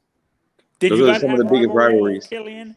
Did you have rivalries with Killian or Palmetto? No, because Killian is a little far from us because we're North Miami Dade. So What's up, Kahari? Hey, what's up? What's up? What's up? What's up, panel? Yo, Tony, man, you compelled me to come on, bro. Let me just clear this thing up for you, man. All right. No, nothing. I mean, you're not totally off, Hey, dude. Kari, how you doing? I just want to. Hey, what's up? What's up, everyone? Peace, everyone. The up north rivalries were very intense into the '90s, Yes. right? But by the late '90s, that started to change. Down south, you had a whole other set of rivalries: Killian, Southridge, and Palmetto. Right. Occasionally, and only very occasionally, did North and South meet, right? And it was usually in the playoffs at some point. Okay. But what's really killed a lot of the extracurricular stuff that you were talking about earlier is the allowing the kids to transfer from school to school. Yeah. So there's no longer any more neighborhood loyalty, pushing the rivalries as much. But we used to have the Patriot. We used to have when we used to take on Miramar High School. We used to have the Patriot title, like the Patriot. Yeah, you were an trophy. American. Yeah, you versus American, right? Yeah. That was those games got intense, bro. Those games got pretty intense. American KP, High. did you ever play American Heritage when you were in high school? They're from Broward. No, that's Broward. Where I live, it's near Miami Lakes. So. Right. So that Palmetto you were referring to a second ago, KP, was that West Palmetto? Is that the Palmetto that this great wide receiver that we just picked up with the Canes is from? Yeah. No. The Palmetto I'm talking about is way down south. This is where Coach Erickson lived. His son was the quarterback for Palmetto High School. Rohan Marley and all the Marleys went through Palmetto High School. Kimbo Slice, Kevin Ferguson, another Palmetto High great. Miami Palmetto Wow, that's Yes, a name it's I Miami heard. Palmetto. And also the U.S. Supreme Court Justice, who's going to become a new Supreme Court Justice. She's from that same Palmetto High as well. What's her name? That's I forgot her down name. south. I always- Ketanji Yeah, Brown is from Ketanji Brown Palmetto? Jackson. Ketanji Brown Jackson. Ketanji There Brown you go. Jackson. Yeah, yeah. She's from my. Now, I Go was ahead. going to say now in down south in terms of the hierarchy, and I may be biased because I'm a Killian Cougar, but Palmetto's number 3. Number 1 is South Ridge, and I hate to say that, but South Ridge legacy is top down south, and then Killian is somewhere in between Palmetto and South Ridge. For me, To give an Killian honest dominates appraisal. in baseball. For me, Killian is down there. Killian is the one that dominates in the baseball program. Olivier, you know that Olivier Vernon went to my high school. I actually American, he was, yeah, he went to my high school. He actually graduated a couple of years before I did. And he's my godfather's neighbor. So I basically grew up with him, you know. And yeah, so he went to my high school, and then that's when he went to UM. Yeah, Sean Taylor. I actually coached Sean Taylor when he was in Pop Warner for the South Dade Rams, which is Colonial Drive Rams. Him and my brother were on the same team. Yeah. But this is way back in the mid '90s. Yeah, there was a. He was supposed to be the next great Killian football player, but he got into an argument with the coach Sam Miller. He wanted to play running back, and Coach Miller just wanted him to concentrate on defense. And so his dad, Pedro Taylor, who's also chief of police of Homestead, he transferred him out to Gulliver, which was a private school, and then he launched his whole career from there. So one of the best games I witnessed was a semifinal to the state championship was Northwestern Carroll City. They played in the Orange Bowl that year, and it was Snoop Menace on one team, which was played for Northwestern, and he went to Florida State, and Santana Moss played for Carroll City. That year. Yep. Hey, Carroll City always puts guys into the league. So does Northwestern. No, it's crazy. South Florida is the highest concentration of elite athletes in the country. Like there's no other state that can boast that stat. I actually have to agree with you completely. I mean, You are right, 100%. For college, my college team is not in Florida. I'm an Ohio State fan, and the 2023 recruiting class that Brian Hartline is putting together, they got more players from Florida than they do Ohio. Yeah, that's the worst. That's the worst, longest kept best secret. If you want your program to improve, you recruit South Florida. That's correct. Yeah. Do you guys think Miami's ever going to bring back that state of Miami mentality where they block off the whole state, or because of social media that's never going to happen? In the day with NIL, it's going to be tough. By the way, guys, that was the band the college that I was referring to with the nationally renowned band is FAMU, Florida A&M Rattlers. Yeah, the school that's right next to FSU, right? Is that the one next? You know that's one of only 2 HBCUs in South Florida. It's Florida Memorial University and Miami Gardens, and then you have Florida Atlantic Memorial University, FAMU. Florida Agricultural and Mechanical University, FAMU. Right. Yes. And then you have 2 more actually. You got Bethune-Cookman. Yeah, but that's up in Daytona Beach. That's up in Daytona Beach. But I'm saying South Florida. Yeah, we only have the only one in. I think it's in We have Isn't FAMU in Tallahassee? Isn't FAMU in Tallahassee? Yeah, FAMU's in Tallahassee. No, I'm sorry. That's not FAMU. It's FAU. FAU. I'm sorry. Right. Florida FAU Atlantic would be the Owls down in Boynton. Right. It's that one. Then you have Bethune-Cookman was in Tallahassee too, right? I was actually supposed. Yeah, I was actually supposed to. Yeah, I was actually supposed to go to Florida Memorial University, but they didn't accept my application, so I ended up going to a local college. But that was actually my first choice to go to. Well, lucky for you, Irving. That school is mired in controversy. Can't get out of it. Yeah. lost all of its accreditations, all that kind of stuff. So you didn't miss Yeah, I anything. know. So Yeah. check this out, guys. I'm going to show you a comparison here. And because I don't know for sure if this was supposed to be emulating or not. And that's not even the spot. Yeah. Hold on. Give me a second. The two highest for football specifically, the two highest concentrations of football talent are South Florida and the DFW area in Texas. Dallas Fort Worth. Hey, by the way, FAMU had a legacy of always beating UM in football prior to from up to the late 70s. Oh yeah.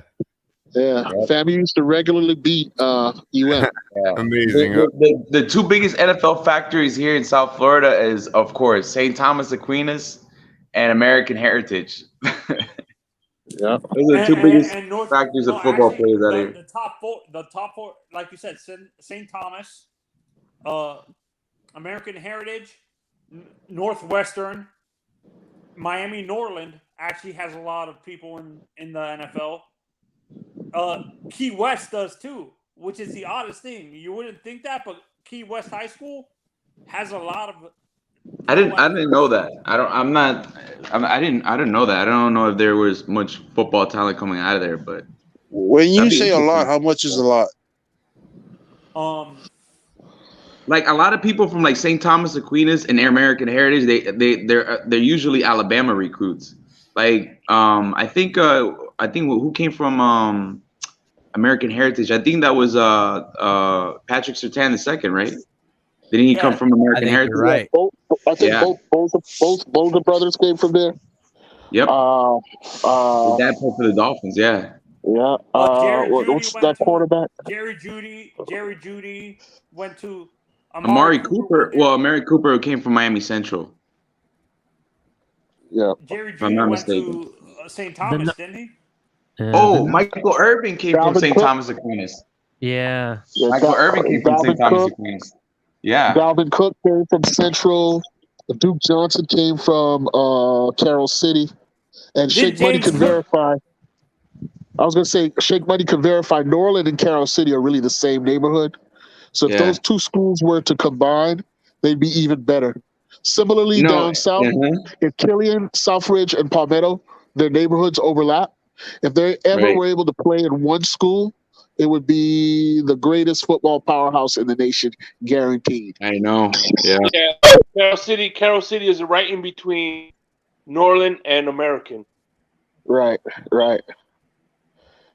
Yeah, no, I'm trying to find the image from the movie, but I can't because it wasn't like one of the main bands, but there was one of the rival bands that was in that movie that literally had just about the same color scheme as FAMU.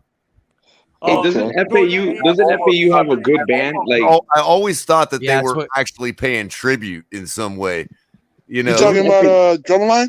yeah, Drumline. And here's Was it that purple wearing college band? No, the green and here. I'm going to show you FAMU's. This is their band members. Look at the band uniforms. Oh, for, yeah. for FAMU. That's There was for a band Drumline, in that movie that had very, very similar uniform colors. Like, you know, and I almost always thought that they were doing a tribute. You know what I mean? By the way, the nickname for that band is the Marching 100, and they were just hosted in Paris, France. Wow. Yeah, they just brought just this past week. They hosted the entire band there. I mean, Wow, they that's marched in presidential inaugurations and all that. So They're Kahari, world famous. my music teacher at Palm Beach Lakes High, who was also the band instructor, was personal friends with their director. So they would always do like, you know, they would always do like joint things with Joint the practices. Palm Beach Lakes' band. You know what I mean?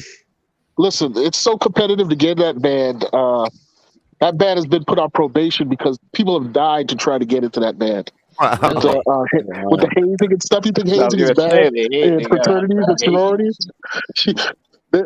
Apparently, there was a rumor where to make like the brass section, you had to be able to make it to the back of the bus getting beat with the instruments. So I mean, they took Damn, that stuff. band camp doesn't sound fun. The tuba too, Yeah. huh? They beat Not that you with one. the tuba. If you think fraternities and sororities are tough. Holy shit. Oh yeah, and the band used to beat the shit out of football teams sometimes too, and like Yo, what? That is crazy, bro. Damn, your I mean, if football your team's band so is weak the at your kings of the, ass. of the Hey, school, everything I'm saying may sound crazy, but check it out. Check it out. No Verify. shit. Fucking band guys, you suck, Hey, football Pete, what was team. the first part you said? Are you kidding me?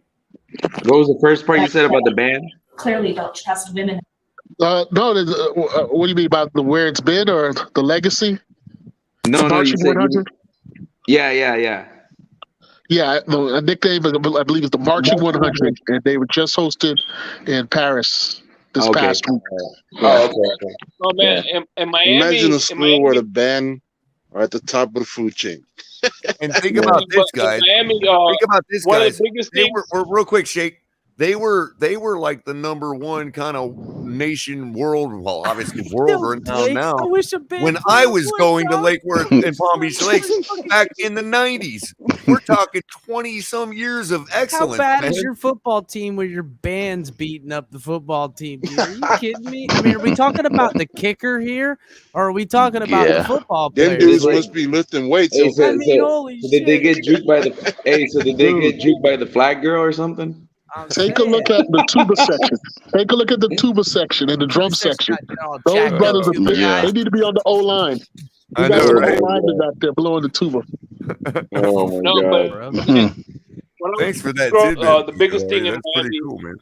was Battle of the Bands. Battle of the Bands was just as big as the football games That's right. in That's Miami. right. And there are other HBCUs that also have awesome bands like Isn't there like a rock band or something? Xavier in Louisiana, North Carolina A&T. They all have very competitive bands. But Is it like a known thing? There's high school and college bands around the, nation that can beat up their football team. I mean, is this an epidemic at this point? Well, they give out scholarships, man, and it's highly competitive, like I said, to get those spots. So you've got to be That more is than just funny, a guy who can play the instrument. You have to be able to move, dance. There's actually some documentaries on Netflix. There's one that follows the Bethune-Cookman band, where it shows how I've rough seen the they are on the Bethune-Cookman recruits. band. Fire Yeah. for their football team that's not that good, that usually gets beat like 50-0 a lot of times. Yeah. Hey, Exactly. Kari P, real quick question. You think that the exposure of the HBCUs, like in their because I know they had kind of like their own Senior Bowl. Do you think that because I know it's not. I know there's a talent gap between what's presented in the Senior Bowl and the HBCUs. Maybe not. Do you think that that the exposure of these HBCUs in terms of like where they hold these Senior Bowl like events, do you think it has done a good job for the has it had a positive impact on the HBCUs in case of showcasing their football team's talent to the rest of the NFL world, or is it like, or has Well, it like it depends on the perspective you choose here, right? Some people might say that HBCUs have always been scouted by, adroit or really good NFL scouting talents, because HBCUs have always been putting players into the league on the low for years. Like They Steve just don't- McNair was Steve McNair, Jerry Rice, Terrell Owens, all these people, Walter Payton, all these people came from HBCUs, right? And the list goes on. So some of the NFL's most historic greatest players have come from HBCUs, even after integration, right? Which is really what hurt the HBCUs. Prior to integration, the NFL, once it integrated, recruited heavily from HBCUs. Legends like Bob Bullet Hayes or whatever, right? But when you look at Deion Sanders and this is exactly what he's trying to do at Jackson State. He's trying to open up the pipe, and his point of view would be that there is no talent gap. It's just a lack of exposure. Now, right. That's not what I was everybody gonna say. agrees. That's what I was gonna say. That's what I was gonna say. It's a lot. So but now that they have this exposure now, where you have these Senior Bowls per se for these HBCUs, now I think what it does, it attracts more funding for these schools per se, so that they can attract more and more top recruits from high school into these HBCUs, and it does well for them. And it also, because a lot of these schools are also underfunded as well. I mean, that's what's happening to They've FMU been too. historically underfunded. In Right. fact, some schools are just now winning lawsuits because they've been illegally underfunded. Like they haven't gotten their equal share of state funding in many cases, that kind of thing. And so what you have is a rebalancing. Since the end of the Obama administration, a lot more attention, a lot more money started to flow into HBCUs. And so the momentum's Can I been point building. something else about? I wanted to bring up the money, Yeah. Hari. It's a Go ahead. great point you make. And I don't want to put names on it because I don't want this to become a no, of course fight not. per se. But I do want to give credit where it's due. The recent earmarks that have gone towards HBCUs, the nuance this time around was the idea that look, the HBCUs have to come to the federal government, and the federal government gives them out little peanuts and little breadcrumbs, and they have to come back every year and justify and get more. Whereas the federal government in the last administration actually allotted funds for a decade, so that they don't have to keep coming back to the table every single year. They've got they didn't have to come back and renegotiate. How much did they give them, Cullen? Do you know the exact number? I don't remember. I know there was I know it was in the billions. Now, it's not a cure-all, but you know what I mean? It is solving one of the problems of making these schools have to come back to the federal government every single year. Yeah, hat with in their hands hand, with their pockets. and you can kind of force them around a little bit because they're there. Yeah. And let me just say this: it isn't a handout that we're talking about, because in many cases these schools were purposely underfunded historically. Right. What these schools are actually getting now is their fair share of state funding.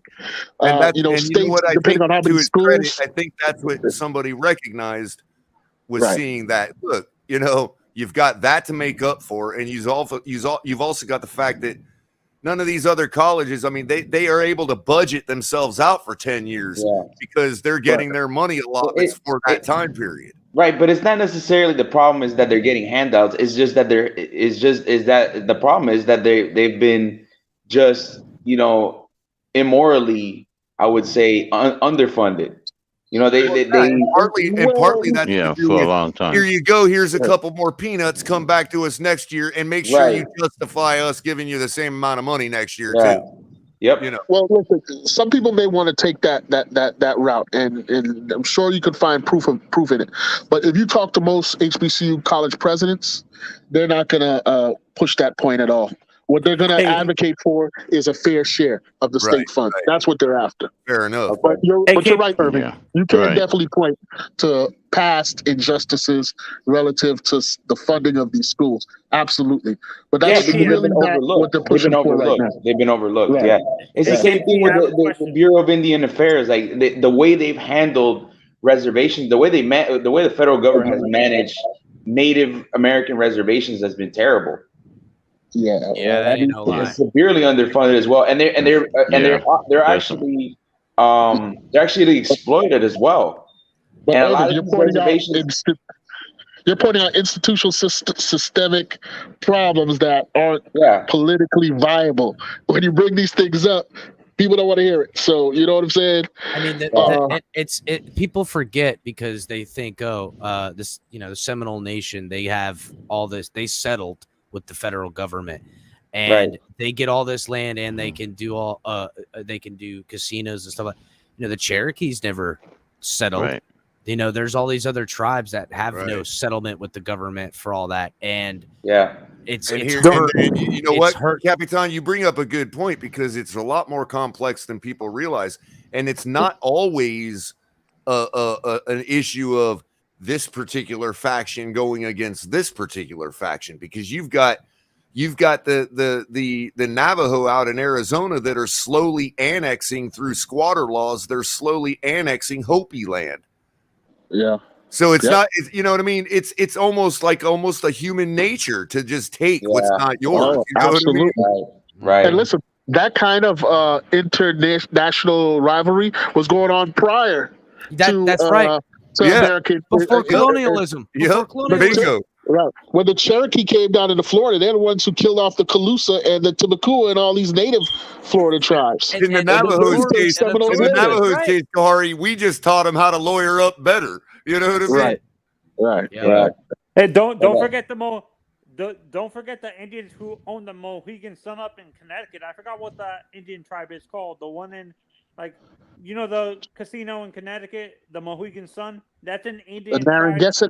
The Narragansetts or something Yeah, like but that. what I'm trying to say is that a lot of the federal government has, pretty much exploited that land in the way, like when it comes to Irving, the federal government fucking up? Are you serious? Oh, what? Yeah, no. Well, not Yeah, only right. that, Irving, not When only it comes that, to Irving, but exploiting, it was a matter of which land they chose to give them, to reserve for them too. Right. Land that has no resources or whatever that they can use. It has no minerals of any sort.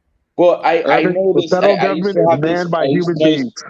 I used to know this person. He's a native. He's a member of the. I forgot what the tribe was called, but Miccosukee. he knows a lot of. No. He lives like around Virginia, so and he knows a lot about the Bureau of Indian Affairs, and actually he was very he became like a proponent against the Bureau of Indian Affairs because the United States federal government would use native lands to basically exploit them for their natural resources in terms of the uranium, the mining for uranium. That was And something oil. that happened. Don't forget the that oil. happened in Yeah. Utah. That In happened Utah. Yeah. Dakotas. Yeah. That's what Thunderheart's Dakotas. about. You ever That's ever what- seen that's- I Thunderheart? was just That's you what it's stole it about. right. That's what Thunderheart's about, dude. Yeah, But, and it's to Irving's point, and also to the whole point, the White Mountain Apache out in Arizona, they're separate from the Chiricahua Apaches and the other Apaches. But the White Mountain Apaches, they have a strip of land in the northeastern or eastern side of Arizona, and like 90% of the water in that area is underneath their land, yet they only have 3% of the rights to it. That's what. Yep. And see, one of It's the crazy, biggest bro. obstacles, and this may piss some people off, one of the biggest obstacles to people thinking about this complexity and understanding why it's important is because we're stuck on these ideas of race. Because when you use Kahari, white and black, Nailing it, man. That's how now divide and conquer, Kahari. Exactly. Yes. But all of these issues are, legitimate historical issues that need to be brought to The real equitable division justice. isn't of race or creed. It's of haves and have-nots. Yeah. That's the division. No, and even in these reservations, bro, the income, the gap between the social classes is very wide. Like a lot of Native American reservations, like there's a lot of poverty-stricken areas. There's a lot of people Poverty, living below the alcoholism, poverty line. suicide. Yep. Yeah, bro. Elites hog all the money. Yeah, bro. Most of the natives just want their land and territories back. The problem is it becomes it also where we see federal government fails in this, because in some places where the federal government is all involved, it only further widens that gap, where then the abuse is done like you're talking about, where the haves and have-nots, the gap is so far. Right. And then now they've become dependent on this federal check, if you will, to cripple. And Well, it's- and the shame I don't of know it how- too is I don't that know how to fix even it. when they Federal government's decided- got to fix it, but how? But even when the natives did decide, okay, the paradigm has shifted, it is different now. Even when they accepted that and embraced it, they were still turned around and given the worst land to be on. Well, I mean, you're talking all the way back to Little Native people were Bighorn and exploited shit. They was giving the leftover peanuts. Unquestionable. It's unquestionable, But That's why you had clarity you have. Well, real quick, that's why you had the repeated comebacks of Geronimo, because it was like, okay, I'll go with y'all on that. Let's all become farmers. And then they stick us on this dry, dead land. So he's right back to, fighting them. And it just and this is where cycle I over don't and get- over again. I don't get this argument about. I'm not generalizing everybody, but these words. These white supremacists that say you're taking away our land when technically you are taking the color. So not to cut you off, Tony, but like that goes kind of what Kahari was saying, like white supremacists and that whole thing. Like, I don't know. Listen, in Florida, don't get me wrong, they've had their plenty of problems, KKK, all that stuff, especially in Palm Beach County in the late 90s, early 2000s. Their whole deal was there. In fact, that movie Con Air was actually written about when they took down this RICO Act of the KKK, and the leader of it was in Palm Beach County Correctional Facility or whatever hell That's it was. crazy, bro. I didn't even know that, bro. I didn't even know that. Yeah, Oh, they Palm put Beach them County, all huh? together on one big plane and flew them all together to a Supreme Court stuff because they were so embedded in the white hate Aryan Brotherhood that they had to do this long-term thing with people controlling the prison systems, the whole thing. They got a documentary. So almost at the level of Mississippi. But my point is Burning. that at that point, this was not that. This was in the late 90s, but that division, when you're like even saying white supremacy and this, that's how they get you. That's how they perpetuate it. Again, is the continual perpetuation of there's a common foe and here's what they look like, when really the one that's pointing out looking for foes is the problem. So, right. My hey, only KT, I have issue a is question. oversteering, because now we're moving into a paradigm where, out of the need to reclaim one's culture, we're being told that everything we were taught our entire lives about colorblindness is now actually another form of marginalization. You know what I Right. mean? And it's like, Yeah. no, wait a minute, we can't have it, but we've got to decide as a human species whether we want to consider ourselves unified as Homo sapiens, or whether we want to continue the language of grouping. There like are race. answers to this about why this is happening now. And I don't want to hurt anybody's feelings. I don't care what your political persuasion is here, right?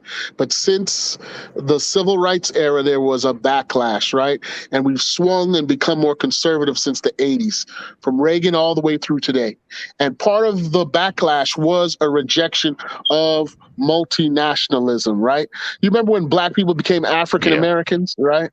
There was a whole reason why, a historical reason that led up to that switch, right? And it had to do with the point you're making, Color, which was a rejection, or how do you fight white supremacy? Well, one of the ways is not by doing the polar opposite and claiming to be black, right? Which is what has happened, right? I'm not saying it hasn't happened. That whole idea that we're black and proud, that has taken off and that has become its whole thing, right? But in this conservative swing, there's actually been a targeted movement against calling yourself African American for the very reasons it was devised as a nomenclature, which was to recognize the Americanness of this unique ethnic group, or group that was formed through slavery and historical injustices, along in the kaleidoscope of multiple nations: Italian Americans, Irish Americans. You also have these people who were the progeny of slaves, who don't want to be racialized anymore and want to call ourselves African Americans, right? But in this conservative swing, I mean, just last week you saw our governor, Ron DeSantis, make that joke about Elon Musk is really the African American. That joke was in the context of this radical swing to the right that we're currently experiencing. But again, that's not going to be popular with too many people, and I don't expect anybody to agree with that How did perspective. Elon Musk take it? Yeah, I'm thinking I didn't hear that. What did Elon Musk say? What did he say? I don't think it was a thing for Elon Musk to even respond to. This was like a quip by DeSantis at a fundraiser of some sort. I know it was reported on last week. So, but it wasn't. It wasn't. And to your point, Kahari, I think a lot of it too, is this shift towards defining what we mean now when we use racial or grouping words like race, color, these things, because what it's really shifting to is because there are a large number of people that we all have traditionally considered white that do actually suffer from some of the phenomena that books have been written about, like the fragility and stuff like that, and the guilt. First of all, I was under the impression, and I've kind of assumed my whole life, maybe wrongly, I don't know, that the idea of using African American was a curtsy, basically, by white people to not have to refer to them as black, because nobody ever knows anymore whether that offends a person or not. You see what I'm saying? Yeah. Because of the PC culture. See, that was the whole thing. Being referred to as black historically, from slavery through Jim Crow, was a mark of difference. It was a way to distinguish who had rights and who didn't. Graduated into this paradigm of teaching us to be colorblind. We can no longer use words of descriptive words like that without possibly offending somebody. And I guess maybe you have a whole. What do you mean referring to him as black or African American? Well, I'm sorry. You mean referring to him as black or African American? I think he means African American, right? Colors? No. I mean like like when I was growing up. I would say not growing up, but like maybe my teenage years. Like talking late 80s, early 90s. Mm-hmm. It did feel awkward sometimes. Like as a white person, I'm gonna be honest with you. Do I really refer to a person who I'm supposed to see as my equal? Do I refer to them as black? I don't call white people as a matter of course. Mm-hmm. Right. Well, I don't go up to my friend. I don't go up to my friend and say, "How you doing today, fellow white person?" So I wonder. I wonder in this, and it's sociologically just wondering. Yeah. Is there a point where pride in culture tips the balance to where it almost, for whatever reason, I don't understand it personally, because there's cultural things that I want to learn about other nationalities, other everything. I think we all. Let's be honest. I want to try. I want to try. Believe it or not, guys. Let's be honest here. Believe it or not, our society has a decent education system, and what I'm saying is, the Sam Jackson jailhouse speech from A Time to Kill hit me freaking hard, people. Okay, I got that. I understood what he was trying to say there. I'm asking this. Is there a push of pride for whatever reason it feels necessary to, like, because of what Color's saying, where we're supposed to just be equalized, walking around eggshells. Well, no, not walking a line, because I walk no line for nobody, because I have no hate in my heart, so I have no need to, and that's how I try to live my life. Y'all remember the end of that movie when McConaughey showed up with his family to the cookout, and you see Sam Jackson's character looking at him, and they're smiling at each other, nodding, right? What I saw in Sam Jackson's character's eyes and his facial expression was spite. A guy who had been spited. In other words, here's this white man coming here proving me wrong about what I said in the jailhouse. Well, scars don't heal. Scars sometimes don't heal, and they still sting even after they're calloused over. And what I'm saying is this. Let me just say this real quick.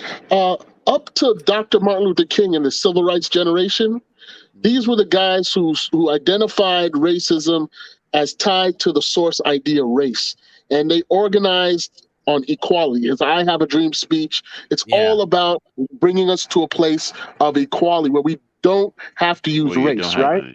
But then what was the response? But here's the thing. What was the response to that?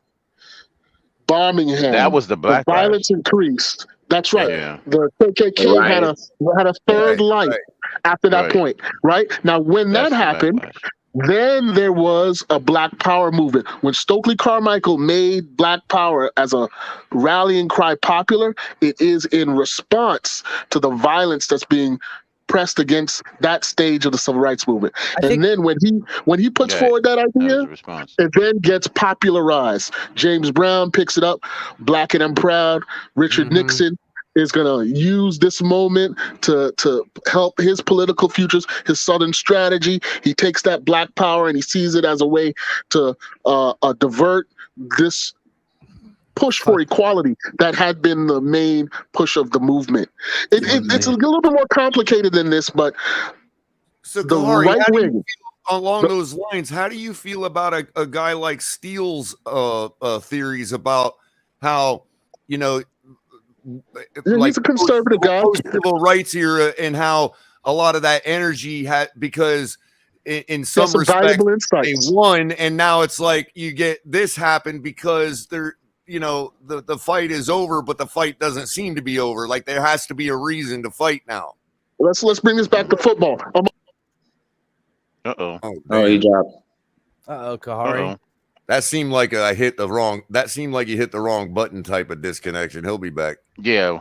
Yeah, I think he probably pressed the leave button on his phone. Probably pressed the leave button by accident. Maybe the phone turned off. The leave button, the buttons are all tight down there. Shout out I to hit that button Paul. all the time. The leave button. Paul. New member. What's happening, Paul? Yo, Welcome yo. to the family. Good deal, Paul. The tailgate Man. moment. Hey, Crypto. Hey, that's the tailgate's getting bigger. Rack bro. them all up there. Yeah. Oh yeah, dog. Wait Gotta till bring more tables and more chairs, bro. I know. I'm Hey, just gonna Crypto. just back up a couple of trucks and just Yeah, open up right. the tailgates and stick them all together. Yeah. I have a serious question. Yeah, bigger tent. By the way, I don't know What if was you all that, feel Anthony? the same way. What'd you say, Tony? Kahari is the type of dude that if you had to take some really bad medicine, you'd want him to be the one giving it to you. First of all, Kahari sounds like he's You mean a like the fucking history major. castor oil? Yeah, right, Castor Crypto, oil. or like a It barium, does. or like a barium swallow or something. You know what I mean? Castor oil with licorice. It's quite the mix. I think his phone turned off. That's why he's not coming back. Captain, I got some questions for you because you mentioned you want to Oh, try Capitan. new ethnic food. Like, what are you interested in? I want to try all food, dog. That's just how I is, you know. And now I'll be honest. I have very bland and sensitive taste buds, but like I've had friends That's gonna of be hard everyone- then. Like That's I gonna be had, very well, hard. like I have very poor sense of smell. Be real. Always, I got my nose busted when I was young, in a mosh pit. Actually, all the years of boxing and all the everything didn't do it. It was a mosh pit that broke my cartilage. There's the So, man. There you Hey, go. before you continue, But I Kahari, wanna try 'em appreciate you all. coming back, bro. Yeah. 'Cause we really wanted to get your response. Yeah, what were you no, saying, go ahead. I Kahari? gotta say something. Yep, finish what you were saying. I forgot what I was saying. I was bringing saying it that back to football. Back to Oh, football. yeah, That was your bring- last statement. Regarding the bring- topic we were talking about. Yeah, just saying, you know, the game isn't over until it's, you know, the whistle blows, the fat lady sings, all those Yes. those things. Yeah, You know, sometimes you may KP. declare a victory prematurely. You know what I'm saying?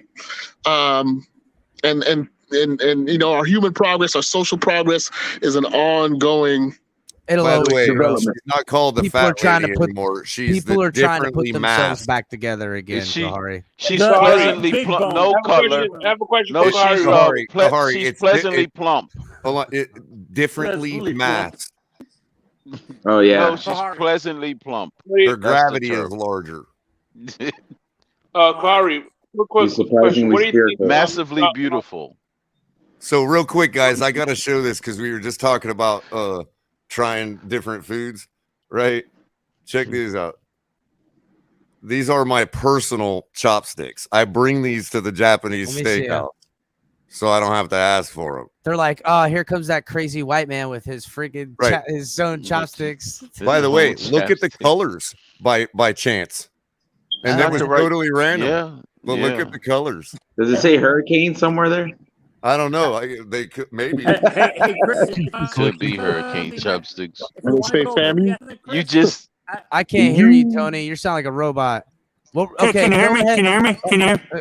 Yeah. Yes, relax. Tony, we hear you. Hey, Chris, if you really want to go ethnic, Well, real quick, I just want Hold y'all on, to know Color, when let I him go to the finish, please, Japanese Color. steakhouse, God damn it. they're eating with knives and forks. Just all the Japanese people in there.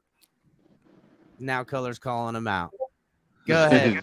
Go ahead. Chris, if you want to go really ethnic, Eat chicken feet and pig's feet Done it. if you want to go ethnic. Bro, that's not ethnic, bro. okay. That's redneck. Yeah, right. That ain't ethnic. That's redneck. What you talking about, dog? Not the That's Dominican Florida or backwoods redneck. One of my Oh, best friends no. is Dominican. Tony, Uh-huh. you gotta drop out and reconnect, Tony, because you're like skipping and stuff. What were you gonna say, Shake? Shake.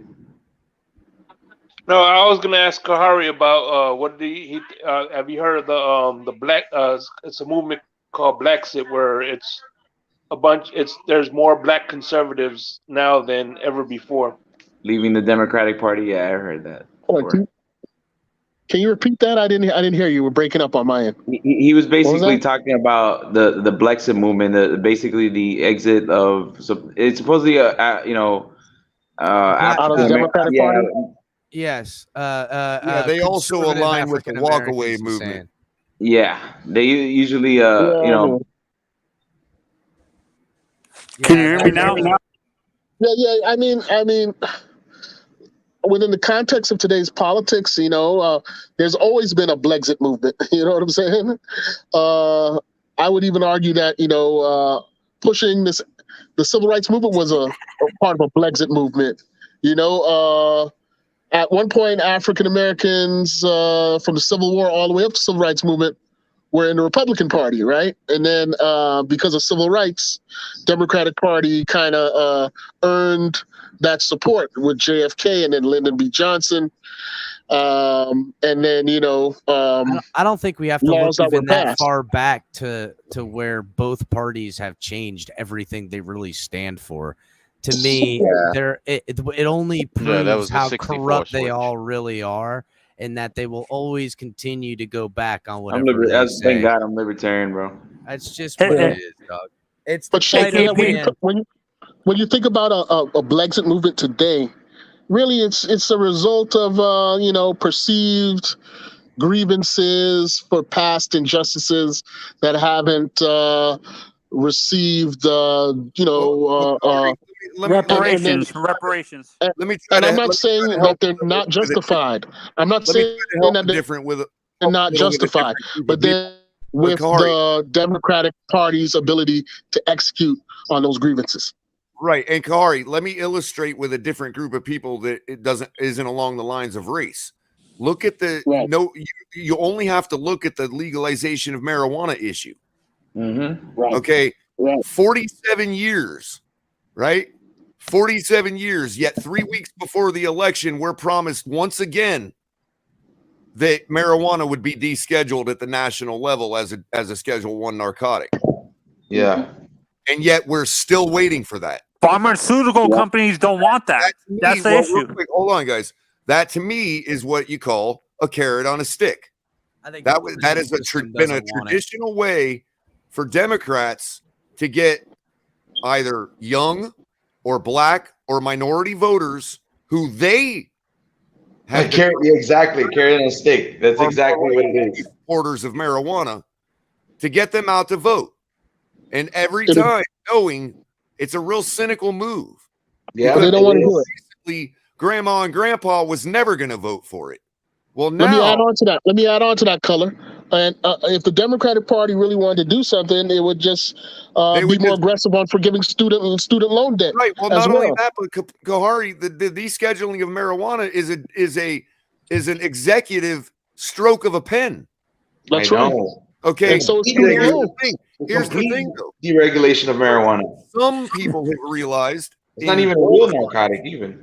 Well, what some people have realized in both parties, and in our particular case in Florida, happens to be a Republican over another Republican. I'll give credit where it's due, okay, or lack thereof. Okay, you've got a guy that understands that grandma and grandpa. I'm 45 years old. Grandma and grandpa is us now. Mm-hmm. And so I'm 47.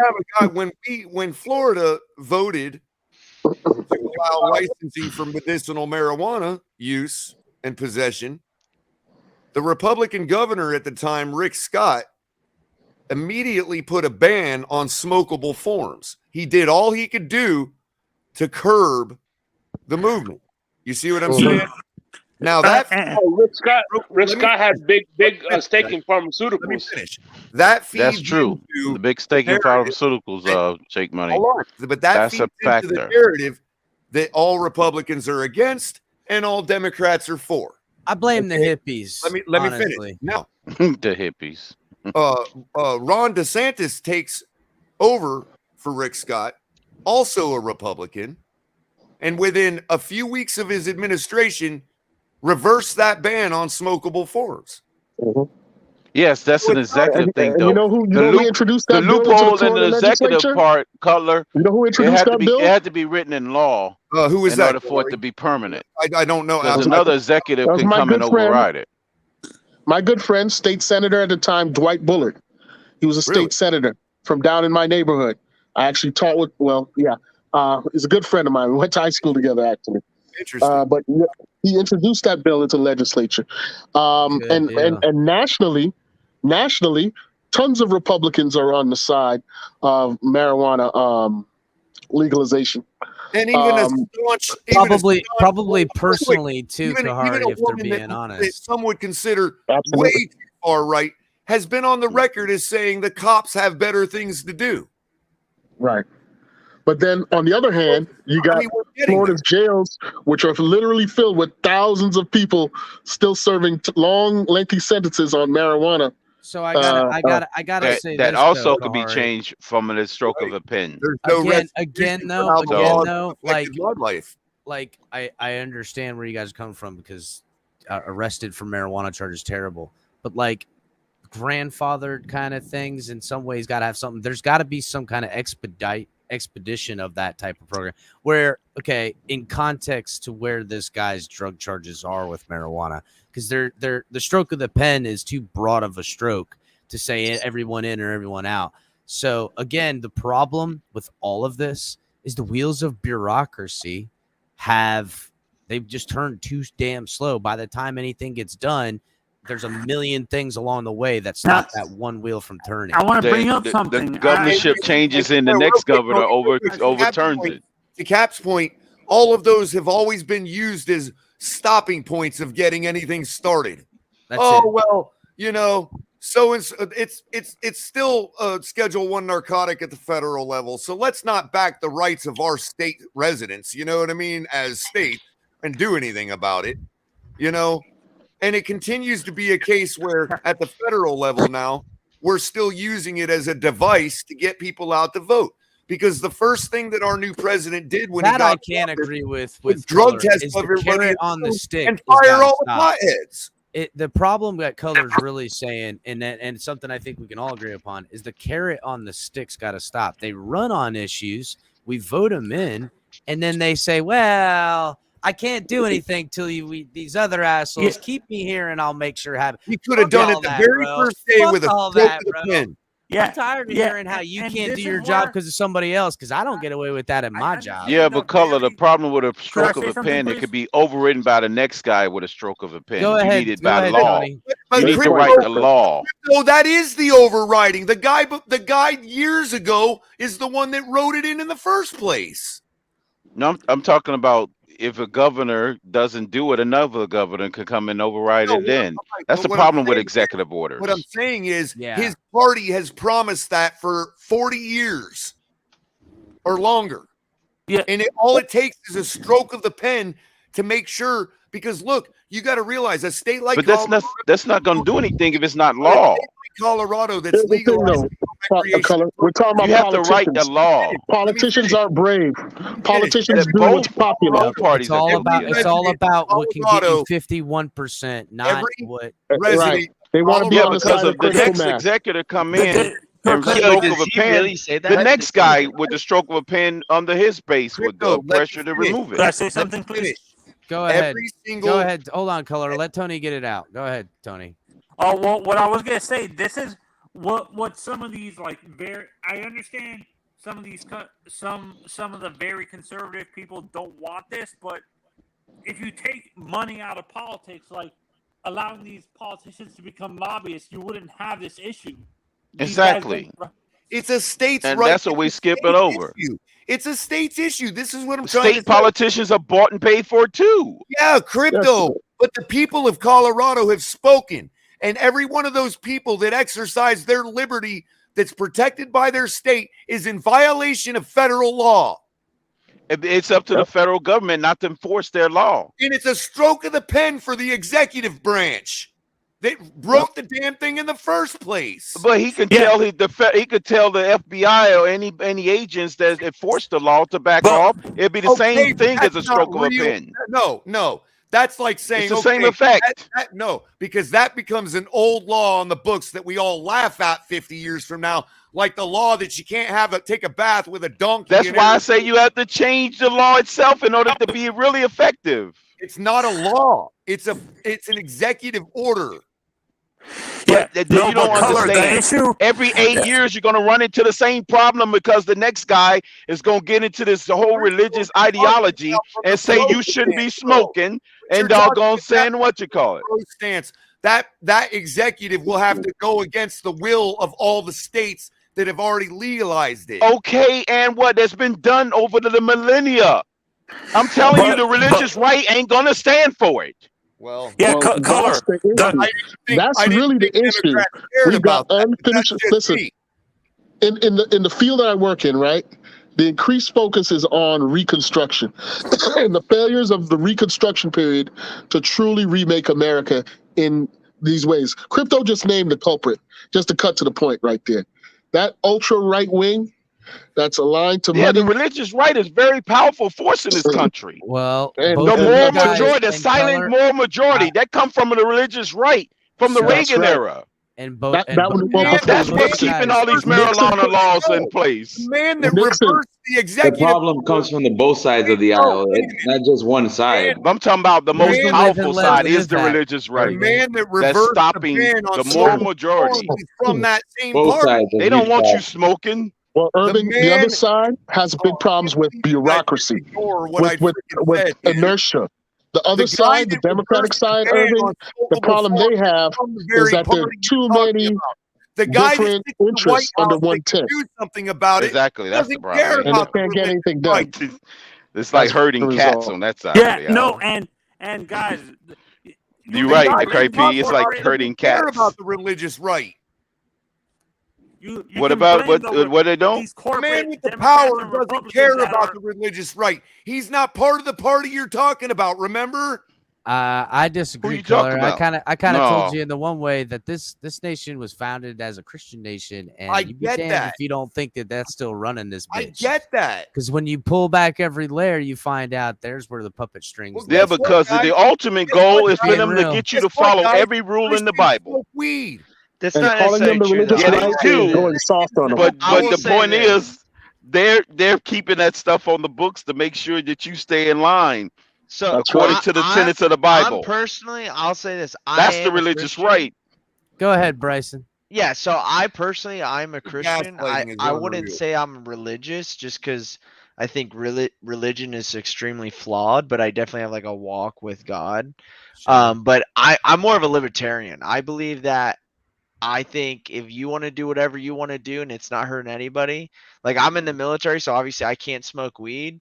But if I was out, 100% would smoke weed because that I just feel like that's your right. Like if you're a grown man or woman or whoever, and you're not affecting anybody, there's no government body that should say, "Oh, you can't smoke weed for." You're responsible for your own decisions, right? Exactly, and that's what I believe. It goes to in a society. There's got to be an understanding of where your irresponsibility affects other people. Problem is, and it'll be overridden as soon as that administration out because the religious right forced them to do it. The most recent bias doesn't prove that, Crypto, because our Republican it did because it's been that way. Reversed a ban on it. Okay, and then the next guy that's following the religious right is going to overthrow that one. Isn't it very hard? And you back in it if you don't make a law. If you don't put it in the law or enshrine it in the state constitution, it ain't gonna matter.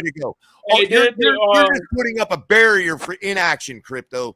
No thank you. I'm not putting up no barrier. Yeah, no, and I'm saying enshrining in whatever state's constitution, it'd be harder to overturn by any executive. Blame these corporate Democrat and Republican politicians. They're bought and paid for by these corporations. That's why you don't see a lot. That's a big problem too. Corporatism. It's a big problem. Now we're blaming capitalism, where in the same sense that it is because that's called legalized bribery. It's not okay. Well, the big problem is not capitalism. It is. That's what it is, Cap. Wait a minute. It's legalized bribery.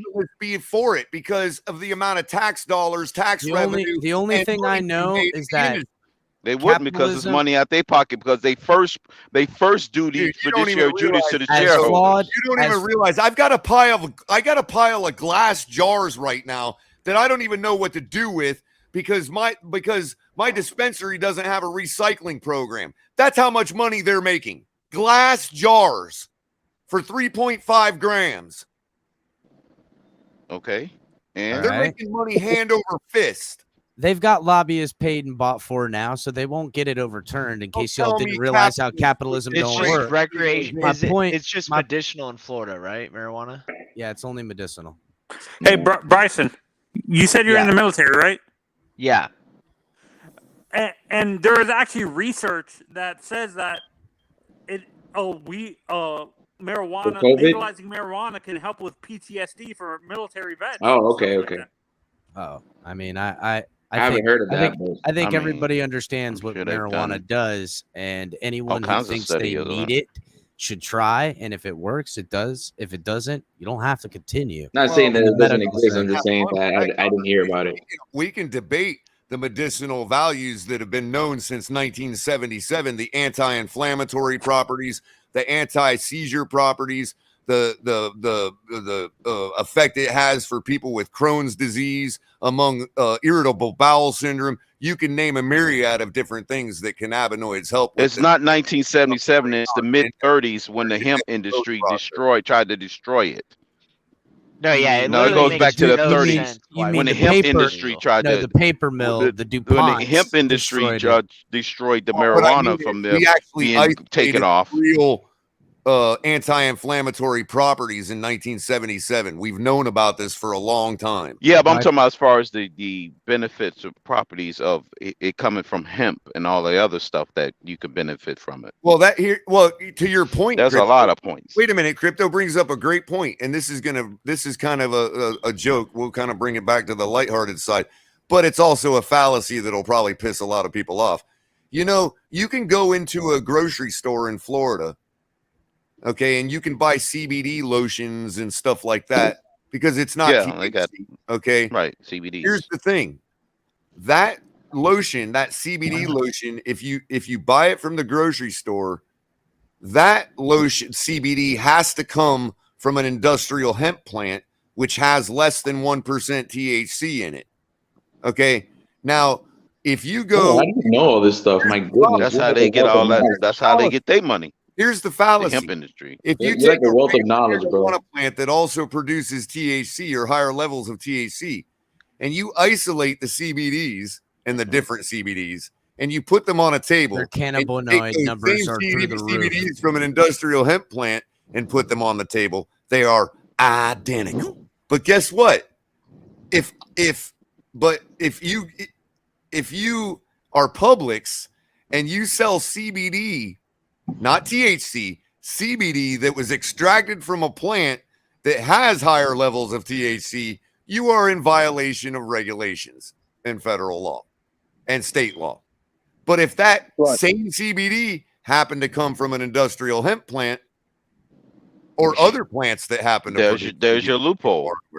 You're perfectly fine. Listen, color, you're there's your loophole right there. Selling a superior product is illegal, but that's been the same case for a number of products devised in the United States, especially in the medical industry. From the 19th century. Right? The whole pharmaceutical industry is built. Their business model is made off that. And we do have the whole models on how to pharmaceutical defeat this kind of thing.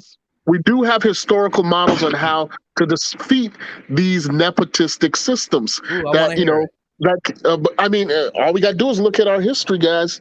The Sherman Antitrust Act, all of these acts that came in the late 19th century and then into the early 20th century, they were historical examples where people came together, crossed various so-called racial lines, class lines, and fought and got progressive change done. It's the hardest way to do it, but if people get together, change can happen. There's two How do we ways know it for can happen? change, honestly, Because Kahari. we've seen it happen before. It's happened before. You're talking about two things, though. It's just been reversed. Because you're talking about over the last 80 years. But that's one way, and it works. It's gonna be difficult. Especially it's gonna be hard. We're talking about an 80-year process. Even in what you're talking about, money. Well, that's the thing. What I'm suggesting, though, Chris, is that the masses have the collective power to overcome money. We have the examples in place where it's been done before. The civil rights movement was one glaring example of this. To bring it back to that point. Okay. So my point is Jim Crow was not You supposed have to enough end. people focused, they can make a change. Typically, when change is needed, it's because people are hurting. You know what I'm saying? So that's right. You get your back or at their against lowest the wall. point, or you're at your lowest point, you're your at your lowest breaking point, and everything like that. Correct. What we really need to do is when change things never are happens going when good, we're on the roller, when we're on the look, high. Correct. I'm wearing a purple jacket, so when I tell you I don't know everything, you should believe me. All right, but I do know this: when you got more money, and you can say more money, more problems, all you want, but I call bullshit because when you have more money, you can do things. What we do forget is that now that things are going well, now is actually the time to make sure whatever the reason I'm making money, good, bad, and different reasons, we need to find out which of those are useful and which can be applied to continue people being happy, making money, as well as fix some of the shit we forgot to fix over the last umpteenth, whatever it is. Now, there's a fine line where, again, we don't remember the problems until we're hurting enough. So it seems like always when radical change is coming, it's always because, I don't know, motherfuckers broke. Well, it alludes to what I said last night about people getting so overwhelmed with different problems that there ends up being inaction. They throw so many problems at us that we're like, forget it. That ain't no doubt. That ain't no lie. And the second you feel like you have enough breathing room, that's the apathy strategy, Cutler. Exactly. Like, which one do we do first? But this is my point to you. Was also my pushback to you, Crypto, earlier was along the same lines. I get what you're saying, that everything can be reversed. Well, I mean, look what we just saw happen today. I'm just saying that you want to come from a position of strength where it's already on the books this way. So Biden just needs to sign the paper. He just needs to sign it and do it. So I kind of agree with Paul here that lobbyists are our biggest problem. I kind of agree with that because I understand special interest. Special interest, it hurts us. Now, real quick, and in the same breath, though, hold on, Color. In the same breath, I understand capitalism and its necessariness as well, because to me, it's the only place where someone can go. Yeah, but I don't think the problem is capitalism in itself as a system. I think it's just it's one of the excesses of government and corporate byproduct of it. Right. I think we need someone at the top to really make it to where, guess what? If you are caught doing this type shit, it's prison like you wouldn't believe. Right. If we could actually punish. But you think people with all the money is going to punish themselves? They're not. Just think of the NFL owners. It's the way the NFL is being ran. They're not going to punish themselves. The people that write everybody in Rome are not going to be against teams. You think Dan Snyder's going to inflict punishment on himself? Everybody in the Roman Republic was against the monarchy until they were the ones about to be the monarchy. Yeah. But my thing is like, because I know there's a lot of fallacies about capitalism. Yes, it's somewhat exploitative or whatever.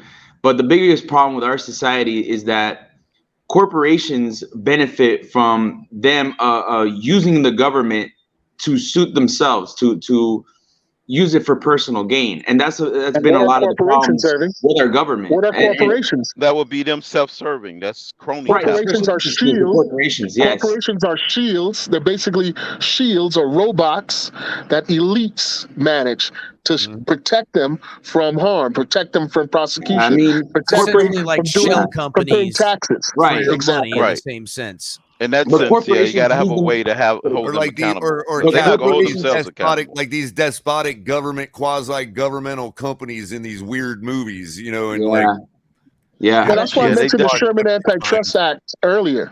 I mean, that was an example of a law that targeted breaking up trusts and large corporations, right? Yeah, And stopping really, monopoly. that's pretty much the only Then it- government's role when it comes to their role in terms of the economy. But this goes back. the This goes back to government's role Color's is to point, be the though. officials, make This sure goes nobody back to abuses Right, Color's the make point, sure system. that though. there is no The people They're can supposed to be their control their referees. government. If the people can Government's control their purview is representatives. regulation. And what does the word regulation mean? It means to make regular. But they Right. don't make They're supposed to regular. be the Right. officials. They make irregular. And that's Yeah, their problem. and that's the problem. Why why prices are so high right now is because there's so much corporate favoritism. Like the people with the biggest pockets, and if they got the biggest reach in government, those are the ones that benefit. No, they're Because like, if you look at all these different, people are yeah, making good money. They got good money. They can afford of more, course, take more of course, until it catches out. of course. How can we stop that? They can give me every excuse in the Like book for example, they want, like the Pentagon, for example, Yeah. right? El You Cap. know, the Pentagon to It's avoid, bullshit, right, to Crypto. avoid It's all fucking bullshit. even like if you look at the military, right? The Pentagon, what are they supposed to do as a body? You want to prevent taxpayer waste. So you want to look for the lowest, you want to look for the best product for the lowest price, right?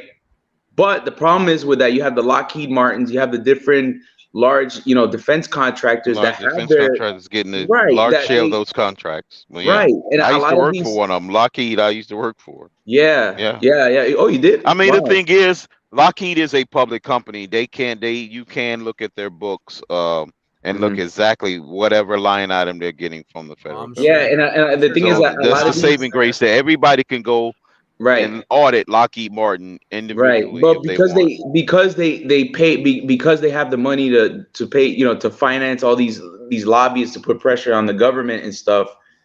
A lot of the They curry they get a favor. lot of the contracts. Like 90% of the contracts in the Pentagon are basically are non All up here in Northern Virginia and Maryland and PG County. yeah, they're not what do you call that word? How do you say that word? Northrop There's no Grumman. bid. There 90% of No bid contracts. are no Yeah, bid contracts. that's a no So bid contract. there's a lot of waste. And if you look at the F-35, I mean, they had to make different versions of this plane because it's so bad. It's so bad that their landing gear, they have malfunctions with their landing gear. Yeah. I'm sorry to interrupt you, but you made a point that I don't want to be missed and I don't want to forget. Yes, sir. And it's the part about the no bid part. And you're right, but that's actually not the worst thing in the world. In other words, because that is a form of regulation. Like it's easier for the government to rely on this one company for a lot of the same thing. Yeah. If they're the ones that, you know what I mean? This and that. I'm But not going to go down that road. Yeah, What I but was gonna say, what though, I was saying, nobody else has a chance. I was going to expand. It's not and true say competition that with the that. real problem. The real problem. It's not true capitalism. There's no true competition. The real It's not problem. true capitalism. Yeah, that's called the guy that got the in. Well, hold on. What I'm trying to say is the real problem is when the government gets involved in setting up companies just to be able to say they're following the Constitution, what we call front companies, where it's like this company wouldn't have existed if the government didn't pay some private guy to set it up just to give him the no. Oh yeah, that's just I agree with that. Yeah. And all they're doing And I is see a lot of that. Well, to be fair, Lockheed Martin and Wait a minute. Northrop I Grumman see a lot of was that on in their the own. They was communication industry, and that's why it concerns me because it's like, hey, these companies are quasi-government companies. They're not. Government's not supposed to own private companies. You know what I mean? Like, no, they're their own business. They're their own entities. That's the thing. I see a mean, lot. look at a lot of this foreign aid. But their fiduciary duty is to make a profit for their shareholders. In the tech industry, that's what a problem lies. When you're talking about communications and tech, you're talking about having companies that we see as protecting our rights as private companies, but yet are not truly private. They're not even in the United States, so why could they?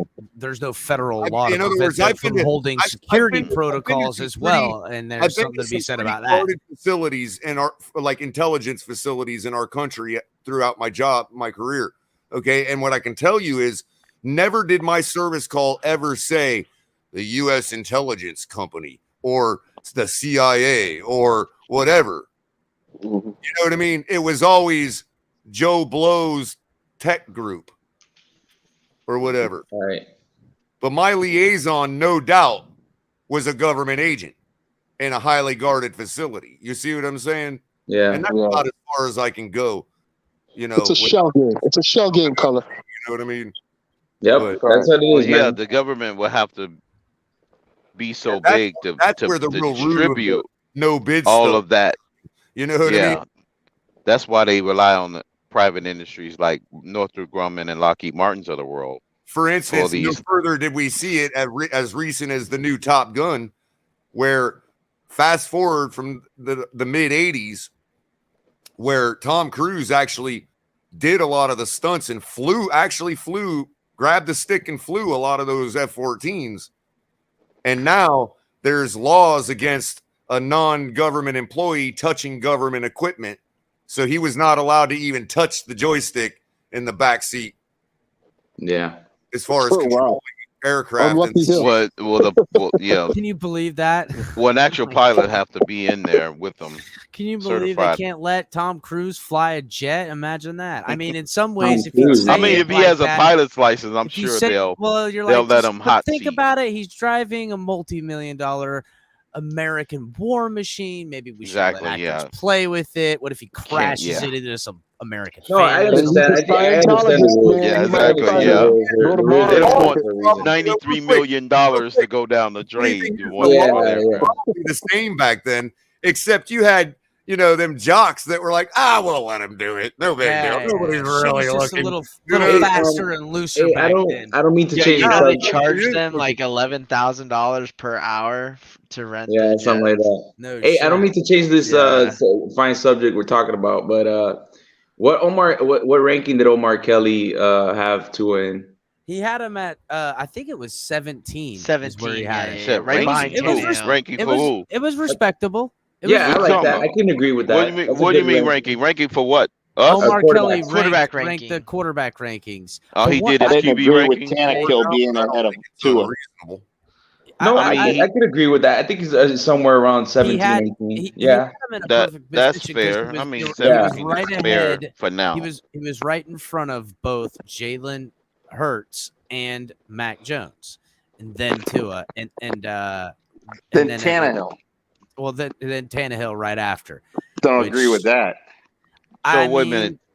So Tannehill was what, 16? Yes. Yep. You got to remember what these guys factor in. You have to realize that the national level or higher level writers have to factor in things like playoff appearances. It just is That's what true. it is. I mean, and better stats too. Like Tannehill's had better stats than Tua so far. So and he's had success in Tennessee. And you got to remember, he overtook somebody's job. He done took someone's job. Yeah.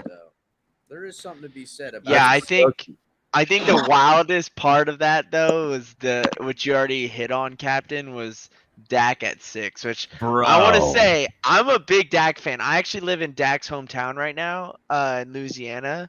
I live like 5 minutes from where he grew up, the high school and everything. Yeah.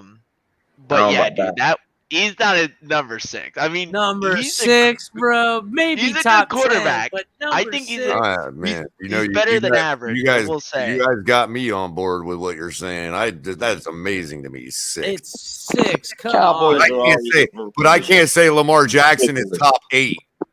You know, I mean, listen, I would put Lamar Jackson over Dak all day. So I mean, that's that goes without said. Oh, for sure. If Lamar Jackson was on that team in that division, they'd be killing it. Hold on, I missed something here. What was Lamar Jackson ranked? 10 or 11. I think Omar. I think it was 11 or 11. Omar ranked him in the top 12.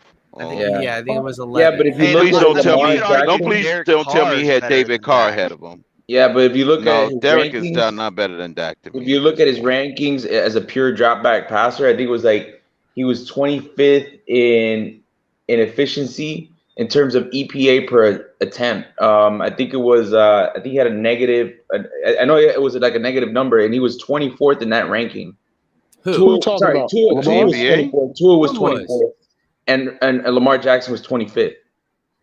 Oh, Lamar Jackson had 24th and had his 25th. most yards per game up to date, though. So I mean, his passer did What get does better. these stats even mean when they start going down that road? Yeah, but when you can go from 10th basically to it's 25th. efficiency. They measure efficiency and effective points per added per dropback. So it's basically a measurement, the expected efficiency per attempt in that score. And then Tua was 24th and Lamar Jackson was 25th. So he kind of regressed as in terms of just being a pure pocket passer in that regard. From just only passing, nothing else involved. No, nothing else. Not taking into effect like just scrambling out of the pocket. Who you got? Who your weapons are downfield and all that. Yeah, but Lamar. That then again, come on. You got to take into account his lack of weapons on the that side. offensive line to chuck a ball 40 yards down the field. Yeah, I mean that offensive line for the Ravens was terrible, bro. If Lamar good wasn't either. hitting Mark Andrews, he was trying to hit far downfield a lot. Other than that, he was getting outside of the pocket. That'll definitely trying to pitch hurt your efficiency. If you throw enough long passes and miss on them, your efficiency going to plummet quite his dramatically. yards per game went up, and his accuracy was at his highest. Yeah, but that's how because many Lamar, 40-yard passes was that's because attempted Lamar down the Jackson field? isn't a pure drop back passer. That's what he is. He makes plays on the outside of the pocket. Yeah. And he's got a hell of an arm to put it down there for Yes, he somebody does. else. He has arm talent. He can make any throw on the field. I don't know about making any throw, but he could definitely throw it talking as as far far as as arm he talent needs to to make throw. No, but I'm saying in terms of arm talent, right, Crypto, right. I'm not saying that his accuracy obviously needs to improve in the intermediate. Could that arm make any throw? Yes. Is it? I don't know. The accuracy. However, I said it earlier. I said in if the he could macro, take his 25 accuracy yards is and on back, par with everybody else's in the league.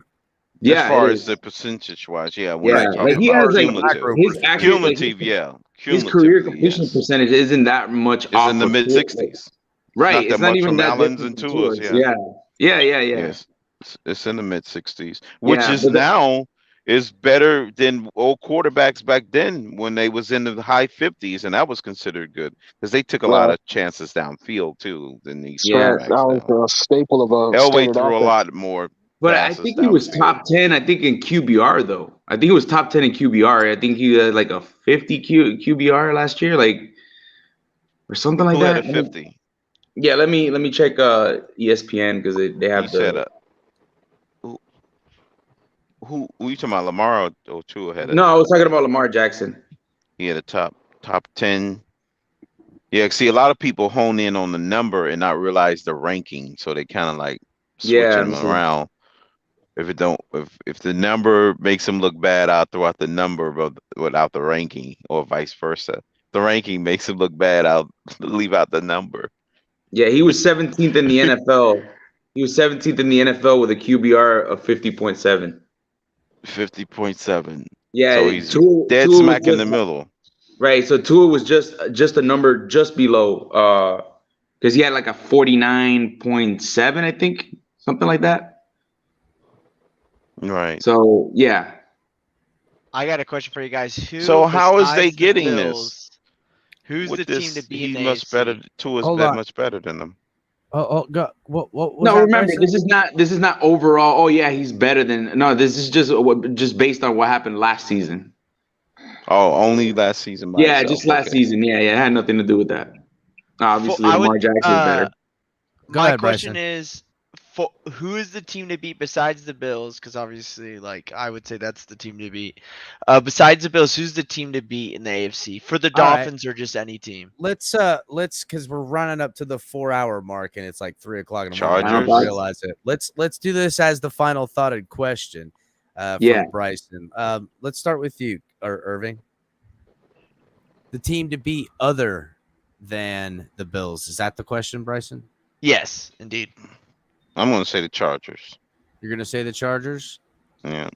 I'm always going to say it's the Chiefs. They're still the kings of the AFC. Wait a minute. Hold on. I can't say that. Do we play the Chiefs this year? I want to say that. Oh, you mean the team this season that we face? Yeah. I thought you meant the AFC overall. I think he means the team we face. Either or. Bengals. For me, it's Bengals. Have to beat Bengals. Okay. All right. Other than they won the Super Bowl last year, so yeah. Thomas, what do you think? I would say, other than the Bills, you say? Yeah. I'm gonna go NFC and say Green Bay. Good Thomas, that's mine. Green Bay is me, dude. Listen, for me, it's the Chargers, but honestly, I think we're gonna beat the Chargers. I want to I'll see say if the Tua I'm can. gonna change mine and say the Patriots. We can't afford a regression. We cannot afford to get beat by Devontae Parker, crypto. Exactly. I'm going to say Kahari, what are you thinking? Yeah, I don't know, man. Honestly, I'm thinking Patriots and Jets, man. We got to make sure to handle we those gotta two. make sure we head to Yeah, them. keep the division. All right, I like that. Mauricio, Yeah, what about you? What about we other than the lose that when Bills? it's over. Mauricio. I think he's not there. That death spiral game, we better avoid it in week Color, one. what are you thinking? What's that? I missed the question. I had a computer crash. Other than the Bills, what team is a must win? For us? Yeah, like what team are you seeing us needing to beat? Like I'm just saying like a big victory, right? That's how I took it. Right. Like it was the team like this was what was gonna be to push it over. I like the Chargers. Well, give me some Yeah, notables on the schedule. Well, you got the Chargers. You We got got Green about Bay. 11 notables on the schedule. Ravens, We got the Bengals, Bengals, Ravens, Browns. I mean, it's later in the season. They I'll might tell not you what, if we have beat the Watson. Ravens again, that'll say to me that we have definitely turned a leaf because the Ravens beat the hell out of us. The But see, Ravens that's the and the game before Texans used to Buffalo. kick the shit out of us every time I seen their asses. Oh my god! Not only that, in the I playoffs know. too. Andre Johnson made us pay for not Yeah. taking him my whole life. They always kick their asses. Yeah. What year was he drafted? You said Andre 2000. Johnson play for the Texans.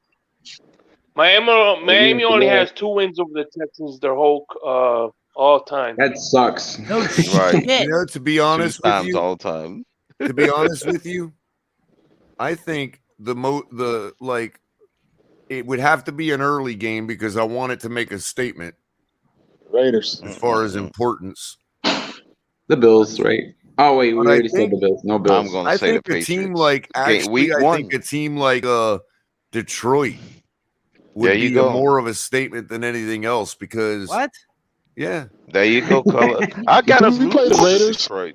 The fuck? What was that? No, we because, only I mean- played the Raiders in the preseason. Well, we that's the That's type one of game our where 5 it's like losses, color. You're supposed to beat who you're supposed to beat.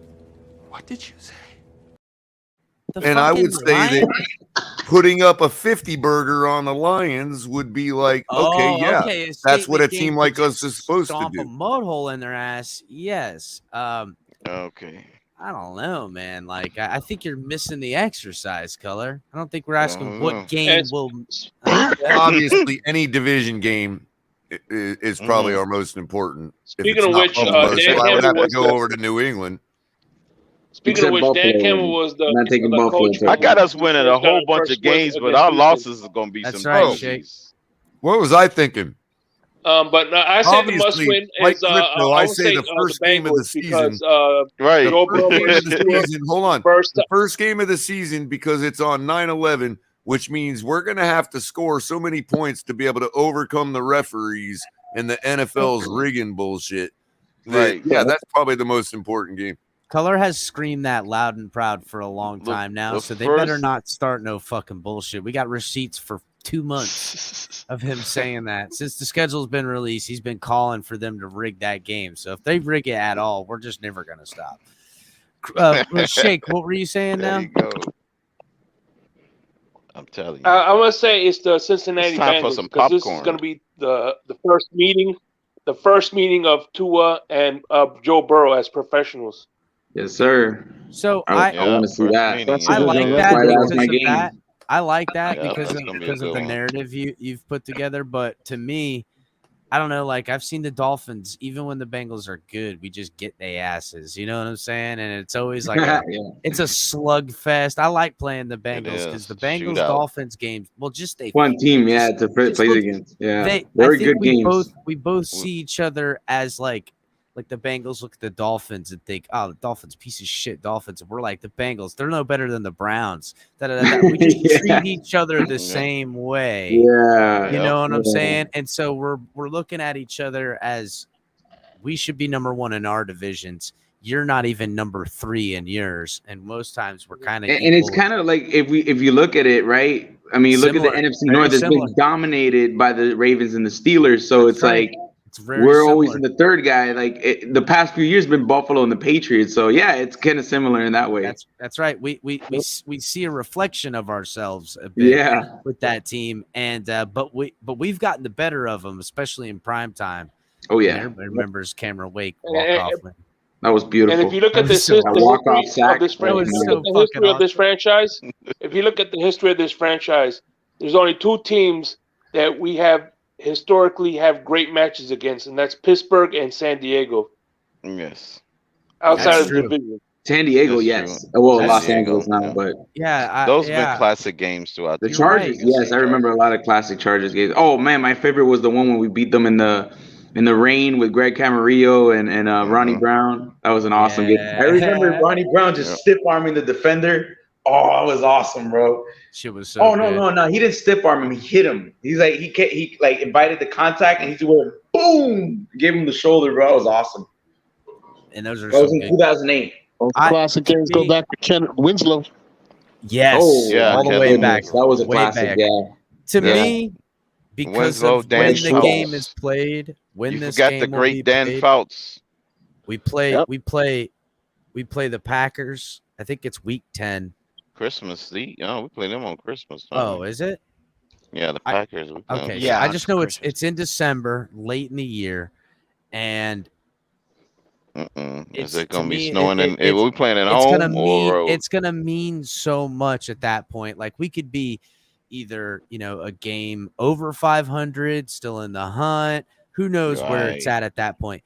But at that moment, beating them, that's the statement game. That from that victory on, we win our way into the playoffs. You want a hot take? You want a hot take? That could be it. Tua's gonna outgun Aaron Rodgers. See, that's what I'm talking about. Irving, let's honestly, go. to The me, national media talking. So 413 yards, take. 397. At least you recognize it's a hot take. It doesn't necessarily even have to be an outdueling. No, I know. 413 yards passing. That's just right. reminded me of some of the throws Give me an fucking efficient game. 350 plus yards and 3 or 4 touchdowns. It could be that. Something could be said for the Ravens game because that would be a second consecutive season. I said that earlier. That's my pick. Especially if we Bryson beat them picked that. decisively again. I'm never. For me, because the Ravens. Ravens Fuck are going to off. be, for the most part, I mean, it's the second game of the season, so they're going to be mainly healthy for that game. Yeah, and I really do think we beat the Patriots week 1. That makes me So a you little go nervous. 2-0 to start the season. That's pretty hot going to the Bills. good I don't statement. think we beat the Bills. You know what I'm saying? But starting the season 2-1, and then if you can beat the Bengals, starting 3-1, and then we start going into the easier part of our season. Oh man, I've been bringing that up a lot. Yeah, exactly. So if we can I finish just those got to take 4 advantage games of it. 3-1, We need this run game to come out healthy first. Kahari, did you say Pittsburgh? Yeah, that Pittsburgh game's going to have a lot of attention on it. Schedule. I don't- telling you. I don't know. To me, a lot of the Tua We're stands going to have win a that- lot of games, but the games we lose A lot going of to be a lot of the some Tua doozies. stands have that game circle because of Flores. So It's going to be like, what the hell? How did we lose this game? Pittsburgh, I'm not looking through Pittsburgh. I would never do that. But to me, I could see where that matchup comes. They're having that quarterback transition. That's just going to on be the schedule. It's that's going to be like the Flores Kenny Bowl. Pickett's That's the first Flow or Bowl. second game or something like that. Flow Bowl. And That's the Flow Bowl. And the That's defense right. is going So to we show gotta up be extra primed for that on one. that game against a young quarterback, probably only making his 3rd or 4th start. You know what I'm saying? Even if it's Trubisky. Hey, Yeah. It'll be it'd Put Mitch Flow back Bowl. there. I'm Hey, good it'd with be that. Flow Bowl, Flow Grown. So, I'm just saying, Flow Grown Yeah. Flow Bowl. if we Right. play Green Bay, if we could make Aaron Rodgers look pedestrian, then the national media is going to start picking That's- up on this team, how good our defense is. Right. I'm They're saying, gonna have Thomas, to do if we that, win Thomas. points, Tua has an outing, and the defense shuts down Aaron Rodgers, that win is where it changed not only us going to the playoffs and pivotal, but I'm talking about the whole narrative shifts. Oh, Pro Bowlers, you're talking everything. That's right. The media, the team, the we're not Tua talking himself. play, huh? Tua himself. Everything. His status. Everything from the coach to the quarterback to the franchise to Tyreek Hill saying all the trash about KC or whatever anyone wants to say, all of it now becomes a gloating point because at that point, it's just about taking care of business. That's why I think it comes down to that game. And the great thing you can is, let your nuts hang if you win. That's what I'm saying. You can let your nuts hang, bro. The great thing is, JP, he doesn't care whose pocket it is. It could be Trevor Lawrence's pocket. It could be Aaron Rodgers' pocket, but he'll be in it. Yep. Yeah. All right, guys. I'm shutting her down. Tomorrow, Ali's going to be on with Late Night Exhale. Make sure to guys check it out. He's doing a whole deal with bring your tailgate foods and all kinds of good stuff. He's going to make it interesting. Color's always doing his Thursday nights and catching them during the days and stuff like that. You got Tonk 17 my Tuesdays on around 9 with Color on there with him. You guys can always catch me. So I appreciate you guys hanging in till the end. What's up, Shake? Real quick. Before you go, I agree with that take that Aaron Rodgers, Tua is going to outshoot Aaron Rodgers. Oh, listen, it's kind of like game. They're going to go down to 163rd. There's going to be a shooting range, and that's what it's going to happen.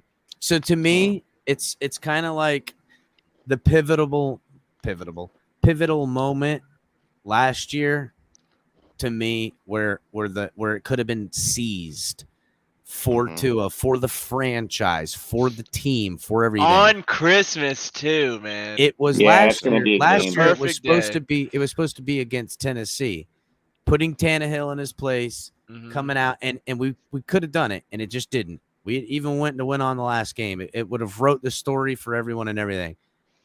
It's going to be on Christmas this year, guys. That same build-up moment with wins, losses, where we're at, it's going to come down to Christmas. And if we put it on Aaron Rodgers' ass, I'm not saying if we lose, it won't mean, but if we put it on that ass, wait till you see what this team's talked about after that point. From here on out, from coaching, everything. Be ridiculous. Damn, what a Christmas present that will be. I know it, guys. I know it. Santa Claus coming early. So I ain't the only one then dreaming for a nice, hot, roasty Christmas, right? Oh yeah, like sweating my ass off. I'm gonna sit there with a bag of ice underneath. They sit on a bag of ice. It's so hot. I'm sure A-Rod will love that. Yep. All right, guys. See you guys Good night, tomorrow. man. Yep. Take it All easy, right, man. everybody. Everybody. Hey, guys. Good night, everyone. Peace.